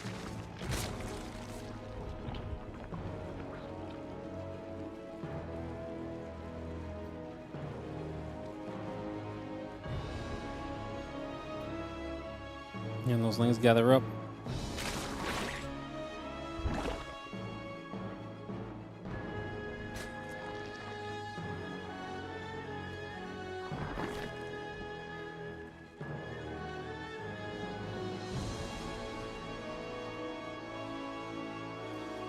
Burst speed and +1 missiles on the way from Rogue. At the end of all this, Rogue actually has a worker lead right now. Shin has a bit more army with the Zerglings on the map as they potentially get a chance to come around and do a couple of things. Let's see what happens.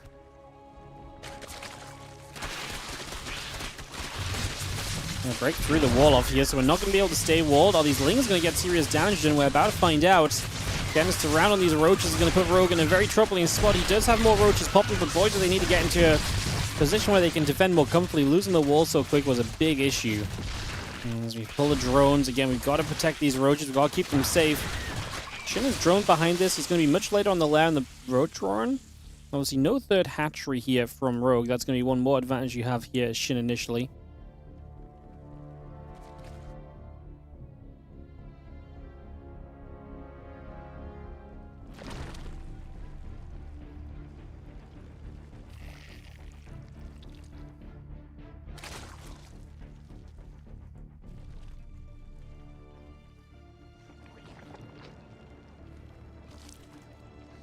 Missiles going through, roach speed coming up. Just gonna see a few roaches and rabbits gonna get there initially.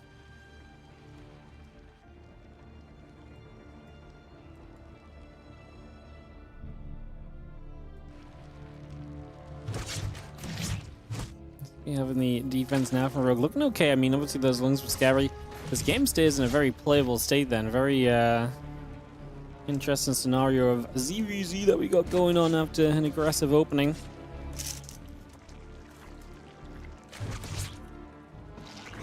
Those two missiles coming up, the +1 carapace and the roach speed coming about. Things are coming over.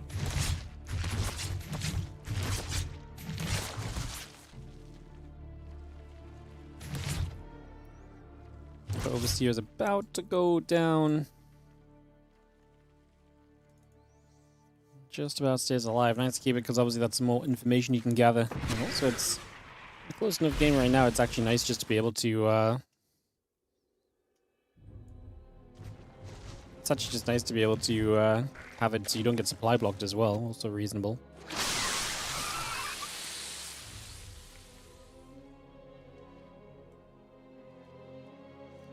I think it's going to rejoin up. I'm going to see the roaches are moving back around the right side as well. The rest of these units all gathering about.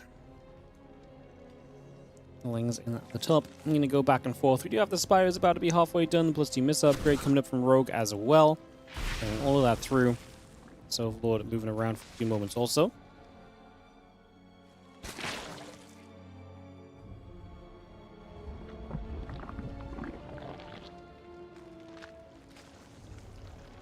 Which Ling is going to push.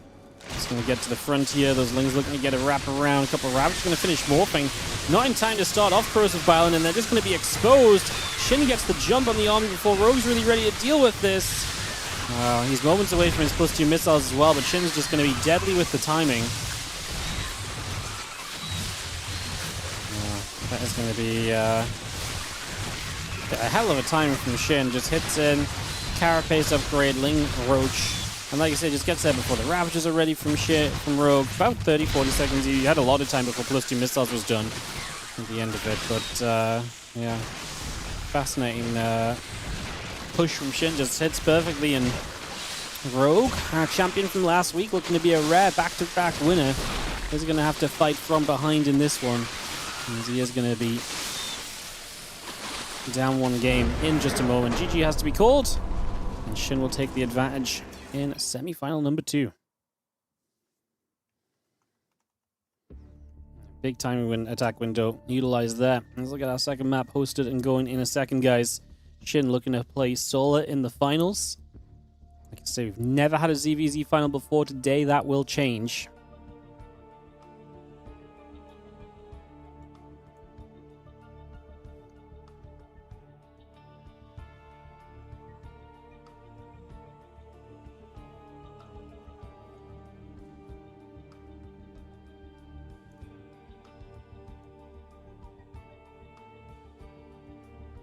Sanctuary going to be map 2.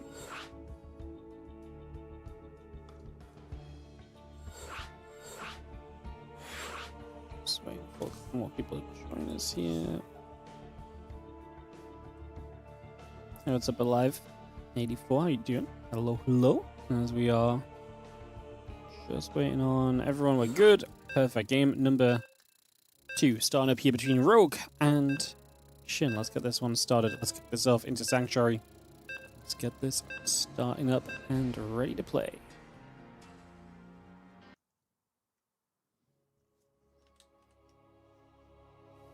Alright, dive in.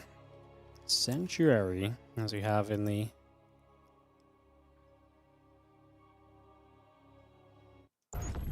top right hand corner, the blue Zerg player. This is going to be Rogue. He is down a map and looking to bring it back against the bottom left red Zerg player. We have got Shin.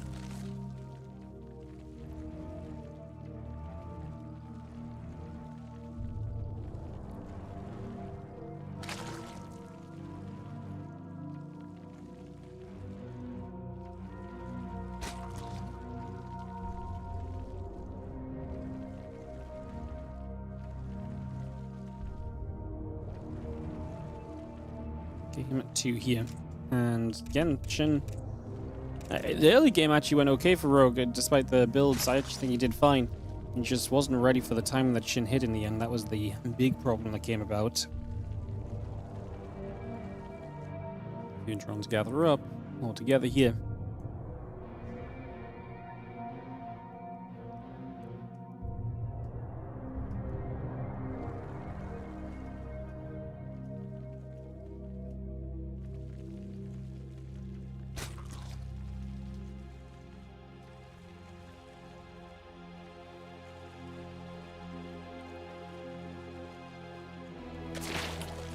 It's going to be the hatch first versus just a regular pool this time, so a little bit more regulated than what we saw before.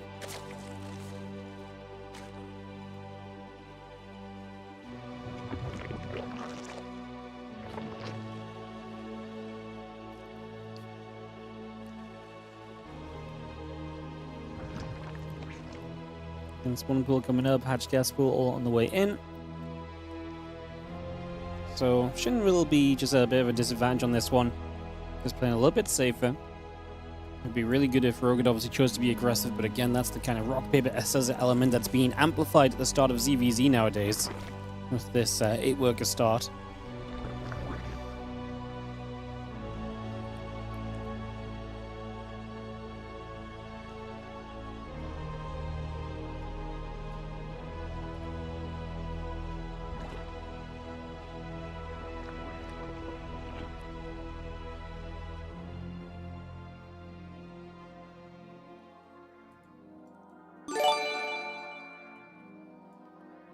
Slow moving again, because there's no super early pool. You're not going to see too many lings or anything really being aggressive here.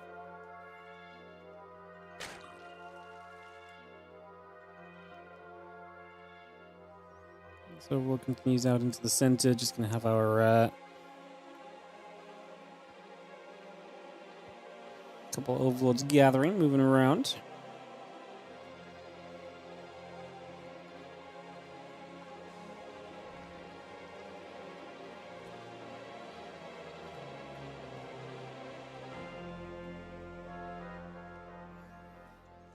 Drones coming up on either side. Again, bit of a peaceful opening for the ZVZ. Take some time.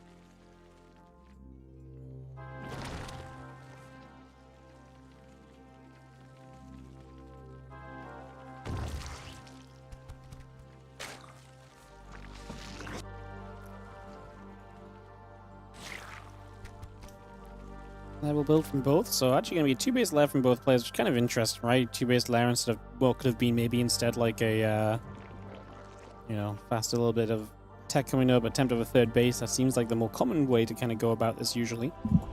But, yeah, going to be both players playing without the link speed then to allow them to get this lair early. Without the link speed means you have to be later on the 3rd base. You can't really go into the 3rd base quickly here because you don't have the defense available, basically. You know, you have no way to be able to hold that 3rd base. If your opponent has link speed now, in theory, because they're both not going link speed, it's actually safe to take a 3rd. And if one player was to take a 3rd base, that would actually be very nice for them. But neither of them know that, and they're not going to be able to know that for a little bit. And as such, we're going to see the lack of a third for the next few moments.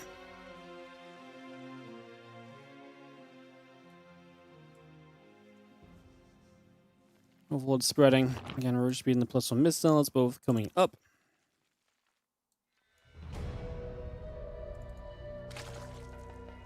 Upgrades all coming through already.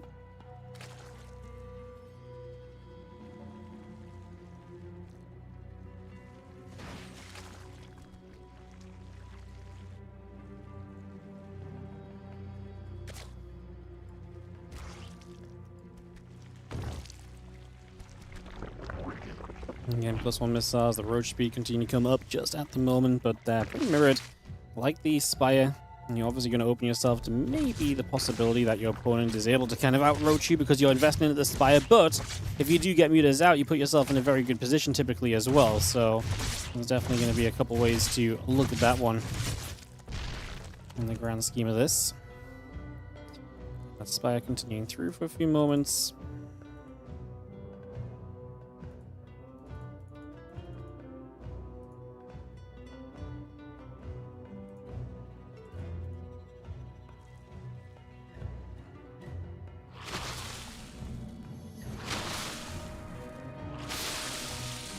Got a little bit of a catch already. Shin forcing those units back. It is kind of in Rogue's interest to feign this, I say feign, but like just to kind of put some pressure on the map, because it makes it look like he's doing something like actually roachy rather than actually going into the Spire, so you benefit from kind of faking your opponent out a little bit, essentially. Which is neat. Spire is there. Did Shin spot it with that Overlord? No, so we do not see the Spire. The first meter start up, and Rogue's preparation is super minimal.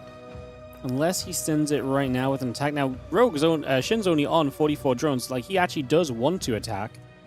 He is in a position where he wants to make this happen, but, yeah, that's, like I say, I mean, the mutas are going to be here. You're going to have a good amount of roaches to back those mutas up as well. So the muta, you know, there's not going to be, like, nothing on the ground. You're going to have a little bit of work you can do with, in terms of, like, holding these roaches off. And the mutas will obviously deal damage over time.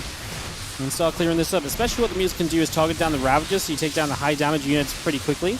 They're very flimsy Ravagers, so the mutas being able to target them in the back lines, where they're usually safe, takes them out pretty quickly. So you get rid of those corrosive files a little bit sooner. And as you can see, we've not even done damage yet here as Shin, which is a bad sign. You really want to be dealing damage in these scenarios, plain and simple. And that was just no drones killed at all, so that does not feel good in the slightest at the moment. Does not feel great. It is going to try and stay after the roaches for a little longer.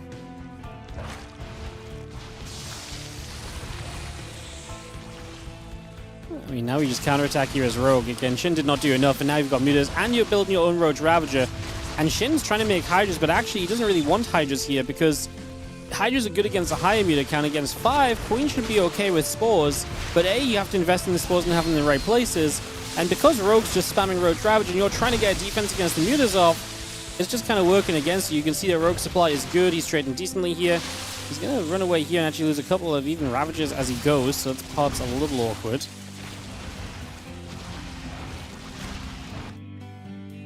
He's just picking away at a bunch of workers, hitting the extractor, getting some splash onto drones at the same time.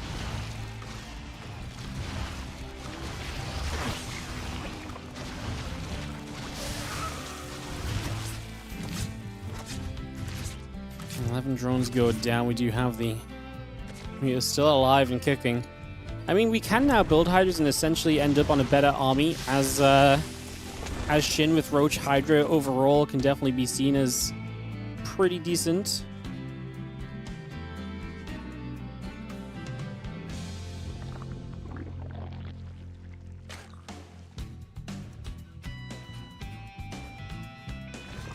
Shin's going to try and come around the map. He's on a very low drone count because of the damage he took off the mutas, so it's definitely means that he basically has to attack, which is not a great sign. I mean, Rogue has been building units as well. He has not overdroned, he's not gotten greedy, and he should have plenty to deal with this. Corrosive File is very good in this scenario too. It's going to help you out a lot. And Rogue is going to take game number 2, and we get tied 1-1 in this semi-final. Rogue looking for that back-to-back. Shin looking for... Must be Shin's first final in a little while as well, actually. When was the last time Shin was in the finals of WardiTV Monday? Shin has not been in the... What? Shin's not been in the finals of WardiTV Mondays since edition 43, July 7th of 2025. So it's been over a year for Shin. Rogue made his very first appearance in the finals last week and won it. And again, he's looking to join a very small group of players that have ever gone back-to-back in a WardiTV Monday Cup.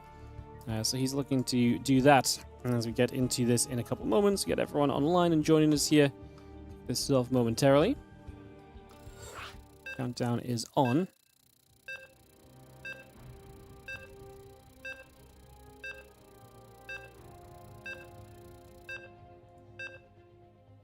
And we go into Rogue versus Shin, game number 2. Let's get this one going.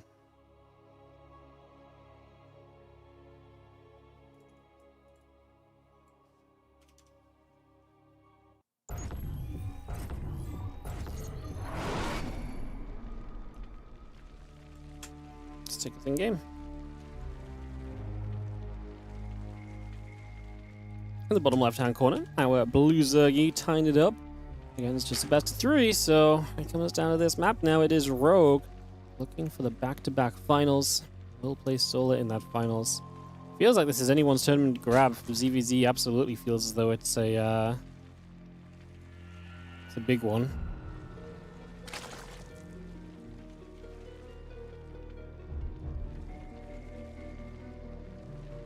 To get into this third map. Get started.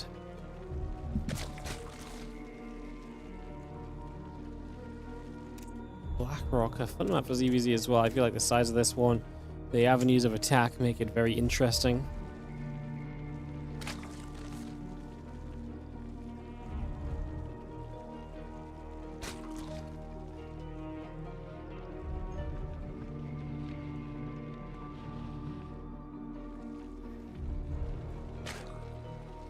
It's going to be pool first from Rogue, and this time it's going to be Shin to take the advantage. She's going to get the hatchery first down. So Rogue is going to play it very safe by going pool first, just in case Shin decides to be aggressive. And, yeah, Rogue is going to be meeting that with, like I say, his opponent actually take the slightly greedier route in this game, and hence not really benefiting from his decision. Can't really do much aggressive with the pool first. Hatch comes up, pool comes over.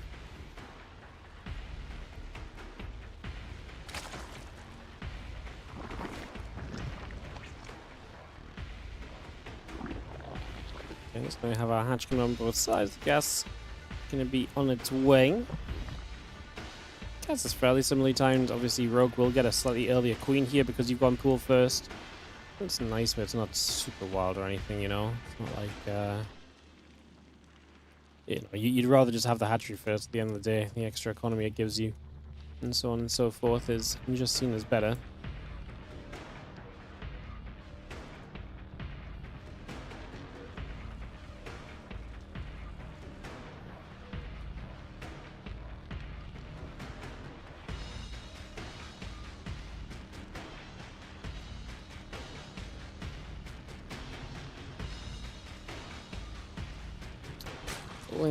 Out from Rogue, just trying to be, yeah, I guess information gatherers.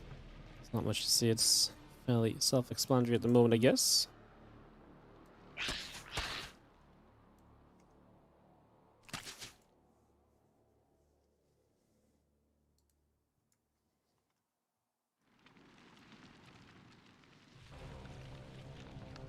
Alien Nest from Shin.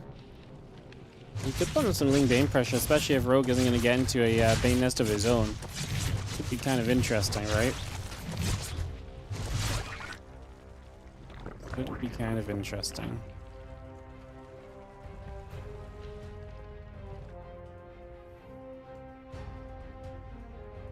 Looks be coming up, and Bane Nest is coming through.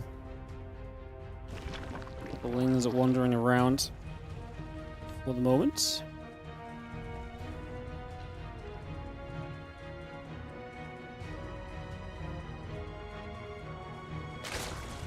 Link speed is coming up on both players. And obviously as that finishes up, we get some more map control. Rogue has a Bane nest of his own, so they're both playing into the possibility of Ling Bane, although whether they actually do much with the Ling Bane or not is another question.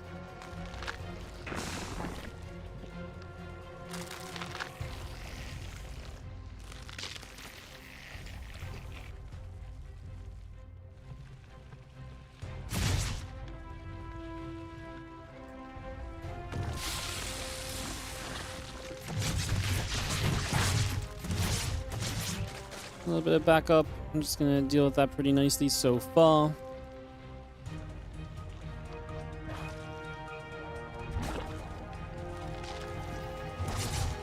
Seems like I'm going to gather up. There's going to be a queen there aiming towards the Bane for a couple of seconds. Shots coming down again. Defense seems fine. This is Shin taking a third base where Rogue does not have it though, and Rogue is going to go instead into this Road Troran a little bit sooner. Carapace a little bit later though, so not getting as much as you might want to. Actually going to get in on this other side though, and he gets a queen, so that's something. Bane's helping out and helping to give him the number advantage for a few moments. Extra queen showing up is essential. Is that queen going to go down? It is low, and the extra lings arriving from Rogue are going to put Shin in a whole bunch of trouble. Gets the Baneling on the ramp. He's going to be able to get the next Baneling morphing in as well, so that's also going to be a really big deal. Good damage being done at the moment. This Rogue is going to be able to... How much is he going to be able to go for? How many workers are we going to be able to get here in the end, I guess, is the question. A couple of Banes actually have a big opportunity. The drones are stacking up. Oh my goodness. And they were getting close to the Zerglings as well. That was actually seeming like a disaster through and through. 6 workers down.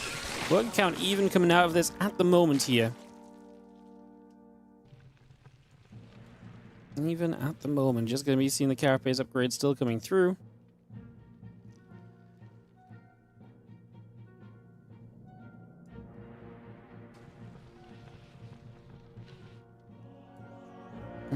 Well, I like that from Rogue because it makes up for his later third base a little bit, right? It throws Shin into a little bit of chaos.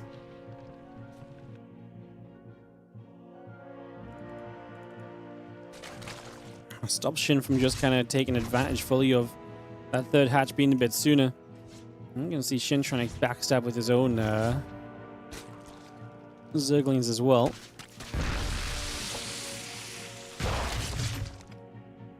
See if Zerglings coming up.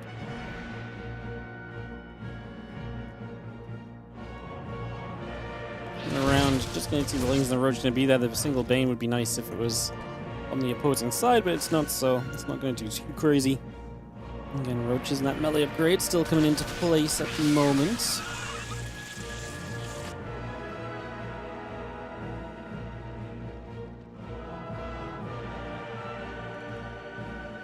Melee upgrade starts from Rogue. So we are going to see a bit of a difference now. Rogue going melee instead of into the missiles. So he's not going to look to play on the Roaches for long. So what's his plan? Melee seems crazy compared to missiles right now, to be honest. This is not my expectation of what was about to happen in the slightest. I mean, because if you want to play Ling Heavy from here, what do we like about... I mean, we already got 19 Roaches in the game. Surely you never intend to play Ling Heavy from this point. I mean, maybe we do? I don't know. We're going to send it, though.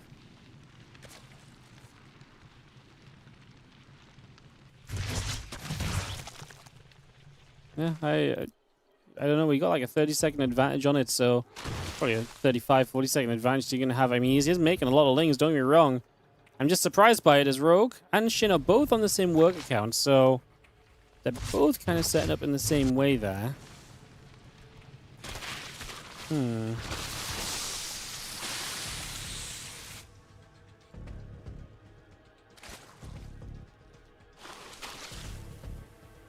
Rogue has to deal with the Lings threatening to counter. He obviously wants to attack with all of his Lings.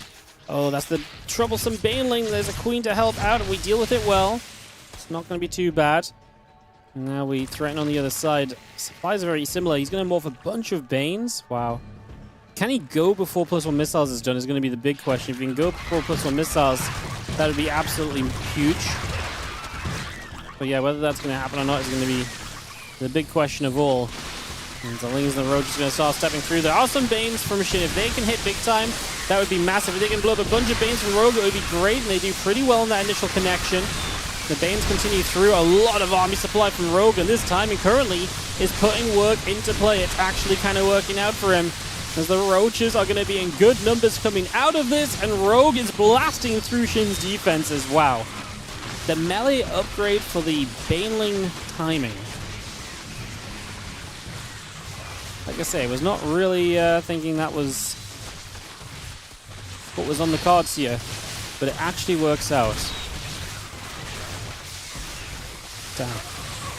He's just in the mineral line, going after the drone. GG says Shin. What a timing window from what a timing window we just hit there from Rogue. That was sick. The melee for the Banes, I would have never guessed it, honestly. I never mind, would have never guessed. I straight up didn't guess it. Crazy business. Solar Rogue is the finals. As we get to this first ever ZVZ final of a WardiTV Monday this week.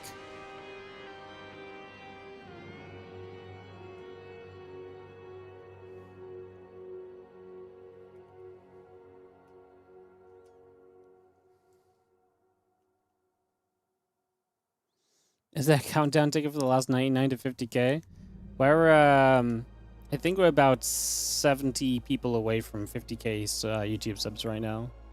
Let me see if it's updated much during the stream.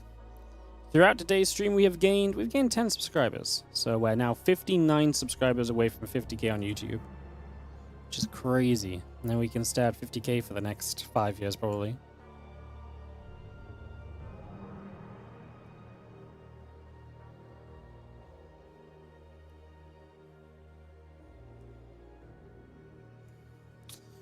Alright, so and Rogue will begin to veto and get this ready to start.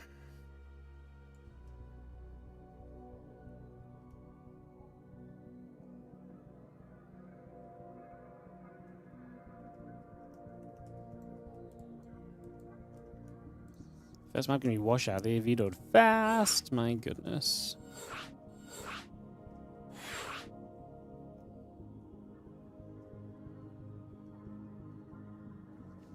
All right, Rogue and Solo. We've got all the casters in. We're ready to go. They were ready really fast. Jesus. All right, we're gonna send it.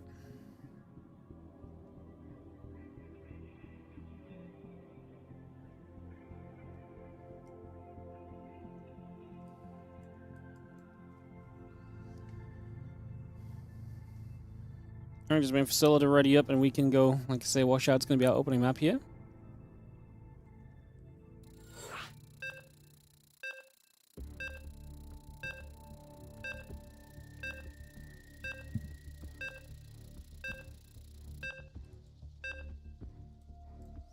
Countdown's good. We get ready to go. ZVZ awesome. Yeah, I actually kind of crazy that it took us 98 weeks of this cup, almost 2 years, to get a ZVZ final. Like, that's actually ridiculous. The first ZVZ final in WardiTV Monday history is going to be between these two players. The most winning Zerg in WardiTV Monday history, Solar, is the red Zerg player in the upper right corner of the map. Meanwhile, our most recently crowned Monday Cup and Zerg winner, Rogue, won last week. He's looking to join a very rare group of people who have ever won back-to-back WardiTV Mondays. And does it make sense? Yes, it does, because Rogue has been playing really well lately. Like, really, really well lately. So, yes, it makes a lot of sense that Rogue is back here in the finals again.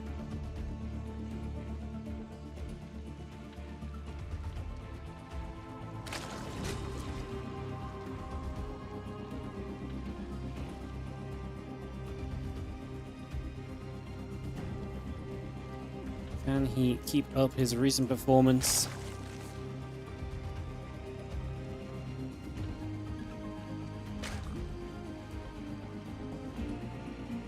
Can he win this? I mean, back-to-back would actually be still crazy to get into this. He is going to be pool first versus hatchery first, so Solo's going to win out on the initial build order wars.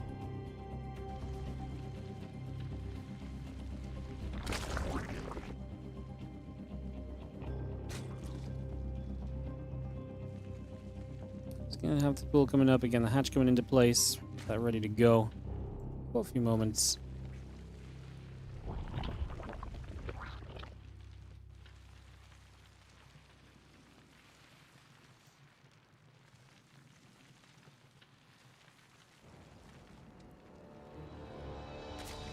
Series D is such a rare matchup for us in the WardiTV Mondays. Obviously, a lot of the time the top Zergs didn't play as well. Obviously, we've never had Serral play. Reno does not really participate very often. He's played a few of these cups. And then you're talking about, like, you know, Rogue, basically Rogue, Solar, Lambo, Shin. And they play, but they don't necessarily play all of the time, right? Like, they play some of the time. Like, even Solar, he's a big grinder. He skips some of these weeks. Shin does not play every week. Rogue definitely hasn't played every week as well.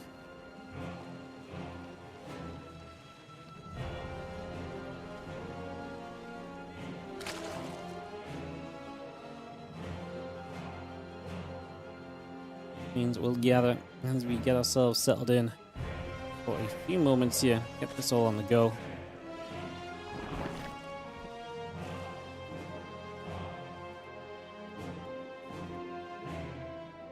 Just take a few moments.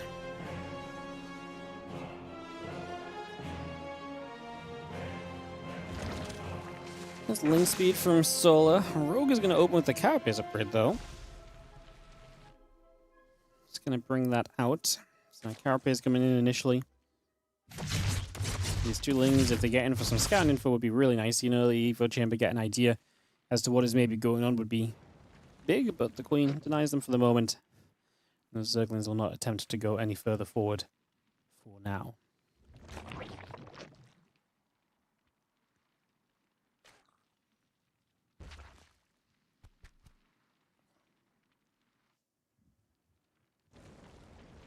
Again, see that link speed coming up in a few moments.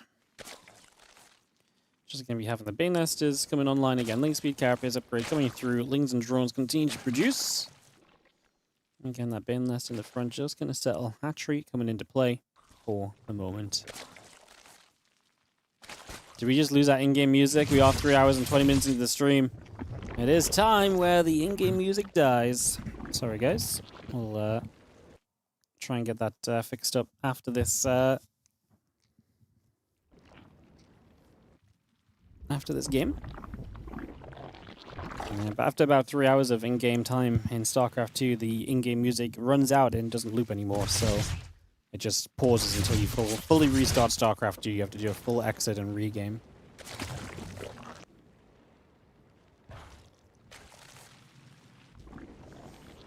Level finished in from Solar, Evo Chamber, Lings and the Queen continue to come about.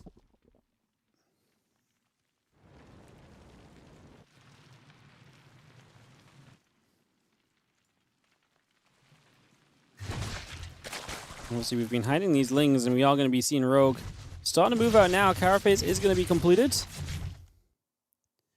he's going to be powered up there.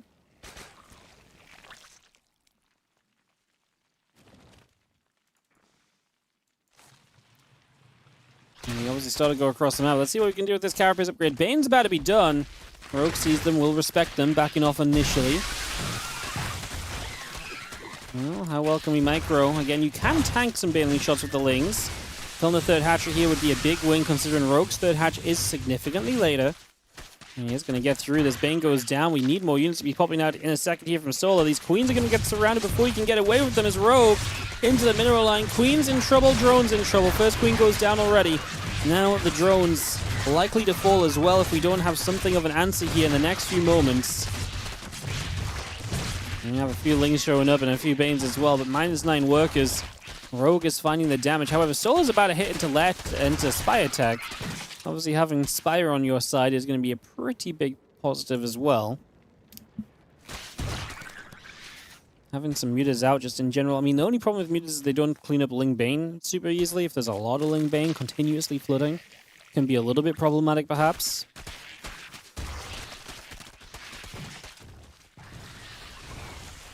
It does eventually kill off this base, so that is going to be a big win for Rogue. Just again, a lot of Lings committing through and just continue to do damage. A few more drones will fall. Having the Melee and Carapace upgrade means you're trading so well against the Lings of your opponent as well. But at least now we're going to get the mutas on the way out.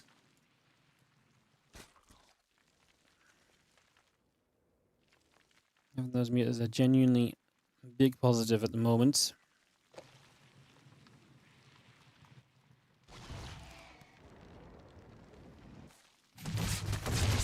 Couple of things going to counter-attack over, just mostly looking for info. Solo has not rebuilt the hatchery yet. It's worth noting for sure.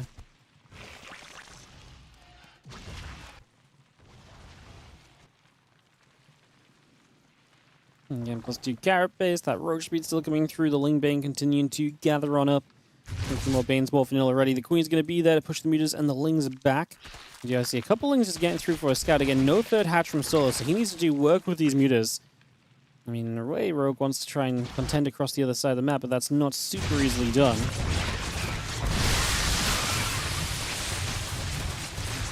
And dive in. This is going to be the moment. I mean, the Queens want to target down these mutas, and they're honestly getting pretty close to a lot of the kills. But the Queens are going to go down. Spores are about to be done, but do we have enough Ling Bane from Solo? It feels like, yes, we might. Roaches are on the way to try and help us stabilize on the ground.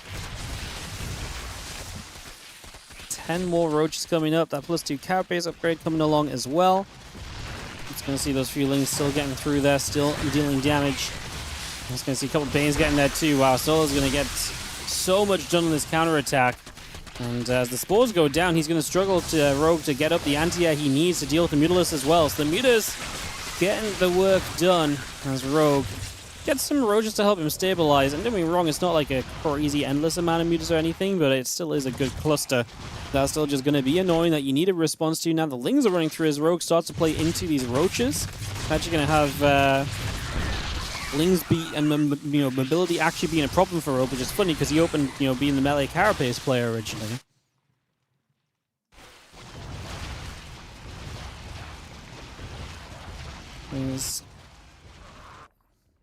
Well, again, let's see what the defense across the map looks like, because Solo obviously needs to try and minimize damage taken here as well. Roaches getting surrounded. A few Banes going to be jumping through. And it's going to be a shutdown. So Rogue just doesn't get enough out of those Roaches on the counterattack. That's not going to be good for him. The rest of these Roaches coming back along. The Mutas and the Lings still up overhead. Queen pops as Rogue tries to restabilize, but yeah, I think Solo has too much control. As he adds more Mutas, it's going to become even tougher for Rogue to really keep on dealing with this as well, right? Like, it puts you into a continuously tough position. Queens and Roaches still gather on in together. There's putting some damage out onto the Queen, onto the Overlord. A couple of Queens taking damage again here. Just going to see those Mutas continue to get pushed back.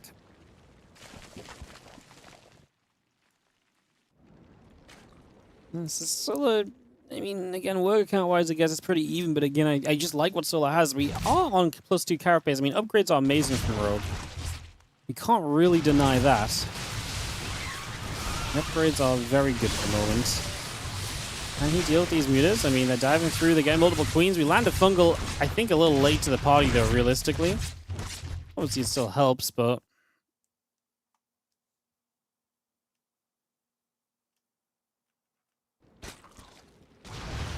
We're just going to try and counterattack again. We take some of the Muta attention back to the other side. Rogue still trying to play into this, and he's going to try and get a drone or two, run around. Again, just being an annoyance, trying to peel some units in some different positions. Lings and the Mutas still chase onto those Roaches. The rest of those Lings going to get that. Another Roach going down. Plus one missiles, Infesta, Queens, the Roach and the Ling all continue to produce.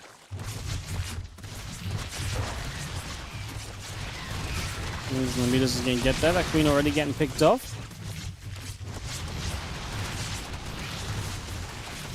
This is going to be the moment where it's just too much. The Fungal Curve comes down. We've had some cool little moments, like some good Fungals and so, but I think overall it's just not enough to really help you out where you've needed it. And this Rogue is desperately trying to hang on to a Spore and a Queen, and it's just not going to be enough. Anti-air. We went out on the ground. I mean, again, you're going to force the Mutas to chase after you, and if you're forcing the Mutas to chase after you, that already is fairly positive.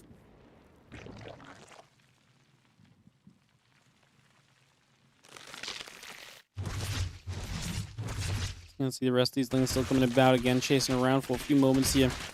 just going to be seeing a counterattack. I mean, anything you can do as Rogue. I mean, army supply is what's down. He actually has an okay drone count.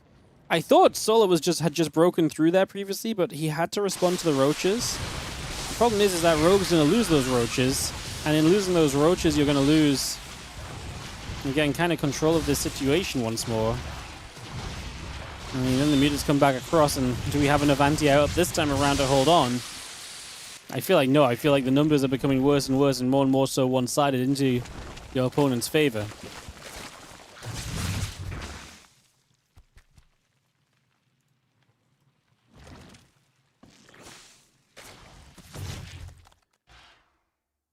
Infestors, Queens continue to come up. The mutas coming over as well.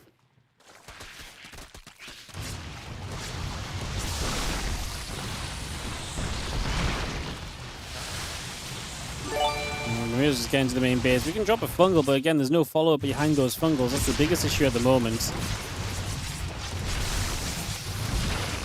As you can see, I think the mutas just eventually have become overwhelming. We're again going to threaten the counter-attack on the other side, in case that can maybe possibly be enough.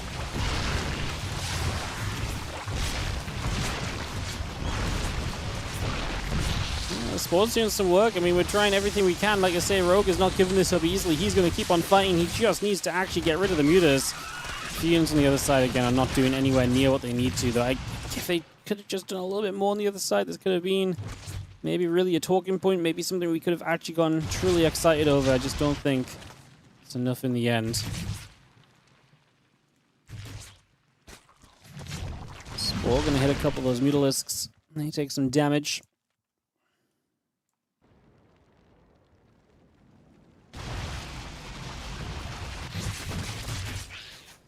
I'm going to back away.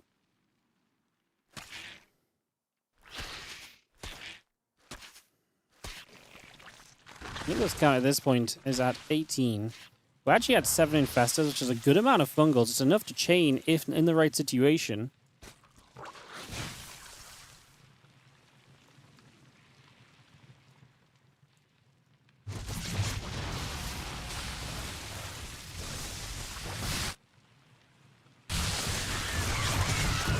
Drops down. Fungal's also very good against the Banes, but you can't really afford to use it against the Banes because you kind of need all the fungals against the mutas, right? That kind of makes it awkward as well. It was again onto the main base, hitting his left. Units across the map from Rogue not doing enough, and Rogue will finally accept GG's and defeat on this one. That will wrap us up for game number 1. Solo gets it. A very action-based ZVZ in the end. GG. Dayback Jangy, thank you so much for the 11-month resub on the Prime. Appreciate it. Thank you very much. Let me just restart my StarCraft 2 because I have the music bug, guys. There's no way to do this apart from just completely restarting the StarCraft. So let me just open this up from scratch. In the meantime, we'll get the ads going during this final. All the ads do support our StarCraft and more SC2 in the future in our tournaments, of course. So appreciate your patience watching them when they do play.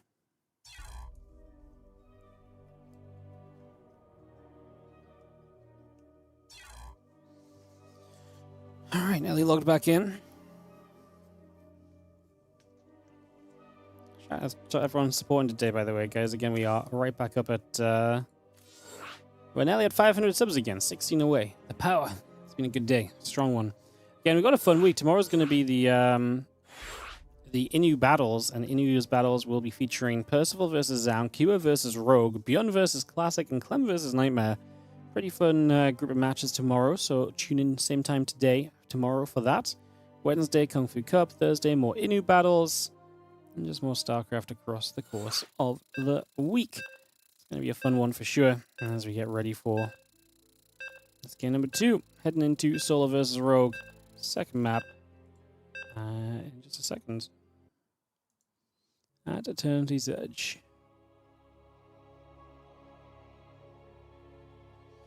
Before I get into big map, let's see if we get a big game. It's not always the case in ZVZ.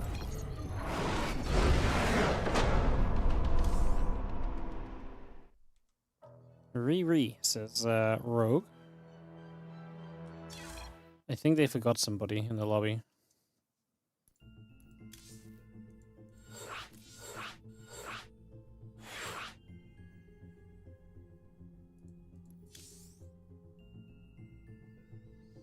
I don't know who we're missing, but we're missing someone.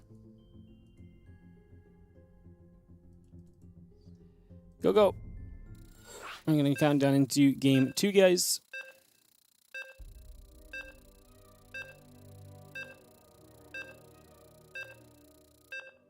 Countdown's good. We get ready to go.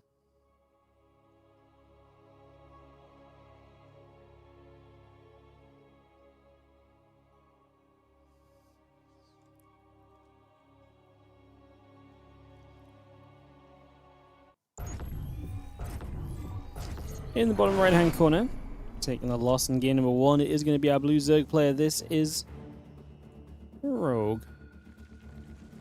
On the top left, our red Zerg is going to be Solar with the 1-0 lead. We're back to the early game, we're back to the music. And I'm wondering what our early game looks like here from both No 10 Pool, first of all.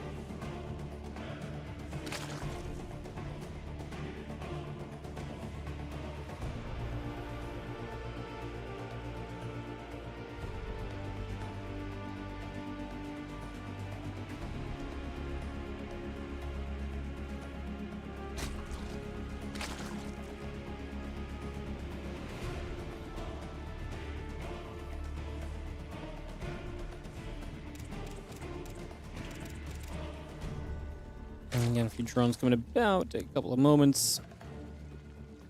It's going to be seeing the setup for a second. There's going to be the pool first from Rogue, so he's going to play it safe. So again, a little bit of an edge once again here straight away.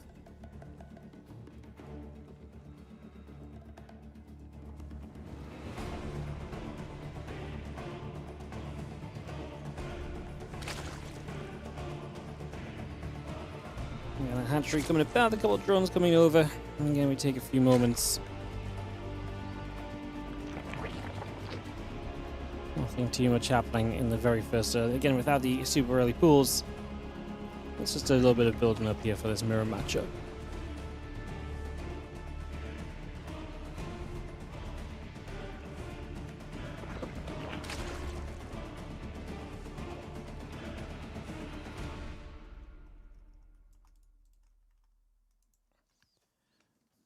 Now the hatchgasm pool comes in. Like I say, just take us a few seconds to get set. Rogue will be a bit faster on the pool, obviously a bit later on the economy though. That's our starting point for this one.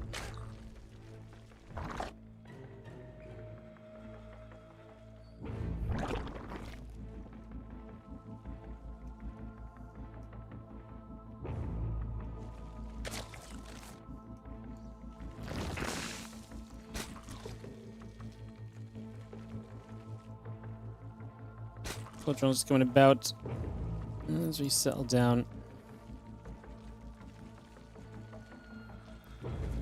Having the hatch about to finish, the drone and the queen coming through as well. And we take a few moments here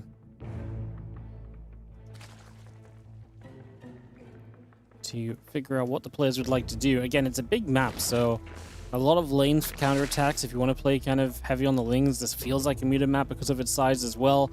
Control with meters is a big deal if you can do so. It's generally very powerful.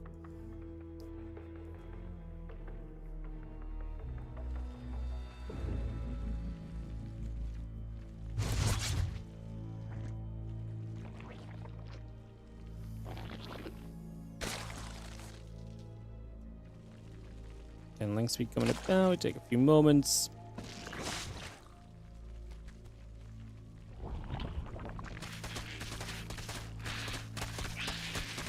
The rest of those lings coming up, a couple of those lings already just heading onto and clearing out a set of rocks on the low ground, extra lings coming over.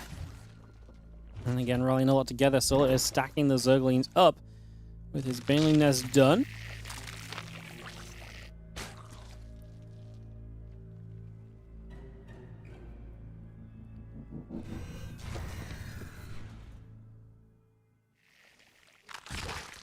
There's a couple Banes morphing. Solo bringing the Ling Bane pressure then. Rogue doesn't have Ling speed yet, but he does have Banes available.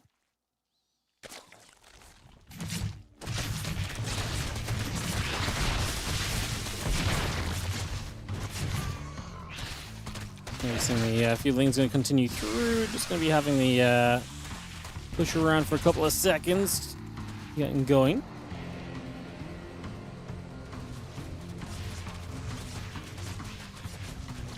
So I'll be seeing these lanes going to get a grab on the Queen, which is nice. Couple of drones going down.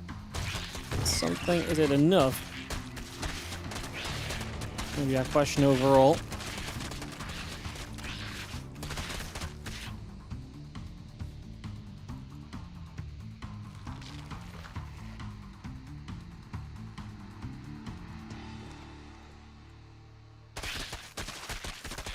He's going to stay onto that third hatchery. I mean, we've got a big counterattack from Rogue as well, though, so he's going to lose his third. Oh, so many Banelings. This is not a good situation for Rogue. Last week's champ is being put in some trouble.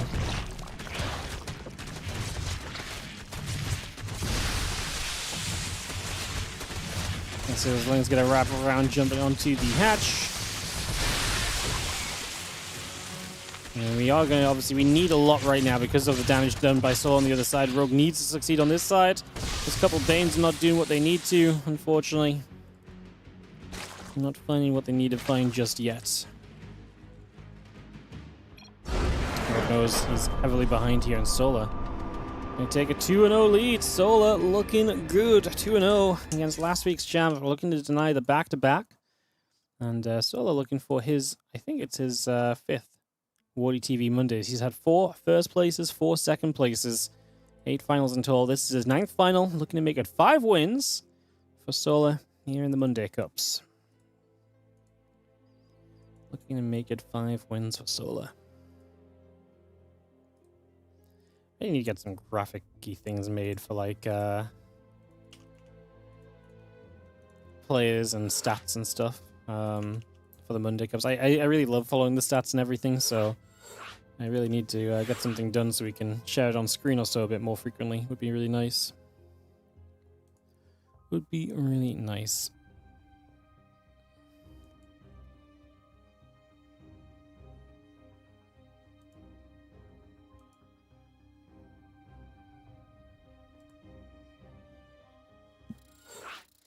Countdown is on. And we're going into a game 3, seeing if Rogue can bounce back here in this one. Again, solo winning is a big deal, by the way. I mentioned it earlier, but the WardiTV point system... If I just bring this up on screen quickly before we get this started. The WardiTV point system for the summer season is coming to a close soon. Because Sola is going to be earning at least 3 points from today, 5 points if he wins. If he wins, he's going to catapult himself ahead of Classic and Max Packs in these standings. And that would put him into position to get a seeding group seed for the Summer Championship and knock Classic and Max Packs down, currently to being tied, and they would probably have to tiebreaker or so for that. So this is actually a big day for Sola, because that's actually really, really sick. That is really, really sick for him. So, yeah, that is a big plus. And again, just to clarify, Shin, Rogue, Percival, and Yakov already have their seeds because of their top 4 in the Summer Cup. So it is the point races between Clem, Hero, Classic, Max Packs, and Sola if Sola wins. Even if Sola finishes right now as he is, he's already going to be second place. He's already going to be second place. He's going to get 17 points and be tied up. That's already a fairly decent deal.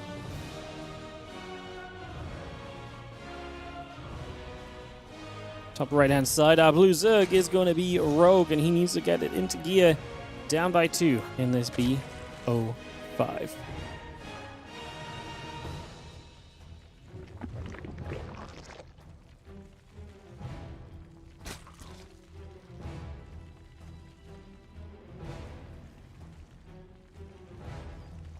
Alrighty, and get underway. Pool coming up, drones on the way by. Get this started.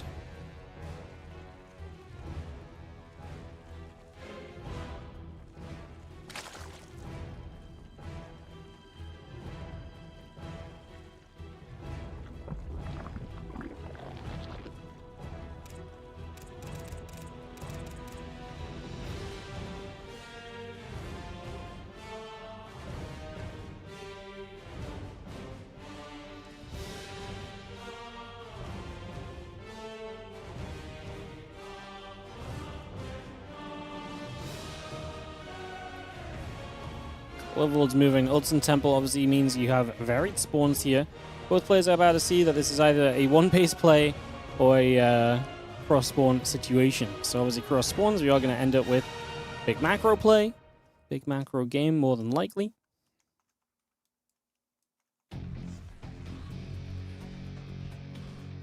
Obviously ZVZ, no one's going to be upset or happy about a cross spawn. Well, at least obviously you can still be upset about it, right? Because you can still look at this and be like, well, I would have preferred this spawn or that spawn because of my style works better if I get the cross spawn instead of nearby spawn, for example, right? So there is a factor to it, but generally speaking, not going to be super wild. There's a couple of lings that's going to cross each other by. Queens, drones, all coming up. Take a few moments here to get this on the go.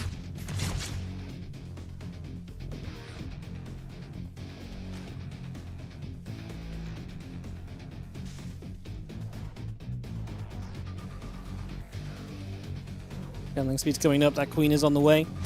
And take a few moments, just gonna see the queen hitting that ling. And some damage out. Ling speed again coming in from both players. Just having the queen turn things around. Yo, thank you so much for becoming a YouTube member. I always look at Twitch chat at first. Daniel Schaffer 9666. And not just any YouTube, Diamond member. Daniel. That's awesome. Thank you so much for becoming a Diamond member. We don't see a lot of the additional tiers being used, so super appreciate it. Thank you so much. Thank you very much indeed. Thank you for the support. Thank you for keeping the StarCraft 2 going. Again, guys, just a quick mention. This is a WardiTV event. WardiTV tournaments are powered by you guys. The best way to support is via the Patreon page, patreon.com/WardiTV. 100% of everything pledged on Patreon goes directly into WardiTV tournament StarCraft prize pools. So if you like what you're seeing today and you want to see more of it in the future, consider subscribing on the Patreon. Like I said, any amount helps. It all adds up. It all allows us to do just more in the future and run more tournaments and put more prize money out for the players.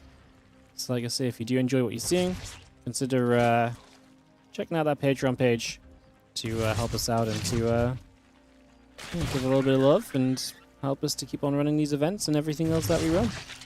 Again, appreciate you guys. Thanks for listening in and being part of my sellout. Check out that Patreon page again. That's patreon.com/WardiTV. Bullings and Banes gather up together. Rotron about halfway done. The hat trick coming through, finishing soon. Still got the carapace coming up on either side of the map.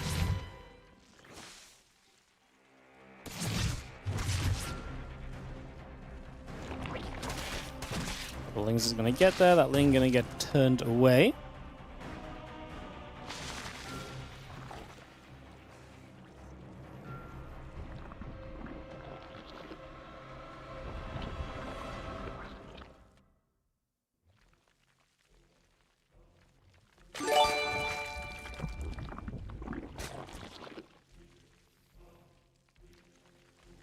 Coming up, drones producing carapaces on the way as well. Just going to be having the lair on the way from both players. So very similar builds. Carapace, lair, mirroring it up at the moment here on cross spawn. Old Sun Temple. The only difference really is the expansion pattern. Solo takes the triangular base where Rogue takes the 3 in a line. So a little bit of a difference there.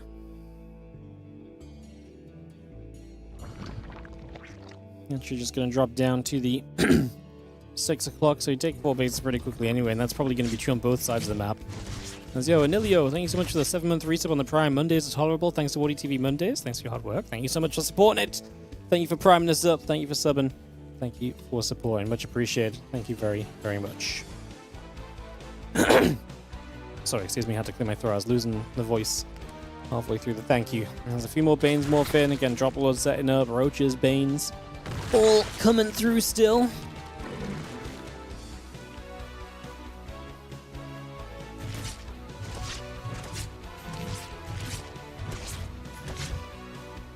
Queen's just going to be there. Just going to push the Overseer back around the top. Chasing that away. And the Overseer taking a few more shots at the moment. Still got that Roach speed building. The +1 missiles, +2 carapace. Continuing to come on over.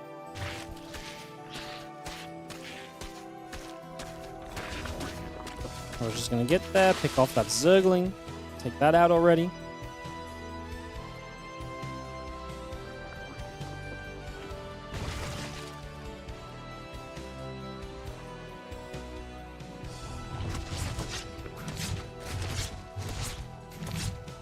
Queens is still firing that Overlord, taking some damage, trying to drop the Banes in somewhere. Got a little bit of harass from Solar, but Rogue is absolutely on top of it thus far. He's getting another Drop Lord as well. Still going to be looking for more. Going to have the Spore. Is very good against Overlords, in case you didn't know.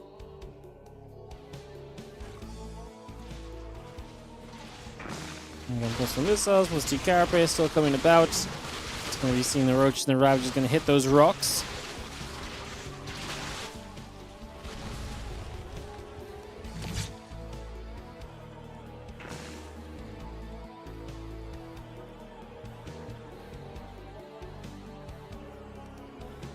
Wait, Rogue killed his own Evo Chamber? What? It's awkward. Is that why he's +1 missiles behind? He was even on upgrades before. And, yeah, now he's significantly behind on the missiles. So I actually did miss that, yeah. I have to go back and look at that. Roach Ravager going to start fighting here as Solar. He's already maxed out, by the way. He just has more stuff and currently better upgraded as well. Rogue going to drop a few more Corrosive Bars down.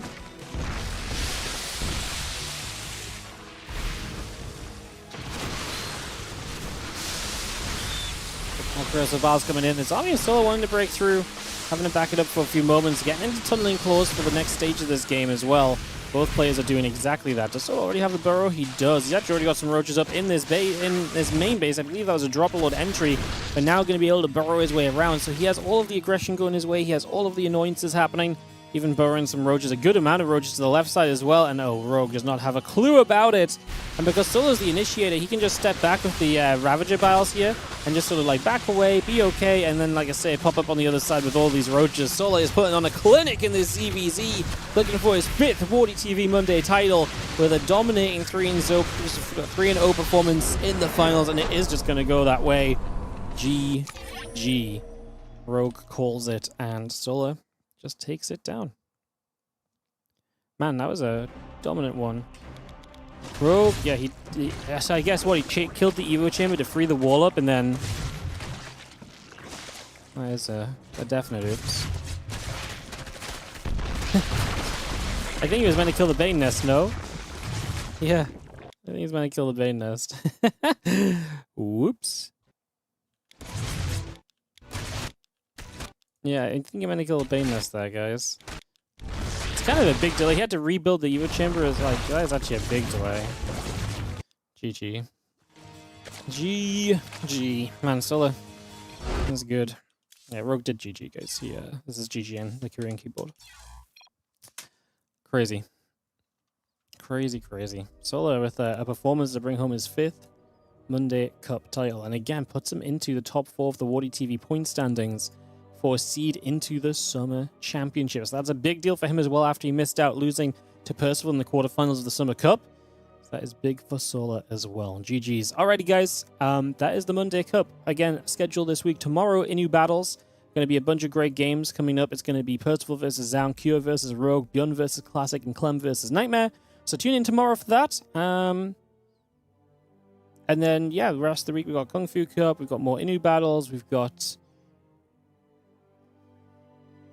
OSC King of the Hill, Zero Space on the weekend. What have we got on Friday? I cannot for the life of me remember, but we got something. Oh, it's Inu's Soup Tournament. Oh, yes, so that'll be on Friday. So it's a full week of cups and stuff. Where can you see the points? Right here. I'll give you the link, hang on. That's the standings for the summer season. You can go to the other standings from there as well if you do so wish. And see the seeds through the year. And check that out. Alrighty, guys. Appreciate you all tuning in. We have got the WardiTV 24/7 stream nowadays as well, by the way, so we'll be rating that when we wrap up. There's been some great games over there recently. Twitch.tv/WardiTV2. So I'll be sending you guys over there when we raid in the very near future as well. So you can see some Neve versus Hero Maroon going on right there now. So yeah, go check out the 24/7 stream. We'll read you guys there. Also, though, you got to check out one of the best sponsors of the WardiTV Mondays is, of course, Cozy Base Tours. Because Helen, my wife, has her own little YouTube channel that she does. And if you would like to check it out, you can !CBT in the chat to get the link to her YouTube. She has a new video up, and we haven't shouted it out yet. And it's always good to support those support that which those around you are doing. So go give Helen some love on her YouTube. She just hit 2,000 views on one of her videos as well, which is crazy. Look at that, 2K views. That's more than some of my StarCraft videos get, man. She's a real YouTuber. So go check out Helen's YouTube as well. I always like to mention it once every week or two. You can go check that out as well. Alrighty, guys. Thanks so much for watching. I will be seeing you guys again tomorrow for more StarCraft. You have a wonderful rest of your Monday, and I will see you guys tomorrow for more StarCraft. Take care of yourselves. Like I said, I'll raid people up. I'll raid my own 24/7 channel up when we run the ads in about 2 or 3 minutes. Bye.